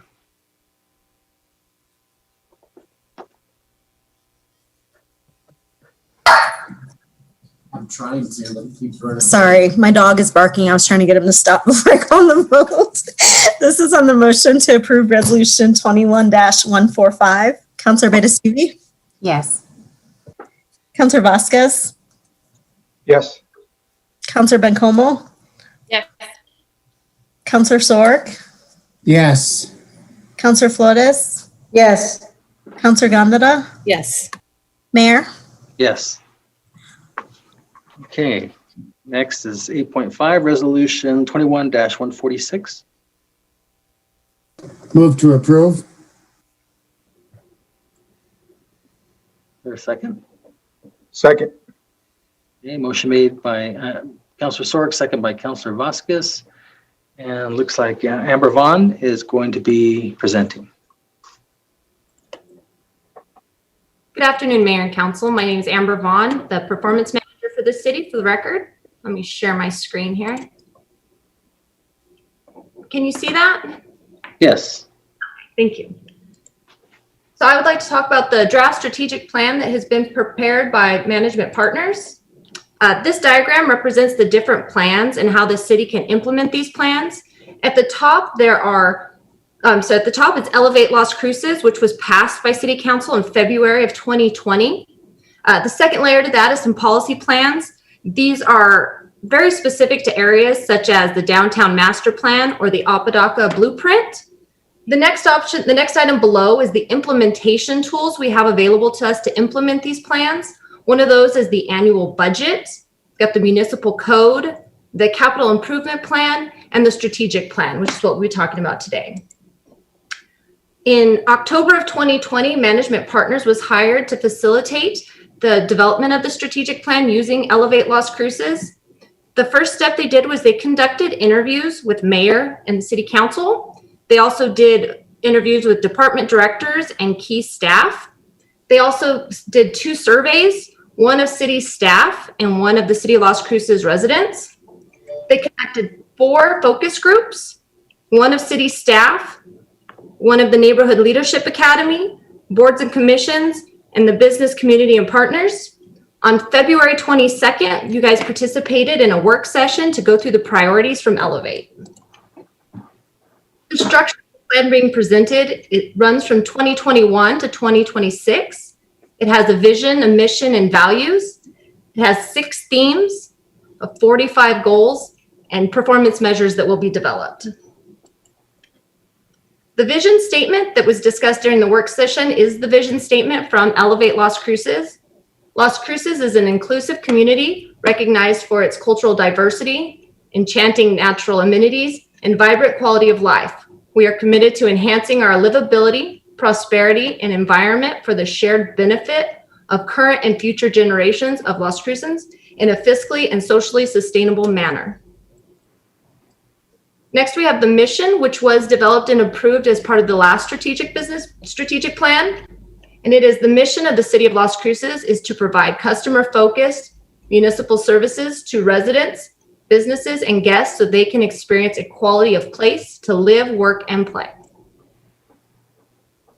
The city values that were developed during the work session are diversity, equity, responsive, fiscal responsibility, transparency, professionalism, and respect. There are 6 themes in the strategic plan.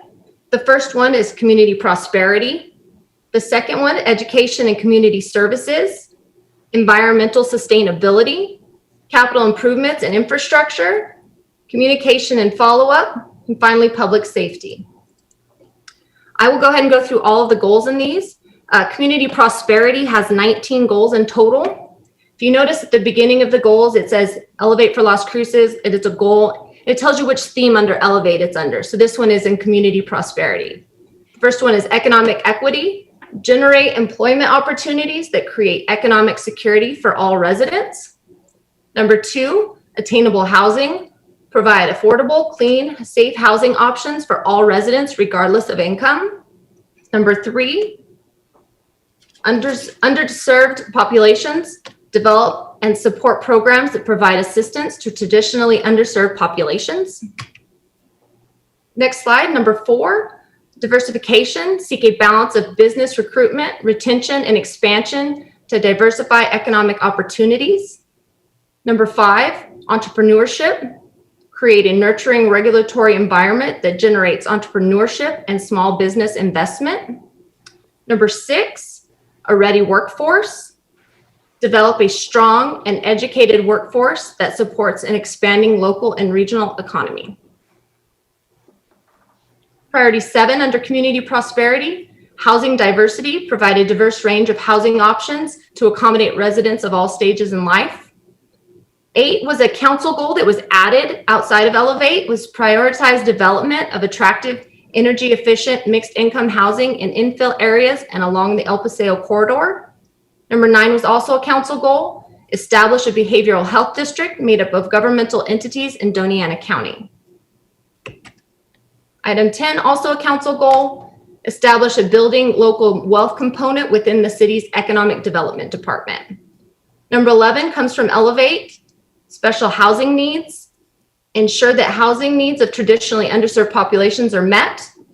Number 12, neighborhood identity, promote community pride through neighborhood events and investments that create a shared identity. Priority 13 under community prosperity, complete neighborhoods, develop mixed-use neighborhoods that incorporate a wide range of recreational, commercial, employment, and civic uses. 14, recreational opportunities, offer a diverse suite of recreational facilities and programs to cater to varying community interests, ages, and abilities. 15, centers and corridors, support community growth through concentrated development, activity centers, and along key corridors. Number 16 from Elevate, accessible social spaces, create a community-wide network of social spaces through the design and distribution of parks, public grounds, and public rights-of-way. 17, economic outcomes, support transportation investments that improve economic development outcomes. Number 18, supporting the arts, support the vibrant arts culture within the community. And finally, number 19, historic and cultural values, value and protect the historic and cultural properties and sites in the community. The next theme is education and community services. This one has 4 goals. The first one from Elevate, community health, promote and maintain a balanced system of community and human services for the health, safety, and welfare of all residents. Item 2, mental and physical health, provide opportunities for residents to improve their mental and physical health. Item 3, community schools, utilize schools as an integral component of neighborhood development and community life.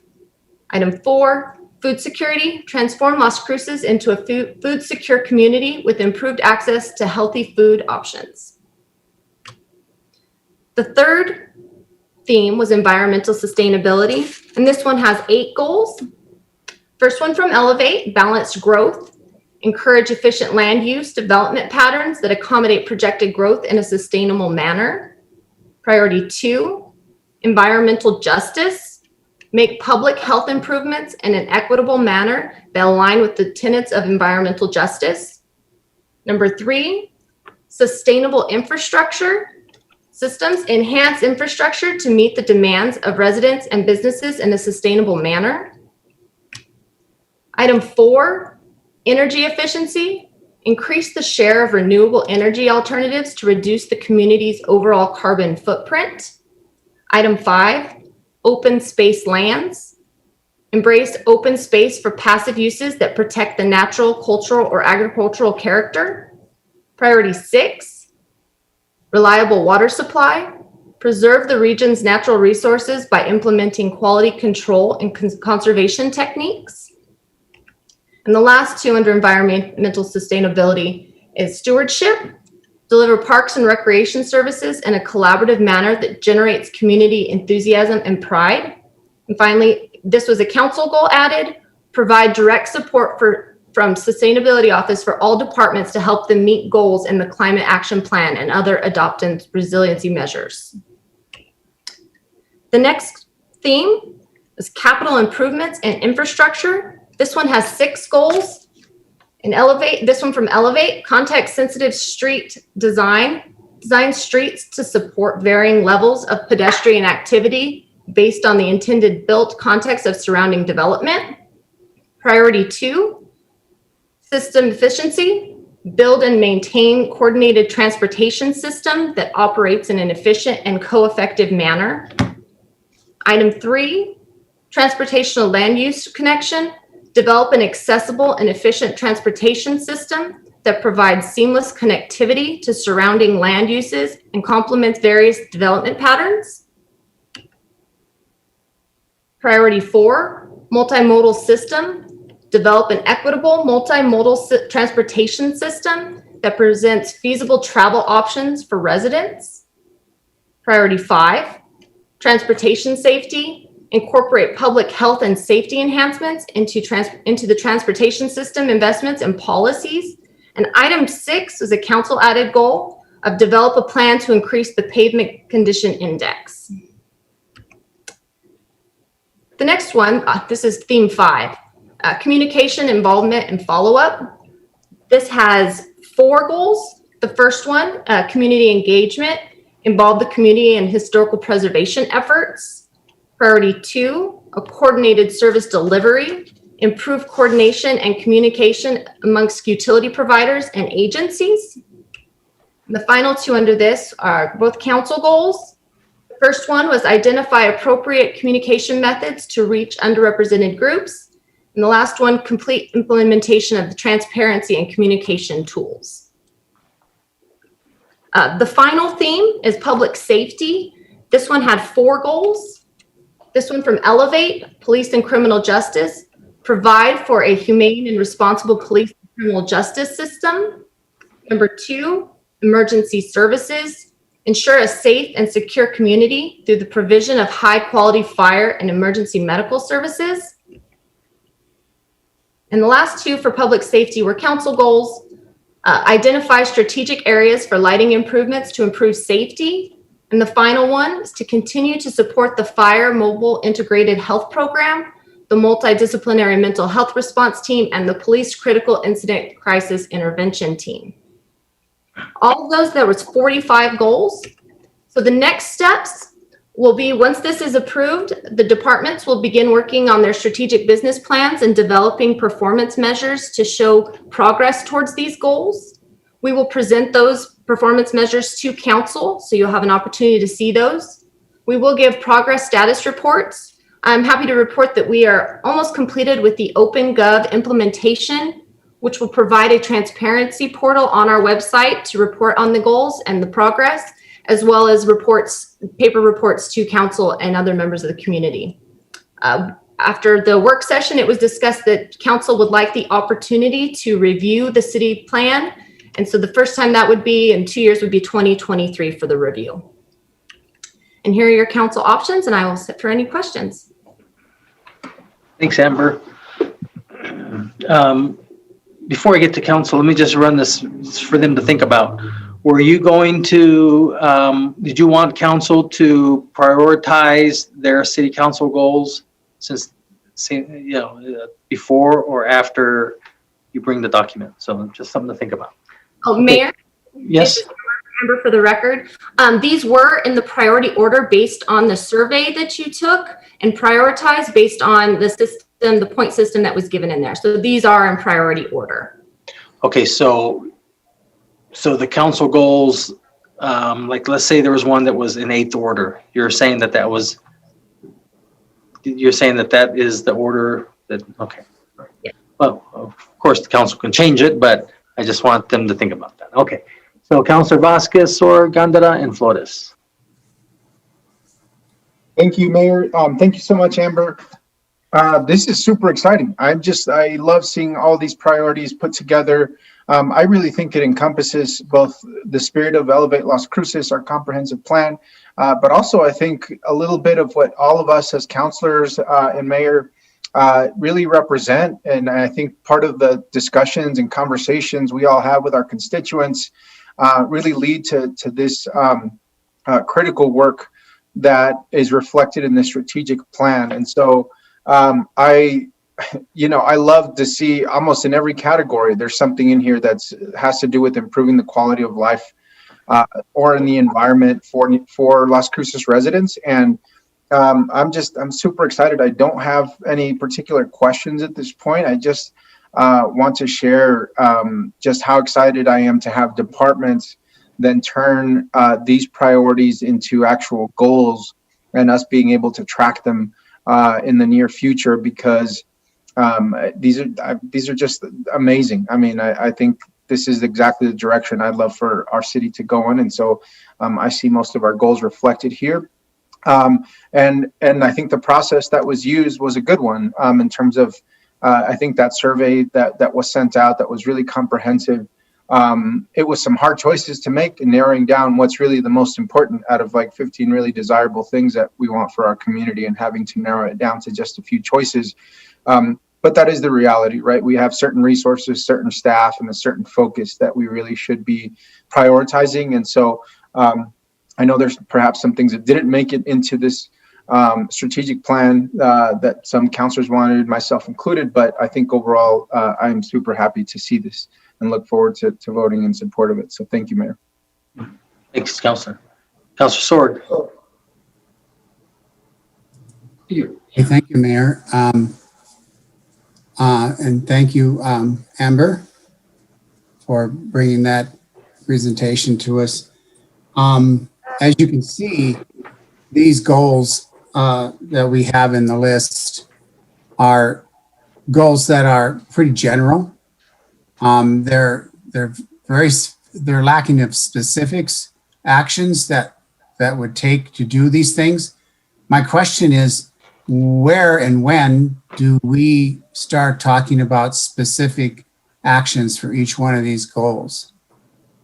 Mayor, Councilor Sorg, that'll be the next step in the process, where we were talking about the departments will go through these and come up with their action plans and their performance measures to meet these goals. And those will be presented to council, I'm hoping shortly out in maybe July, starting in July or August. Okay, that's good. But I'm just wondering, let me put it this way. I'm going to get my request in for one of the actions in the environmental, I've got to get this blown up here. The environmental sustainability category. We need to plant more trees in this city. And so we're planting, according to Sonia, about 300 trees a year. I think that should be stepped up to 400 or 500 trees per year. And so I think that should be as one of the actions in the council goal there, number 8 maybe, or under open space lands goal 14.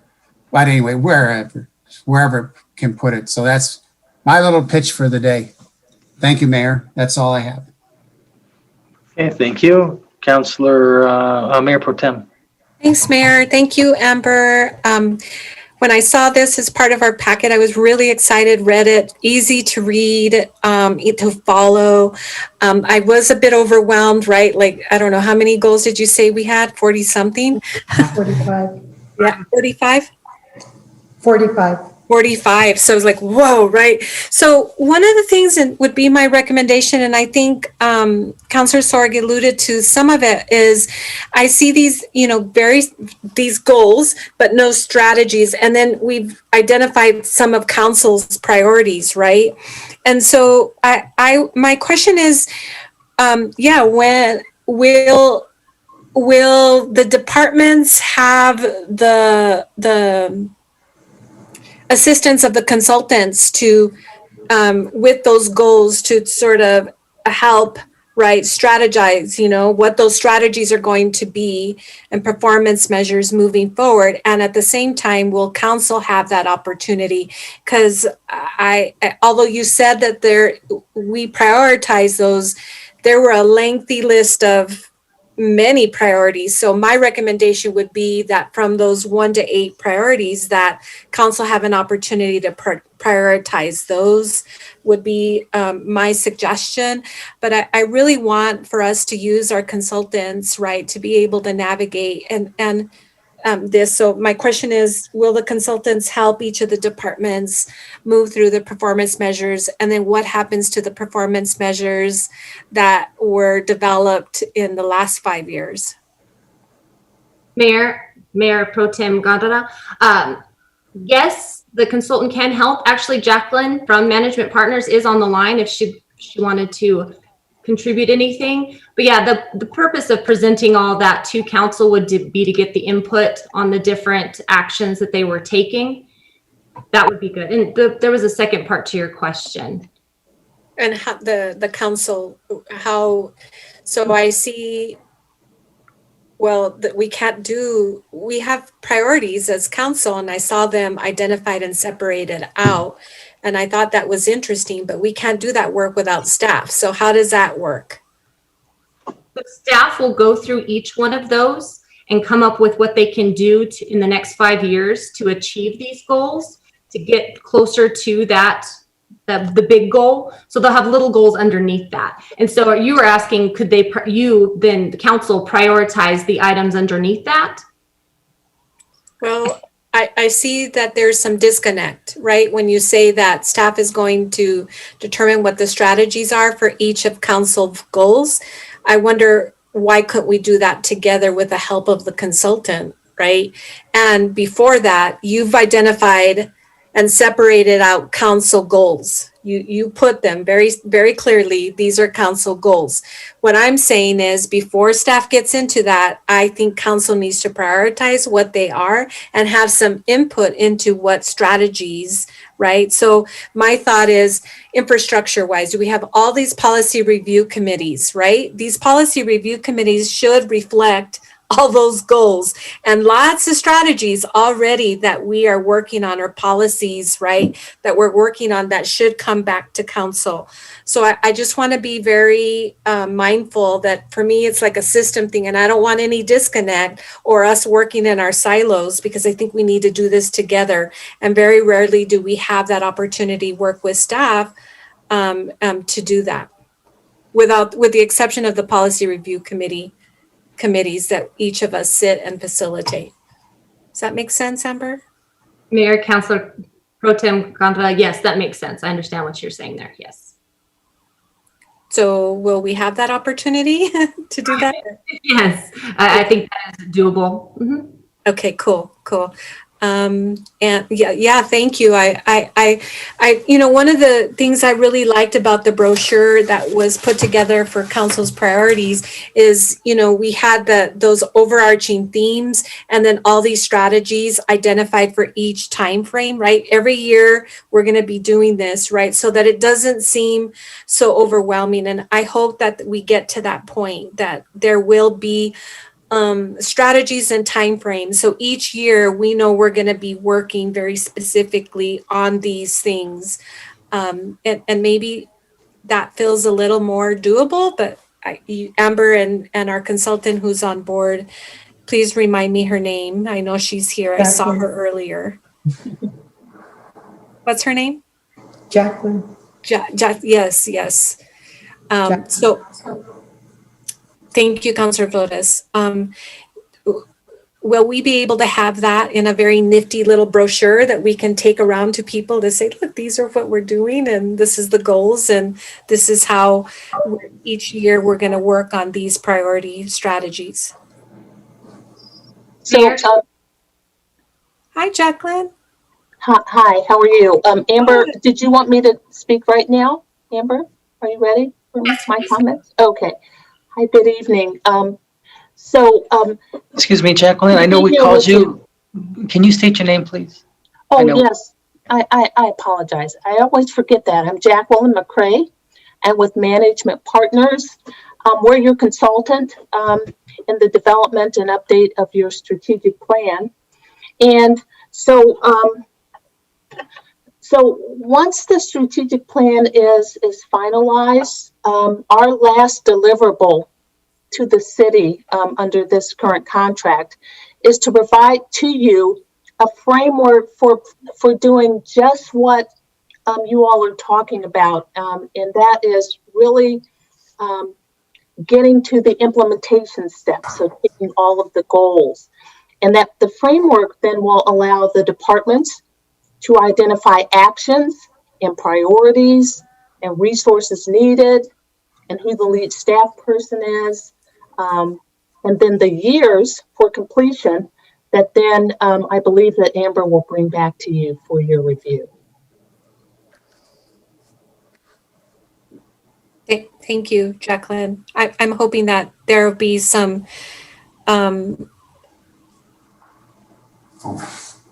I guess I feel there's with that, as you've mentioned or explained, there's some disconnect in my mind about because it was very clear in that plan, council priorities or whatever you want to call them, goals were singled out, if you will.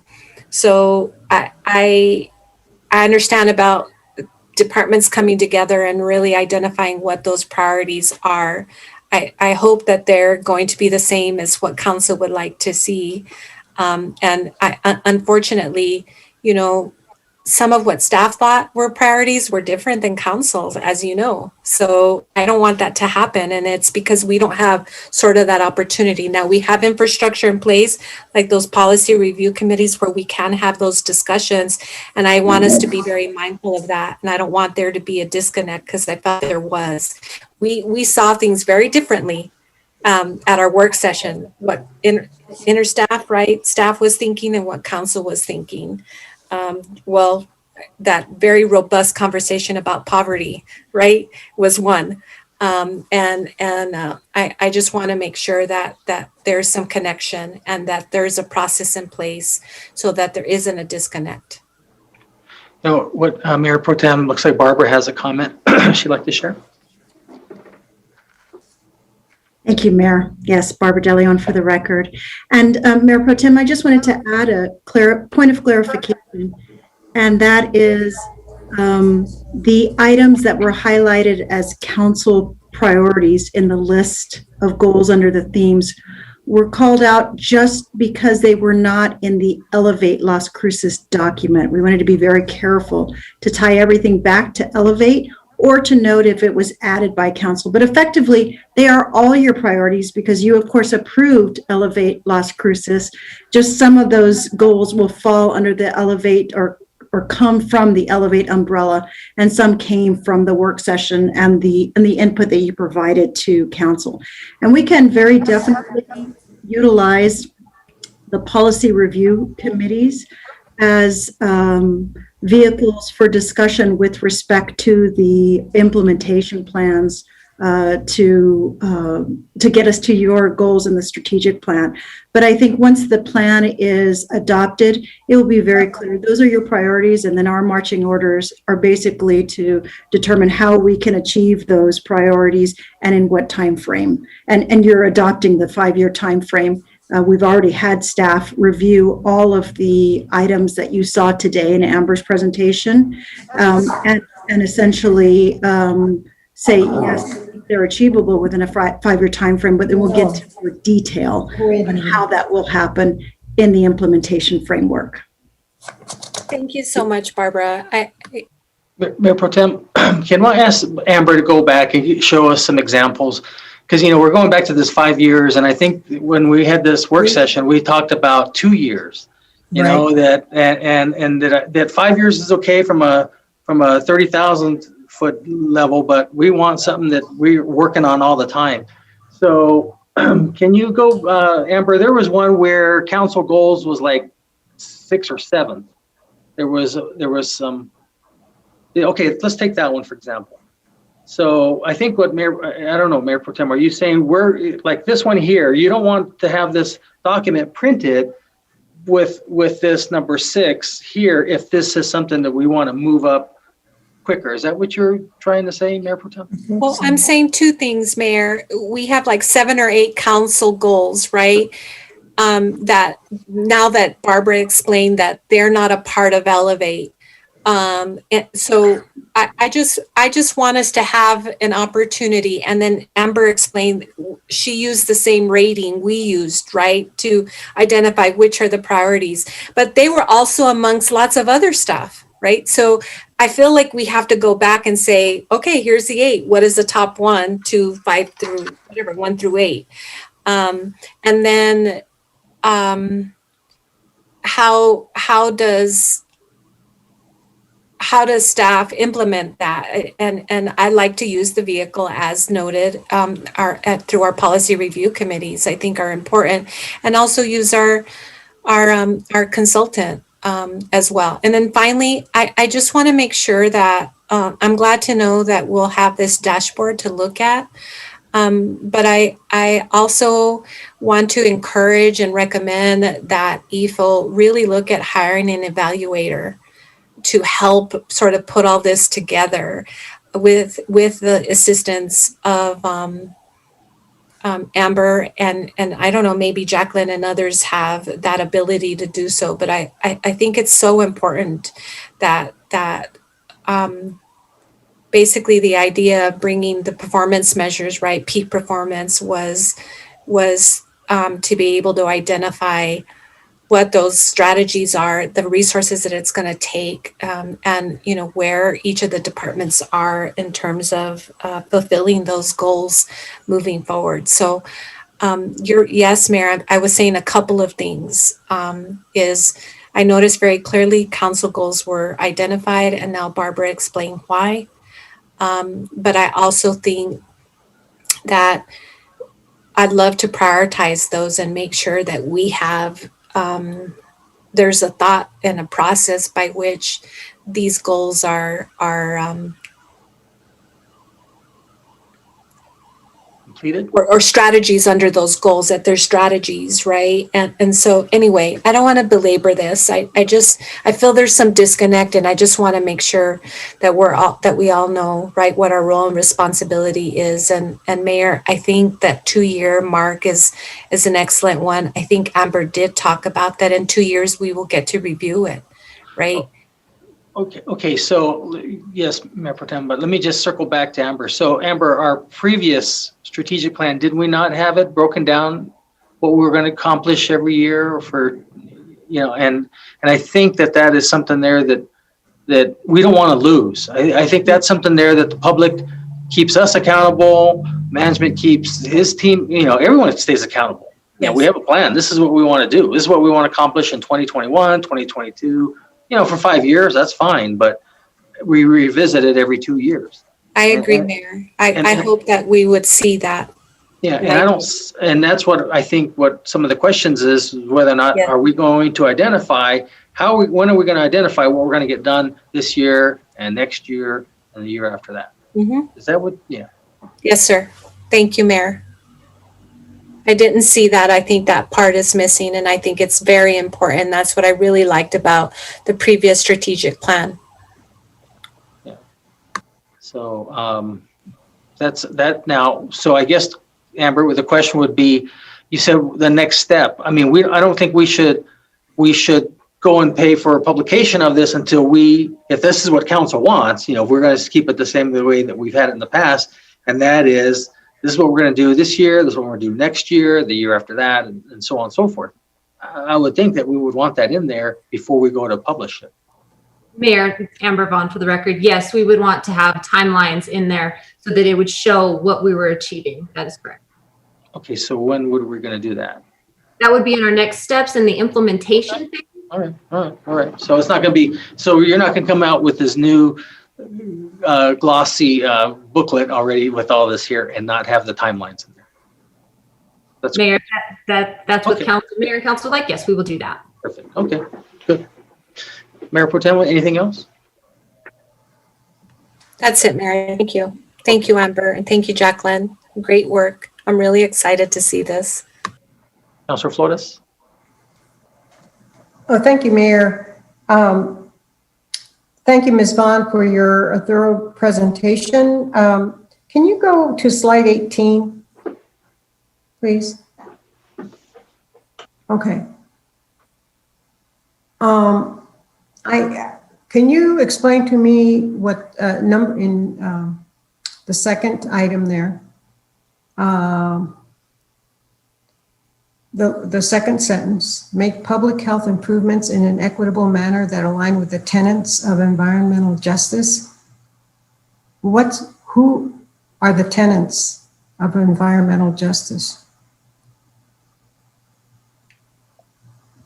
Mayor, Councilor Flores, this came from Elevate. I can pull up Elevate and see what else it has in there. I am unfamiliar with the tenants. I think Srijana Bassinet may be on the line. She may be able to answer that question as well. Or Barbara Leon is also.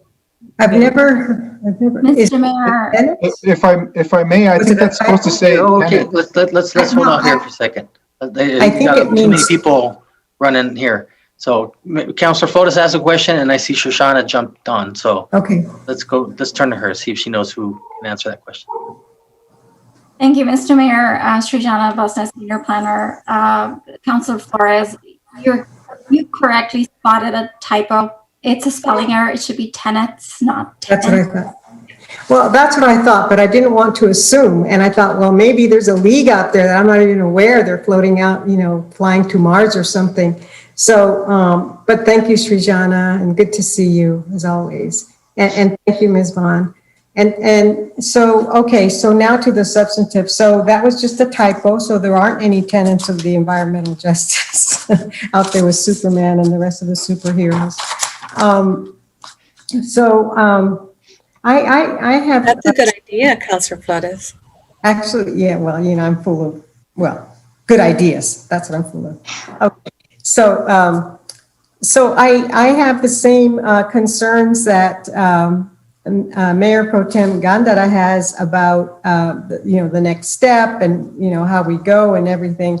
And I do recall that council priorities was separate because it wasn't covered by the presenters in terms of what they how they presented ELC. But I would bet my bottom dollar that all of our council priorities could be, they are certainly within the ELC, because I think the ELC is so comprehensive that what our council priorities would fit in there. And I'm not sure that they were placed in the, there was like the road improvement and whatnot in this slide that we were focusing on. It has to do with infrastructure. So, it has to fit in there. I don't understand that part. And thank you, Ms. De Leon, for saying, we'll incorporate it. And I think that they are, they're all part of the same song, just a different stanza. And I think it's all doable. And I'm very, and I too was wondering, well, when are we going to get all this done? And yes, we have the 2-year follow-up to see how we've done. So we're going to have a timeline, correct, Amber? We're going to have a timeline before we finally decide on how to proceed from here. Is that correct? A timeline, framework? Mayor, Councilor Flores, Amber Vaughn for the record. So yes, the goal would be to go through these and come up with action strategies on how to get these done, and then have timelines on when those would be completed so that those would be available for review. Okay, and can you give us a timeline on that? Mayor, Councilor Flores, Amber Vaughn, we will get, as soon as this is approved to move forward, we will get started on that with departments. That could take some time. They do review and do their strategic business plans during this time, and the goal would be to incorporate all of these priorities into those strategic business plans for the departments. And the deadline for that is generally May, before that we can get that completed and we can review that. Then we can move forward with presenting it to council. Great. Thank you, Ms. Vaughn. Thank you. Thank you, Mr. Mayor. Mayor Pro Tem, did you have any more questions, or you forget to put your hand down? Forgot to put my hand down, Mayor. Okay. Sorry. Okay, great. Okay, well, thank you very much, Amber. As mentioned, yes, this was a great presentation, and looking forward to part 2. So with that, Christine. This is on the motion to approve resolution 21-146. Councilor Abeyta-Stuve? Yes. Councilor Vasquez? Yes. Councilor Bencomo? Yes. Councilor Sork? Yes. Councilor Flores? Yes. Councilor Gandara? Yes. Mayor? Yes. Okay, 8.6, Council Bill number 21-031, ordinance number 2964. Move to approve. Second. Motion made by Councilor Sork, second by Councilor Vasquez, and Elizabeth Teeters is going to discuss or present. Yes, good afternoon, Mayor and City Council. My name is Elizabeth Teeters, and I'm going to be talking to you today about the LIDA for the Saputo cheese expansion.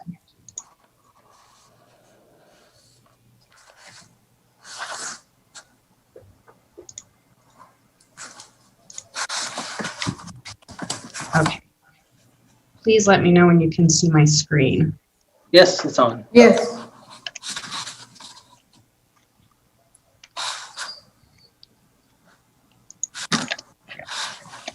So ALIDA is a local economic development act incentive.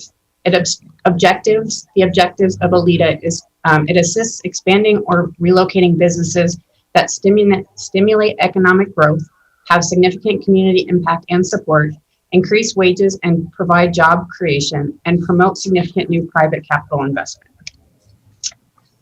LIDA funds can be used to purchase, lease, construct, improve, or acquire land, buildings, or infrastructure. They can be used to for public works improvements essential to the location or expansion, and they are given on a reimbursement basis.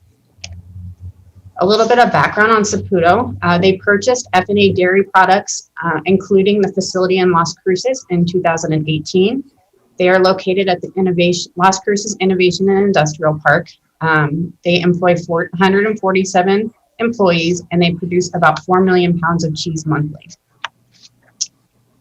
Some of the background for the project. So they are going to be expanding their existing business at the industrial park. This incentive aligns with the City Council strategic plan, Alleviate Las Cruces, and Economic Development Strategic Plan and its targeted industries. They plan to employ 150 additional employees, invest $13.5 million in equipment, and then if needed, a wastewater facility, which would be an additional $15 million. The LIDA agreement, so the New Mexico Economic Development Department will contribute $2.5 million. The city is going to contribute $300,000 and will be the fiscal agent for the project. And part of the agreement is that Saputo will have 150 full-time employees, additional full-time employees by December 31st of 2026.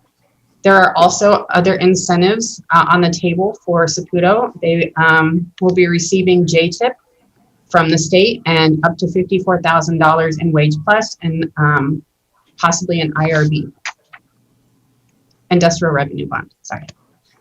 So a little bit about the project background. So these are all the 150 jobs and the wages. They plan to hire all locally. And we have been talking to Saputo about these plans to hire.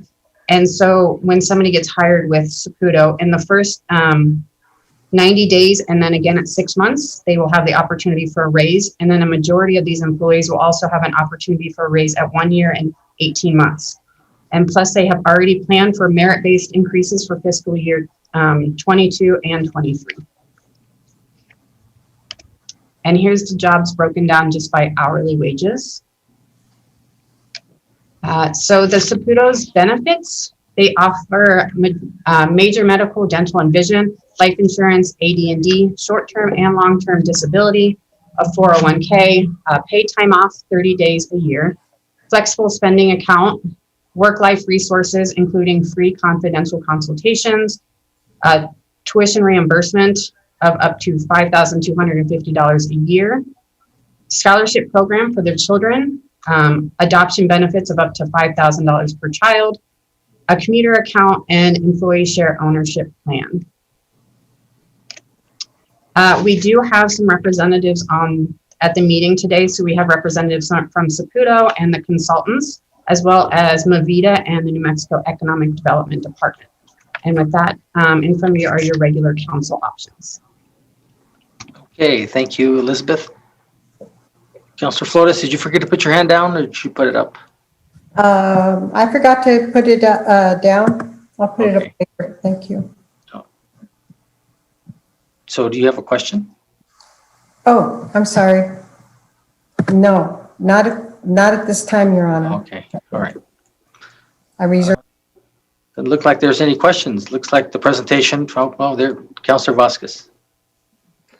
Well, Mayor, if there's not going to be any questions, I just wanted to ask, I wonder, I think it was 4 million pounds of cheese every month. What is that? How many quesadillas is that? I wonder what that translates to in quesadillas. Let's see, it's about 4 million pounds times 12. I know you're good at math.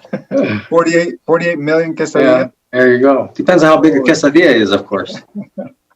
No, Mayor, I just I appreciate obviously the continuation of the facility there at the park, continuing operations and adding these jobs. I appreciate the presentation with the job wage numbers. I know that was a point of discussion from council last time, as well as the benefits that are offered. So I don't have any questions. I'm happy to support this and happy to have you here in Las Cruces. So thanks, Mayor. Councilor Flores. Yes, thank you, Mayor. Yes, I want to thank the gentleman from the one from Montreal. I think he's the one here. Who's here? The one with the French last name. Mark Drolet. Good afternoon. Thank you. Hello. So thank you for providing all that information. After our last meeting with you, I had questions about benefits and all that, and the list that Ms. Teeters showed us right now shows a little bit more than what we actually, I didn't see the 401k on that list that Davin Lopez forwarded to all of us.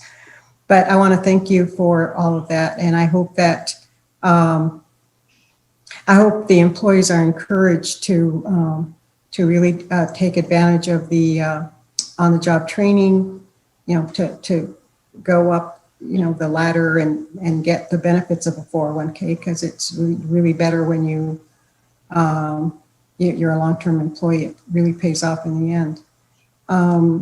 There was a line there, Ms. Teeters, on the benefits. I don't know which slide it was, but there was one on transportation or commuter service or something. Can you bring that up, please, Ms. Teeters? They get a free limo ride from their home to work. Yeah, just like we do. Just the way we do. Wow. You're not supposed to say that. You're not supposed to disclose that. Mayor, Councilor Flores, I'm pulling it up now. Yes, thank you. And we have been in discussions with... There, I think it was number 9. Did I pass it? Oh, yeah. We have been in discussions with Saputo about this. So the commuter account, and please correct me if I'm wrong, but the commuter account could go into place if there was transit, the bus went out to the industrial park. Mm-hmm. Yeah, that was a question I had. We had, I think it was Mayor Pro Tem Gandara, who initially brought this up about the transportation, because transportation, I mean, it's really, I'm not going to say in a desolate area, but definitely not a connected part of the city.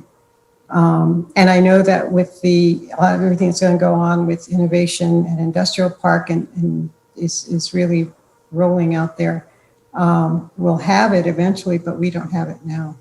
And I'm just, and I think it's a wonderful thing that all these wonderful benefits will be available. They're actually, wow, a flexible spending account. So do you need a city councilor there? Maybe we can all apply to get a flexible spending account. But that is actually wonderful. So Mr. Drolet, do you have you and the city, management with Mr. Peely or Mr. Temopeo, have you discussed the part about how workers are actually going to be able to get there? Because the majority of the workers are going to be making like about, between $27,000 and $30,000 a year.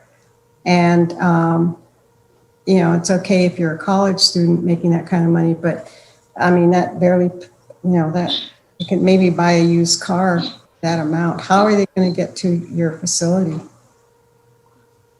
Have there been any discussions about transportation? I'm just asking. Mayor and Councilor Flores, yes, we have talked about it. We did share information about the Enterprise Commuter Program with them, and we have been in discussions about other options. Nothing has formally been presented yet, but this is a conversation we have been having with them. So along those lines, Ms. Teeters, has there been any discussion in administration about providing bus service that runs regularly there? And Mr. Drolet, before Ms. Teeters answers that question, are you going to have all sorts of shifts like, graveyard and late shift or whatever, early shift, late shift, graveyard? Mr. Drolet? Let me ask George Lopez, who's our facility. Well, what's the real name? I'm sorry, George. Can you help me here? As far as the time, the shifts.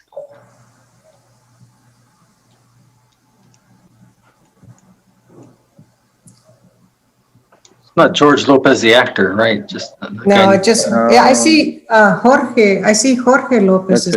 You're talking about anyway, but those are the questions.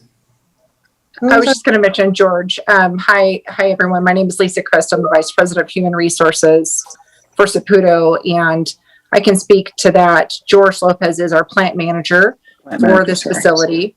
And we do have 3 operating shifts there. So we do have a day, a swing, and a night shift. Okay. And the night shift is that graveyard, like from 12 to 8?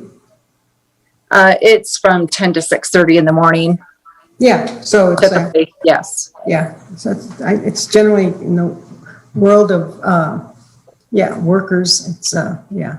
So so are you're expanding? You're doubling your employees in your workforce. And so has that discussion ever entered into the picture of how workers are supposed to get there?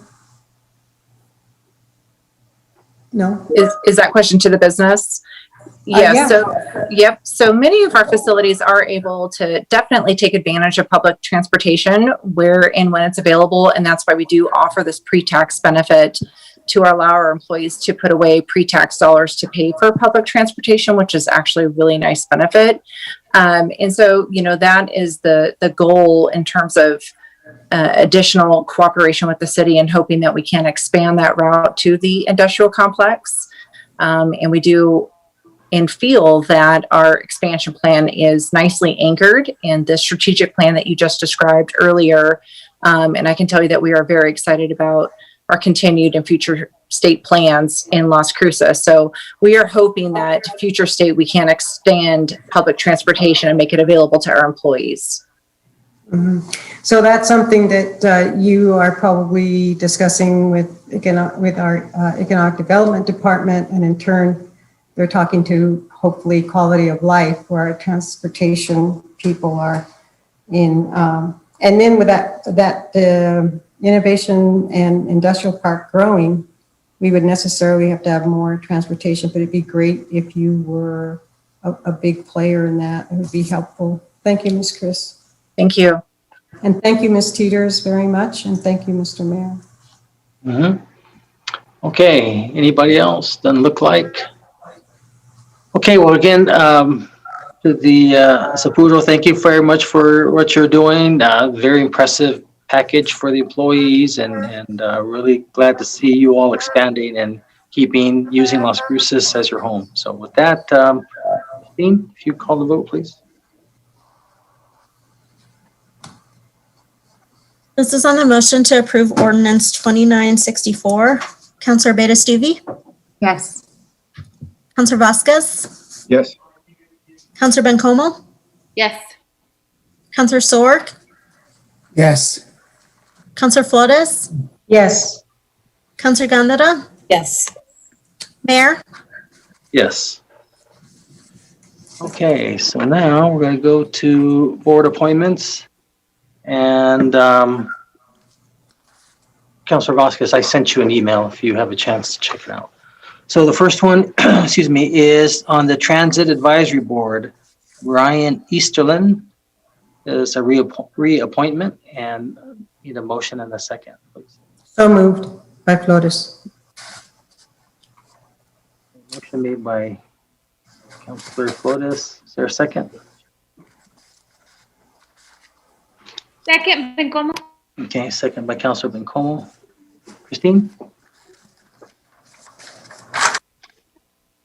This is on the motion to reappoint Brian Easterlin to the Transit Advisory Board. Councilor Abeyta-Stuve? Yes. Councilor Vasquez? Yes. Councilor Bencomo? Yes. Councilor Sorg? Yes. Councilor Flores? Yes. Councilor Gandara? Yes. Mayor? Yes. Okay, the next one is reappointment of Delia Alvarez to the Convention and Visitors Advisory Board. I need a motion and a second. So moved by Flores. Second, Abeyta-Stuve. Motion made by Councilor Flores, second by Councilor Abeyta-Stuve. Christine? This is on the motion to reappoint Belia Alvarez to the CVB Board. Councilor Abeyta-Stuve? Yes. Councilor Vasquez? No. Councilor Bencomo? No. Councilor Sorg?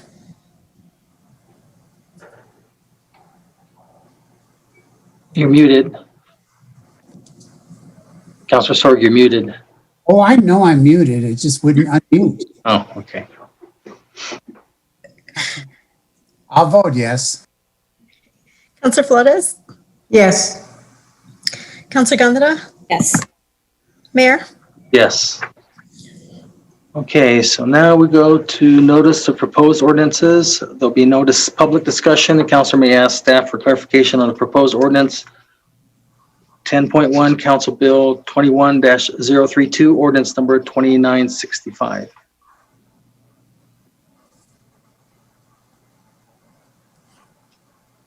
Bring it forward. Forward, okay. 10.2 Council Bill number 21-033, ordinance number 2966. Bring it forward. Bring it forward. Okay. Next is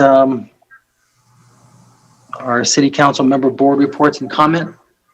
I really don't have any other than, don't forget, we have a closed session after this, but I want to just circle back and I know she's gone, but Carla Walton, wow, what a fantastic presentation. I still can't get over that. I'm really excited about it. It's really just fantastic. But I really do also, and you didn't get a chance to hear this, Councilor Bencomo, but I think you and your colleagues, you all bring a different perspective to council. Some of these things that you brought forth that we were able to do for our residents, whether it's helping them with the funeral expenses and a few other things that, I guess I'm more geared towards business, and you all help bring that other side of it, and I appreciate that very much. So that's all I want to say. It's a great job, really, really impressive. layout. Mayor Pro Tem.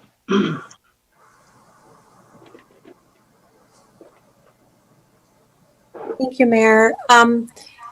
Yeah, kudos to Carla, Jamie, staff for the presentation and the report. I think this is going to be an excellent format for lots of different programming that we do and really something that council should be really proud of. And I can't say this enough when, you know, there are still a lot of people that don't realize the amount of effort and money that the council put forth to help our constituency. And I don't think that staff gets enough credit for just some of the amazing things that they've been able to do during this time, even under, you know, a pandemic. And Mayor, I did mention it then, but I really would like to see us, you know, utilize that report, sending it to the Municipal League or the National League of Cities, National Association for Latino Elected Officials. You know, they're always have these big, these meetings or these articles about councils and commissions that are doing fantastic, phenomenal work around pandemic response. And we're right up there. I mean, in fact, we've done some incredible things, and I'd like for staff or you, Mayor, to consider submitting, you know, those reports at that level, because it is at a level, that kind of level, right? Just amazing work being done that not every council or commission can say they're doing. Oh, absolutely. No, I plan on sending it to the Conference of Mayors, but I think you and Councilor Sorg are the big shots with the National League of Cities, so you probably have a little bit more in with them. Yeah. So, no, I agree. Totally agree. Yeah. Thanks, Mayor. And then last week I had my first meeting for the Youth Family Council. It was really exciting to be a part of that area, although I was triple booked. I had a doctor's appointment, and that I just couldn't cancel. It was something, you know, I had been experiencing some issues, and I'm going to be vulnerable here and say, as a woman, how important it is to get your breast exams, your mammograms, you know, any female exams, super important. I was experiencing some issues with menopause, and the doctor's like, nope, you need to go and get these diagnostic tests done. I had done that already, and there was follow-up appointment that needed to take place. And luckily, thankfully, thank God, everything is good.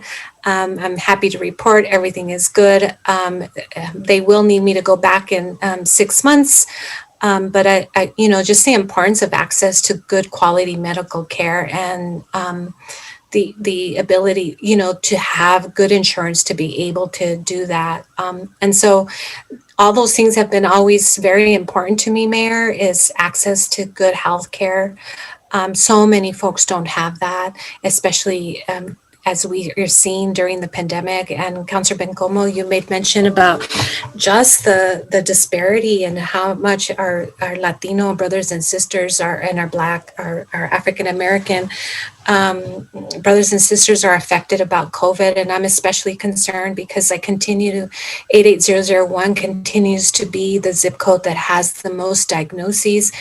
You know, when I look at all these numbers and I see, right, people that are recovered, I mean, really, are they recovered? Because, you know, people are talking about having, different conditions, different issues related to COVID. And it's something that I'm very committed to making sure that the council has this as one of their top priorities related to access to good medical health. And and that's why, and I've so appreciated Councilor Bencomo working on that paid leave. That is so essential, because so many folks go to work ill, and so many of our essential workers are affected, you know, by this. And so to me, this is paramount. And to hear that they pulled it off the Senate floor, to go back into judiciary, I believe I just heard that, is very disappointing, very disappointing. So I'm encouraging you as council and others to call Senator Cervantes, to get it back on and passed. I think that was a move that was unnecessary.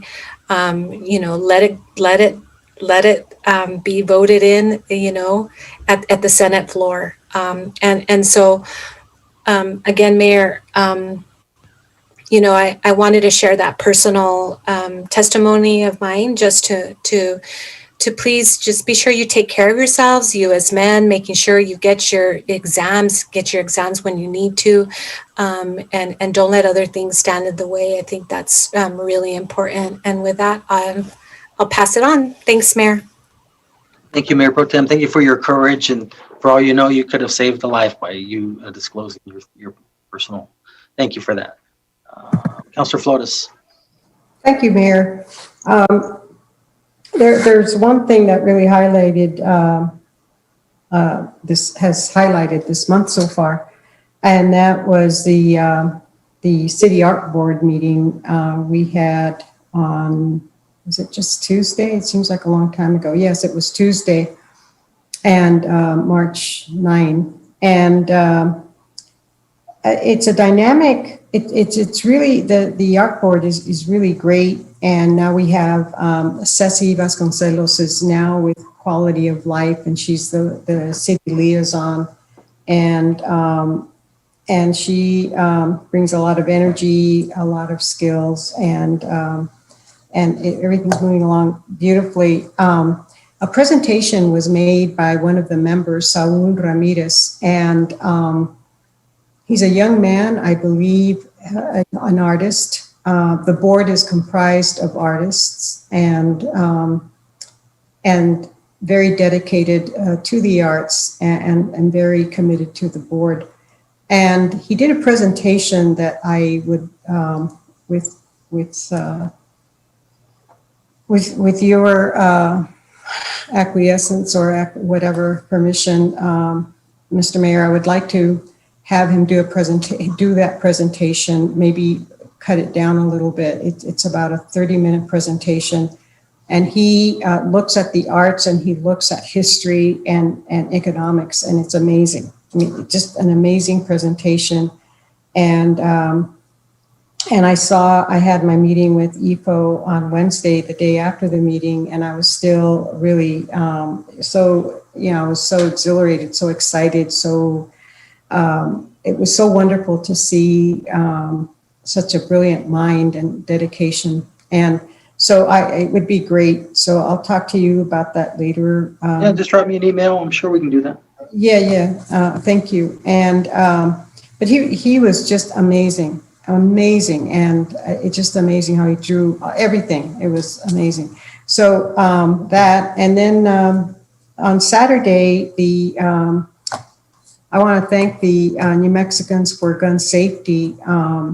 I came to Las Cruces, and Miranda Viscoli is the co-founder, co-president of that organization. They're based in Santa Fe, and she, with her crew, 2 or 3 other people came down, and maybe 4 or 5 altogether. At any rate, I think it was it was considered a success. There was one person who brought back, there were categories of guns being turned in, and this organization donated $26,000 worth of gift cards to Amazon, Albertsons, Walmart, just different stores. Most people opted for Amazon. But it was considered a success. I think there were either 100 people who turned in guns that they didn't have any use for anymore, or they were a total of 100 guns. I don't know what it was. There was one person who actually turned, and each type of gun had a certain dollar value. So a semi-automatic maybe had a 250 or whatever value. One person turned in so many guns or guns of high value that the gift cards came out to $800. And what he did, they said it was a he actually just donated it back. So anyways, it was a great event. Mayor Pro Tem Gandara was there. Lieutenant Deputy Chief Kerry Danes was there, and District 6 Officer Marvin Kelly, along with a lot of others, and then our very own Ifo Pili. And you all missed out on really good stories about Ifo Pili and his bench pressing with Officer Felipe Hernandez and all the stories. And for those of you who know Felipe Hernandez, Officer Felipe, if you haven't met him or if you do know him, ask him about his dogs, ask him about his French bulldogs, and ask him about the kind of car he drives. We had so much fun. And anyway, I do want to thank the LCPD for accommodating, and the city for accommodating Miranda Viscoli's dream of making New Mexico safe. Anyway, thank you, Mayor. So how much can Ifo bench, or how much could he use to bench, or whatever? Which one? Ifo. Ifo? No, Ifo. Yeah. Pobrecito. He No, I injured. said, well, how much did he, well, in his prime? So how much could you bench there, Ifo? 500. 500? You could bench 500? You want me to, you serious, Mayor? You want me to? Yeah, I'm serious. Yeah. So 560 is Wow. And how about now, Ifo? How about? A little bit different now. actually pretty close. I just tore my that's what we were laughing about. I tore my pec trying to do it again. Oh man, come on! You're a little bit older than when you played football. No, I still think I'm in my 20s and I messed my knee up on it. Stuff. Oh wow, I'm in better shape than you guys. Anyway, thank you, Mr. Mayor. Okay, Councilor Sword. Thank you, Mr. Mayor. I just have a few things. First, you got to start off by how much you can bench. Oh golly, maybe 60 pounds. I'm just kidding. Okay. If I'm lucky. Okay. Now I'm glad you're proposed to have a work session on impact fees. I think that's very important for the newer members of the council. We have gone through hell going to get impact fees squared away in this city.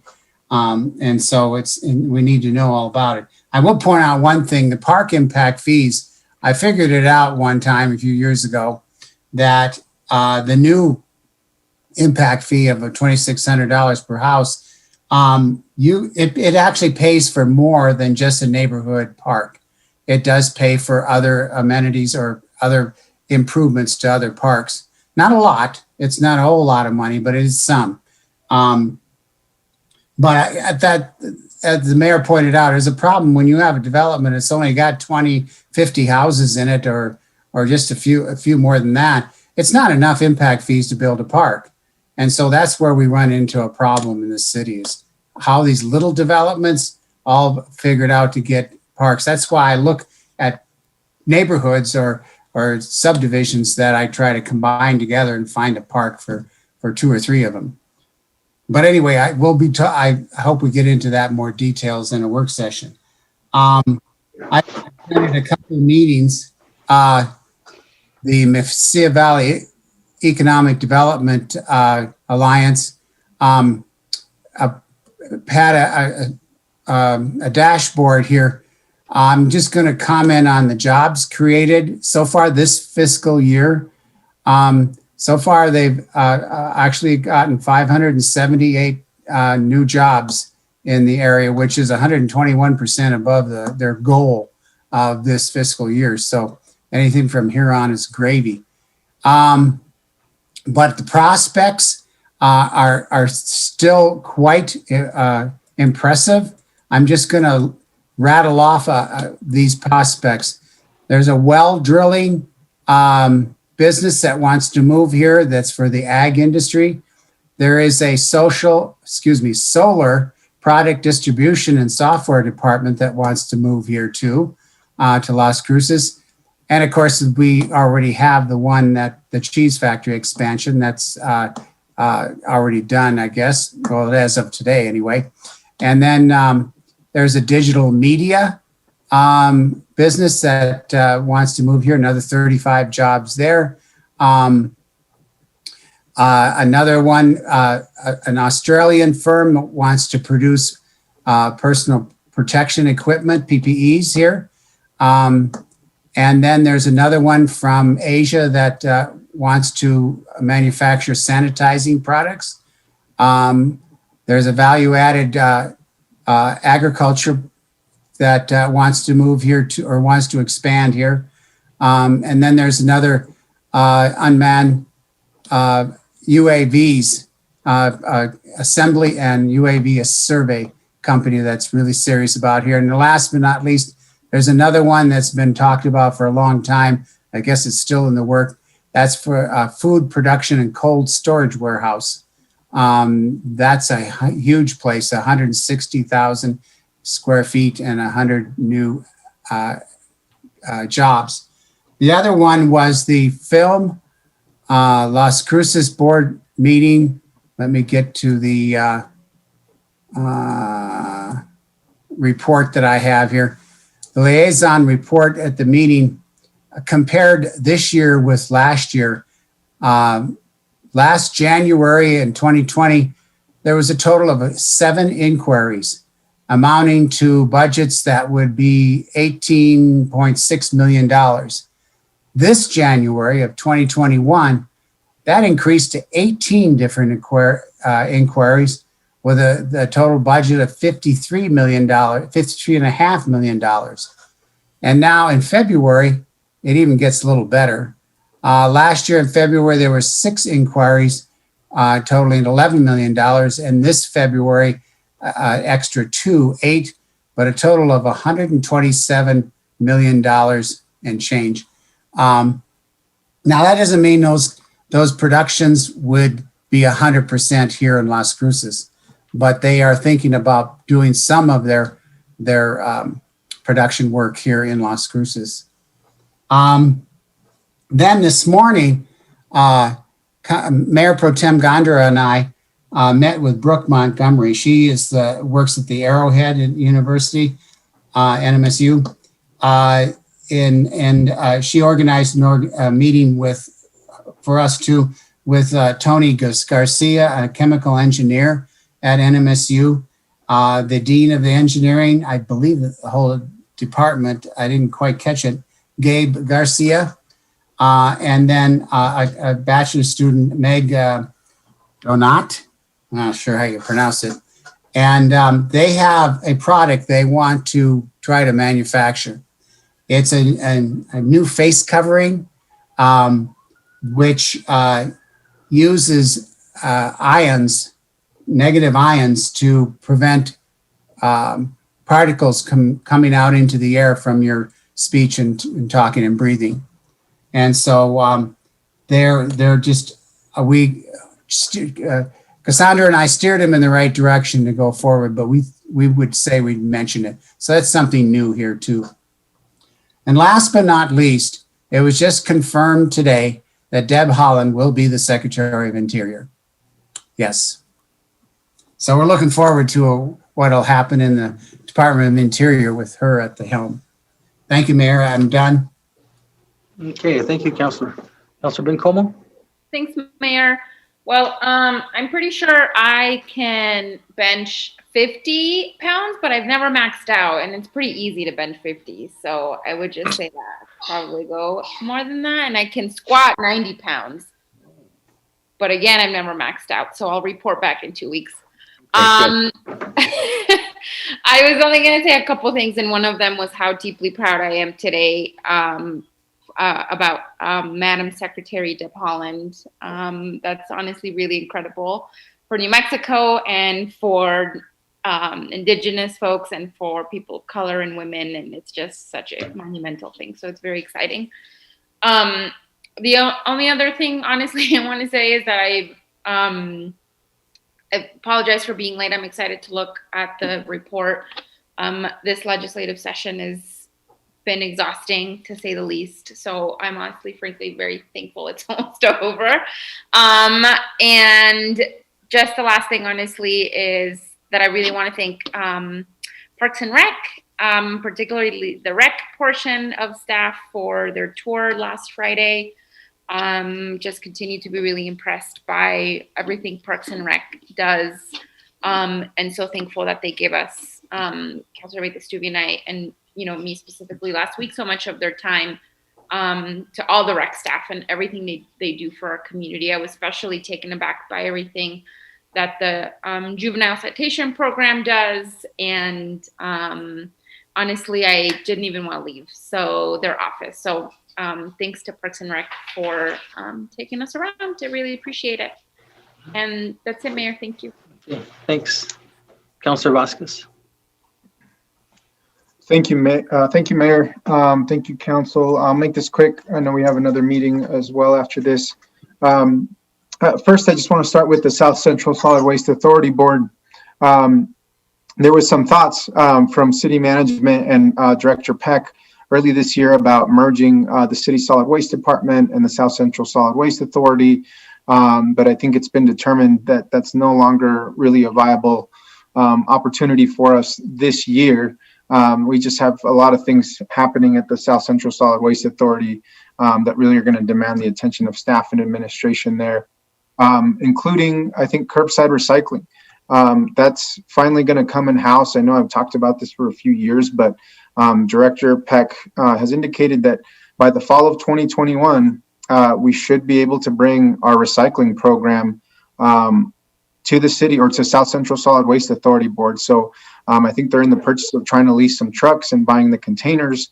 But currently, I think our contractor is Friedman Recycling, and we'll be trying to bring recycling in-house and will allow us more flexibility, especially as we weather the storm on the recycling market overseas.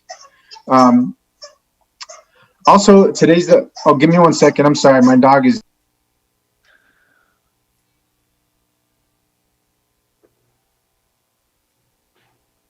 Sorry about that. Getting a little anxious like me. Today also marks the first year that the South Central Solid Waste Authority has served White Sands Missile Range, the community of White Sands Missile Range. So that's the first of a 10-year contract that the South Central Solid Waste Authority scored with the missile base. And so it's just been terrific, a new source of revenue, but also glad that we get to service our folks, our military folks there on the base. So that's exciting. Let's see, the El Paseo Solano Corridor Committee is moving forward. We are meeting again this week, our fourth meeting, to look at transit analysis and revitalization strategies for the corridor. So we'll be talking about what some of the different opportunities are for those overlays that we've talked about, metropolitan redevelopment areas, TIDs, TIFs, all that. We'll be looking at that this week with the committee. I will say I will be sad to miss former Superintendent Karen Trujillo, who was part of that committee and who joined us for those meetings. And so I'm saddened to not have her join for those meetings, but she's been there for everyone. It just showed her, I think, her commitment to being a part of that effort. And so that is moving along well. Again, that's a 6-month process. We have 2 more months after this, and after which I believe we'll develop some recommendations for to go to the various policy committees, policy review committees, and then eventually to council, so we can start taking action on some concrete revitalization strategies for that area, which I'm super excited about. 2 more things here. One is just excited to announce that Representative Deb Haaland was announced as our Interior Secretary. The Senate voted to confirm her earlier today. Obviously a representative from Albuquerque. She's the first ever Native person, Native woman, but Native person to serve as in a cabinet level post, which is, I think, just speaks, we're making huge strides. But also for New Mexico, we have a third of our land here is federal land. And so Secretary Haaland will now be the overseer of Bureau of Land Management land. And we have plenty of it here, including our own Organ Mountain Desert Peaks National Monument, which still doesn't have a management plan, because of the lack of resources at BLM. But hopefully we get that soon with Secretary Holland at the helm. I think we're all really proud to have a New Mexican in that position in the Biden-Harris administration. So that's super exciting. And then lastly, I just wanted to quickly just explain my vote no for Ms. Belia Alvarez. And perhaps spur some action here, but I know the Visit Las Cruces investigation is still underway, and I just didn't feel comfortable appointing someone who was part of that board, considering some of the findings that came out. And so, in case anybody's wondering, or there's, I didn't feel comfortable making that decision at this time. But I also do want to urge council or I don't know where this is at with the Attorney General or the Auditor's Office at the state, but this report's been out.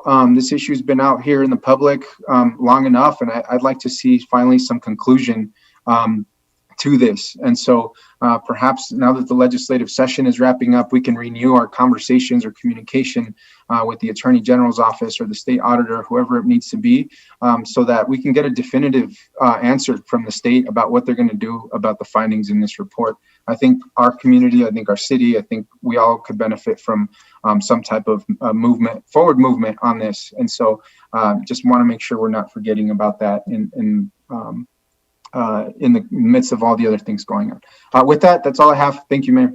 Thank you, Councilor. Councilor Abeyta-Stuve. Thank you, Mayor. I'm going to run quickly. There's been quite a few different committee meetings over the last 2 weeks.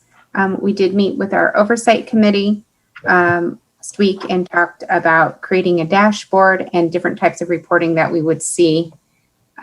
We also had a MRVDA work session for our budget as well. And I do want to thank Mr. Enriquez, who is leading as our chair of that committee.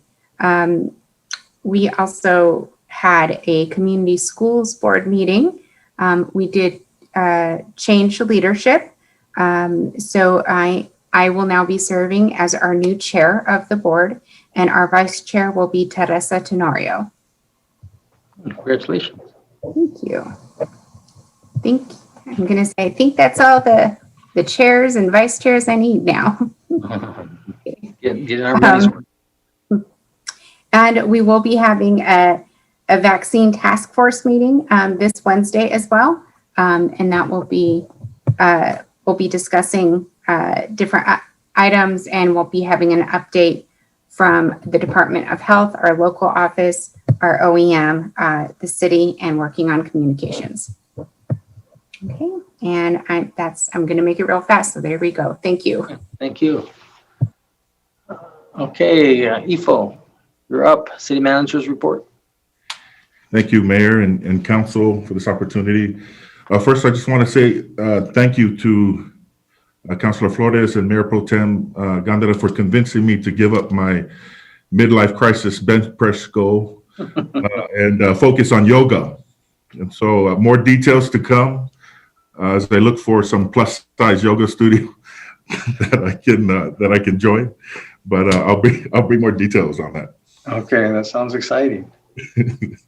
But just a few items from in line with the theme of Jamie and her staff and Carla, their team, in reports. Of course, my council manager report, city manager report, comes from a report they have, and just pulling some items from there. Of course, coming from previous council meetings. One I wanted to mention was the local procurement. That's been an item of this topic of discussion, and that's well underway. A couple of departments are working on that. But what's interesting is, as we've looked into that, we're finding that most departments are already providing a local sourcing preference. And so just for the record, so everyone knows, that's sort of been in practice. That's been something that departments have looked to and have focused on already. And so we'll see that come through. Jamie has also mentioned the opportunity to maybe bring a report on that to the council, maybe quarterly or every 6 months, to show how many local businesses were using it from the city in our, for our needs. Also, we're actively scheduling the street safety process discussion for an upcoming meeting. Staff is researching processes from similar communities, and once we determine the appropriate meeting, we'll present the results. And then just FYI, the electric vehicle resolution is anticipated to come before council at the April 5th City Council meeting, as well as the election process change resolution is also anticipated to come before council on April 5th. And then finally, just to comment on the McCard report, Ms. Leon, Barbara has presented a memo to me. Her and her team have gone through the report, all the recommendations from the McCard report, worked with all the department heads that have input and have relevance to that report, have gone through each one of those recommendations and made recommendations to me on how we approach it and an action plan. And so that'll be forthcoming. We'll present the action plan as we move forward, but I appreciate her and her team for putting that together and presenting it. That's all I have, Mayor, Council, thank you. So Ifo, you ever heard of a football player by the name of Rosie Greer? It sounds familiar, actually, Mayor. I mean, it's from a long time ago, and he played in the 60s. He was on the Rams, the fearsome foursome. He's like 80-something years old now, but he did needlepoint. So, if you want to do yoga, I mean, that's good. It's real good. That's good stuff. I hear it's really good stuff, actually. Yeah, I'm convinced. Okay, so with that, now remember we have a different sign-on for our closed meeting, so I'm gonna need a motion, a second to adjourn here, and then I guess probably in about 5 minutes or so we'll go on the other. So moved. I'll second it. Motion made by Councilor Flores, second by Councilor Sorg, that we adjourn. Christine? This is on the motion to adjourn the regular meeting. Councilor Abeyta-Stuve? Yes. Councilor Vasquez? Yes. Councilor Bencomo? Yes. Councilor Sorg? Yes. Councilor Flores? Yes. Councilor Gandara? Yes. Mayor? Yes. Okay, we're adjourned at 6:43 p.m. and see you all in about, I guess, 5 minutes. Is that enough time, Adrian? Mayor, I'm actually not. Oh yeah, that's right. I'll probably be the host. Okay, well, see you guys in about 5 minutes. Okay. All right. See you later. Bye. Okie dokie. Bye.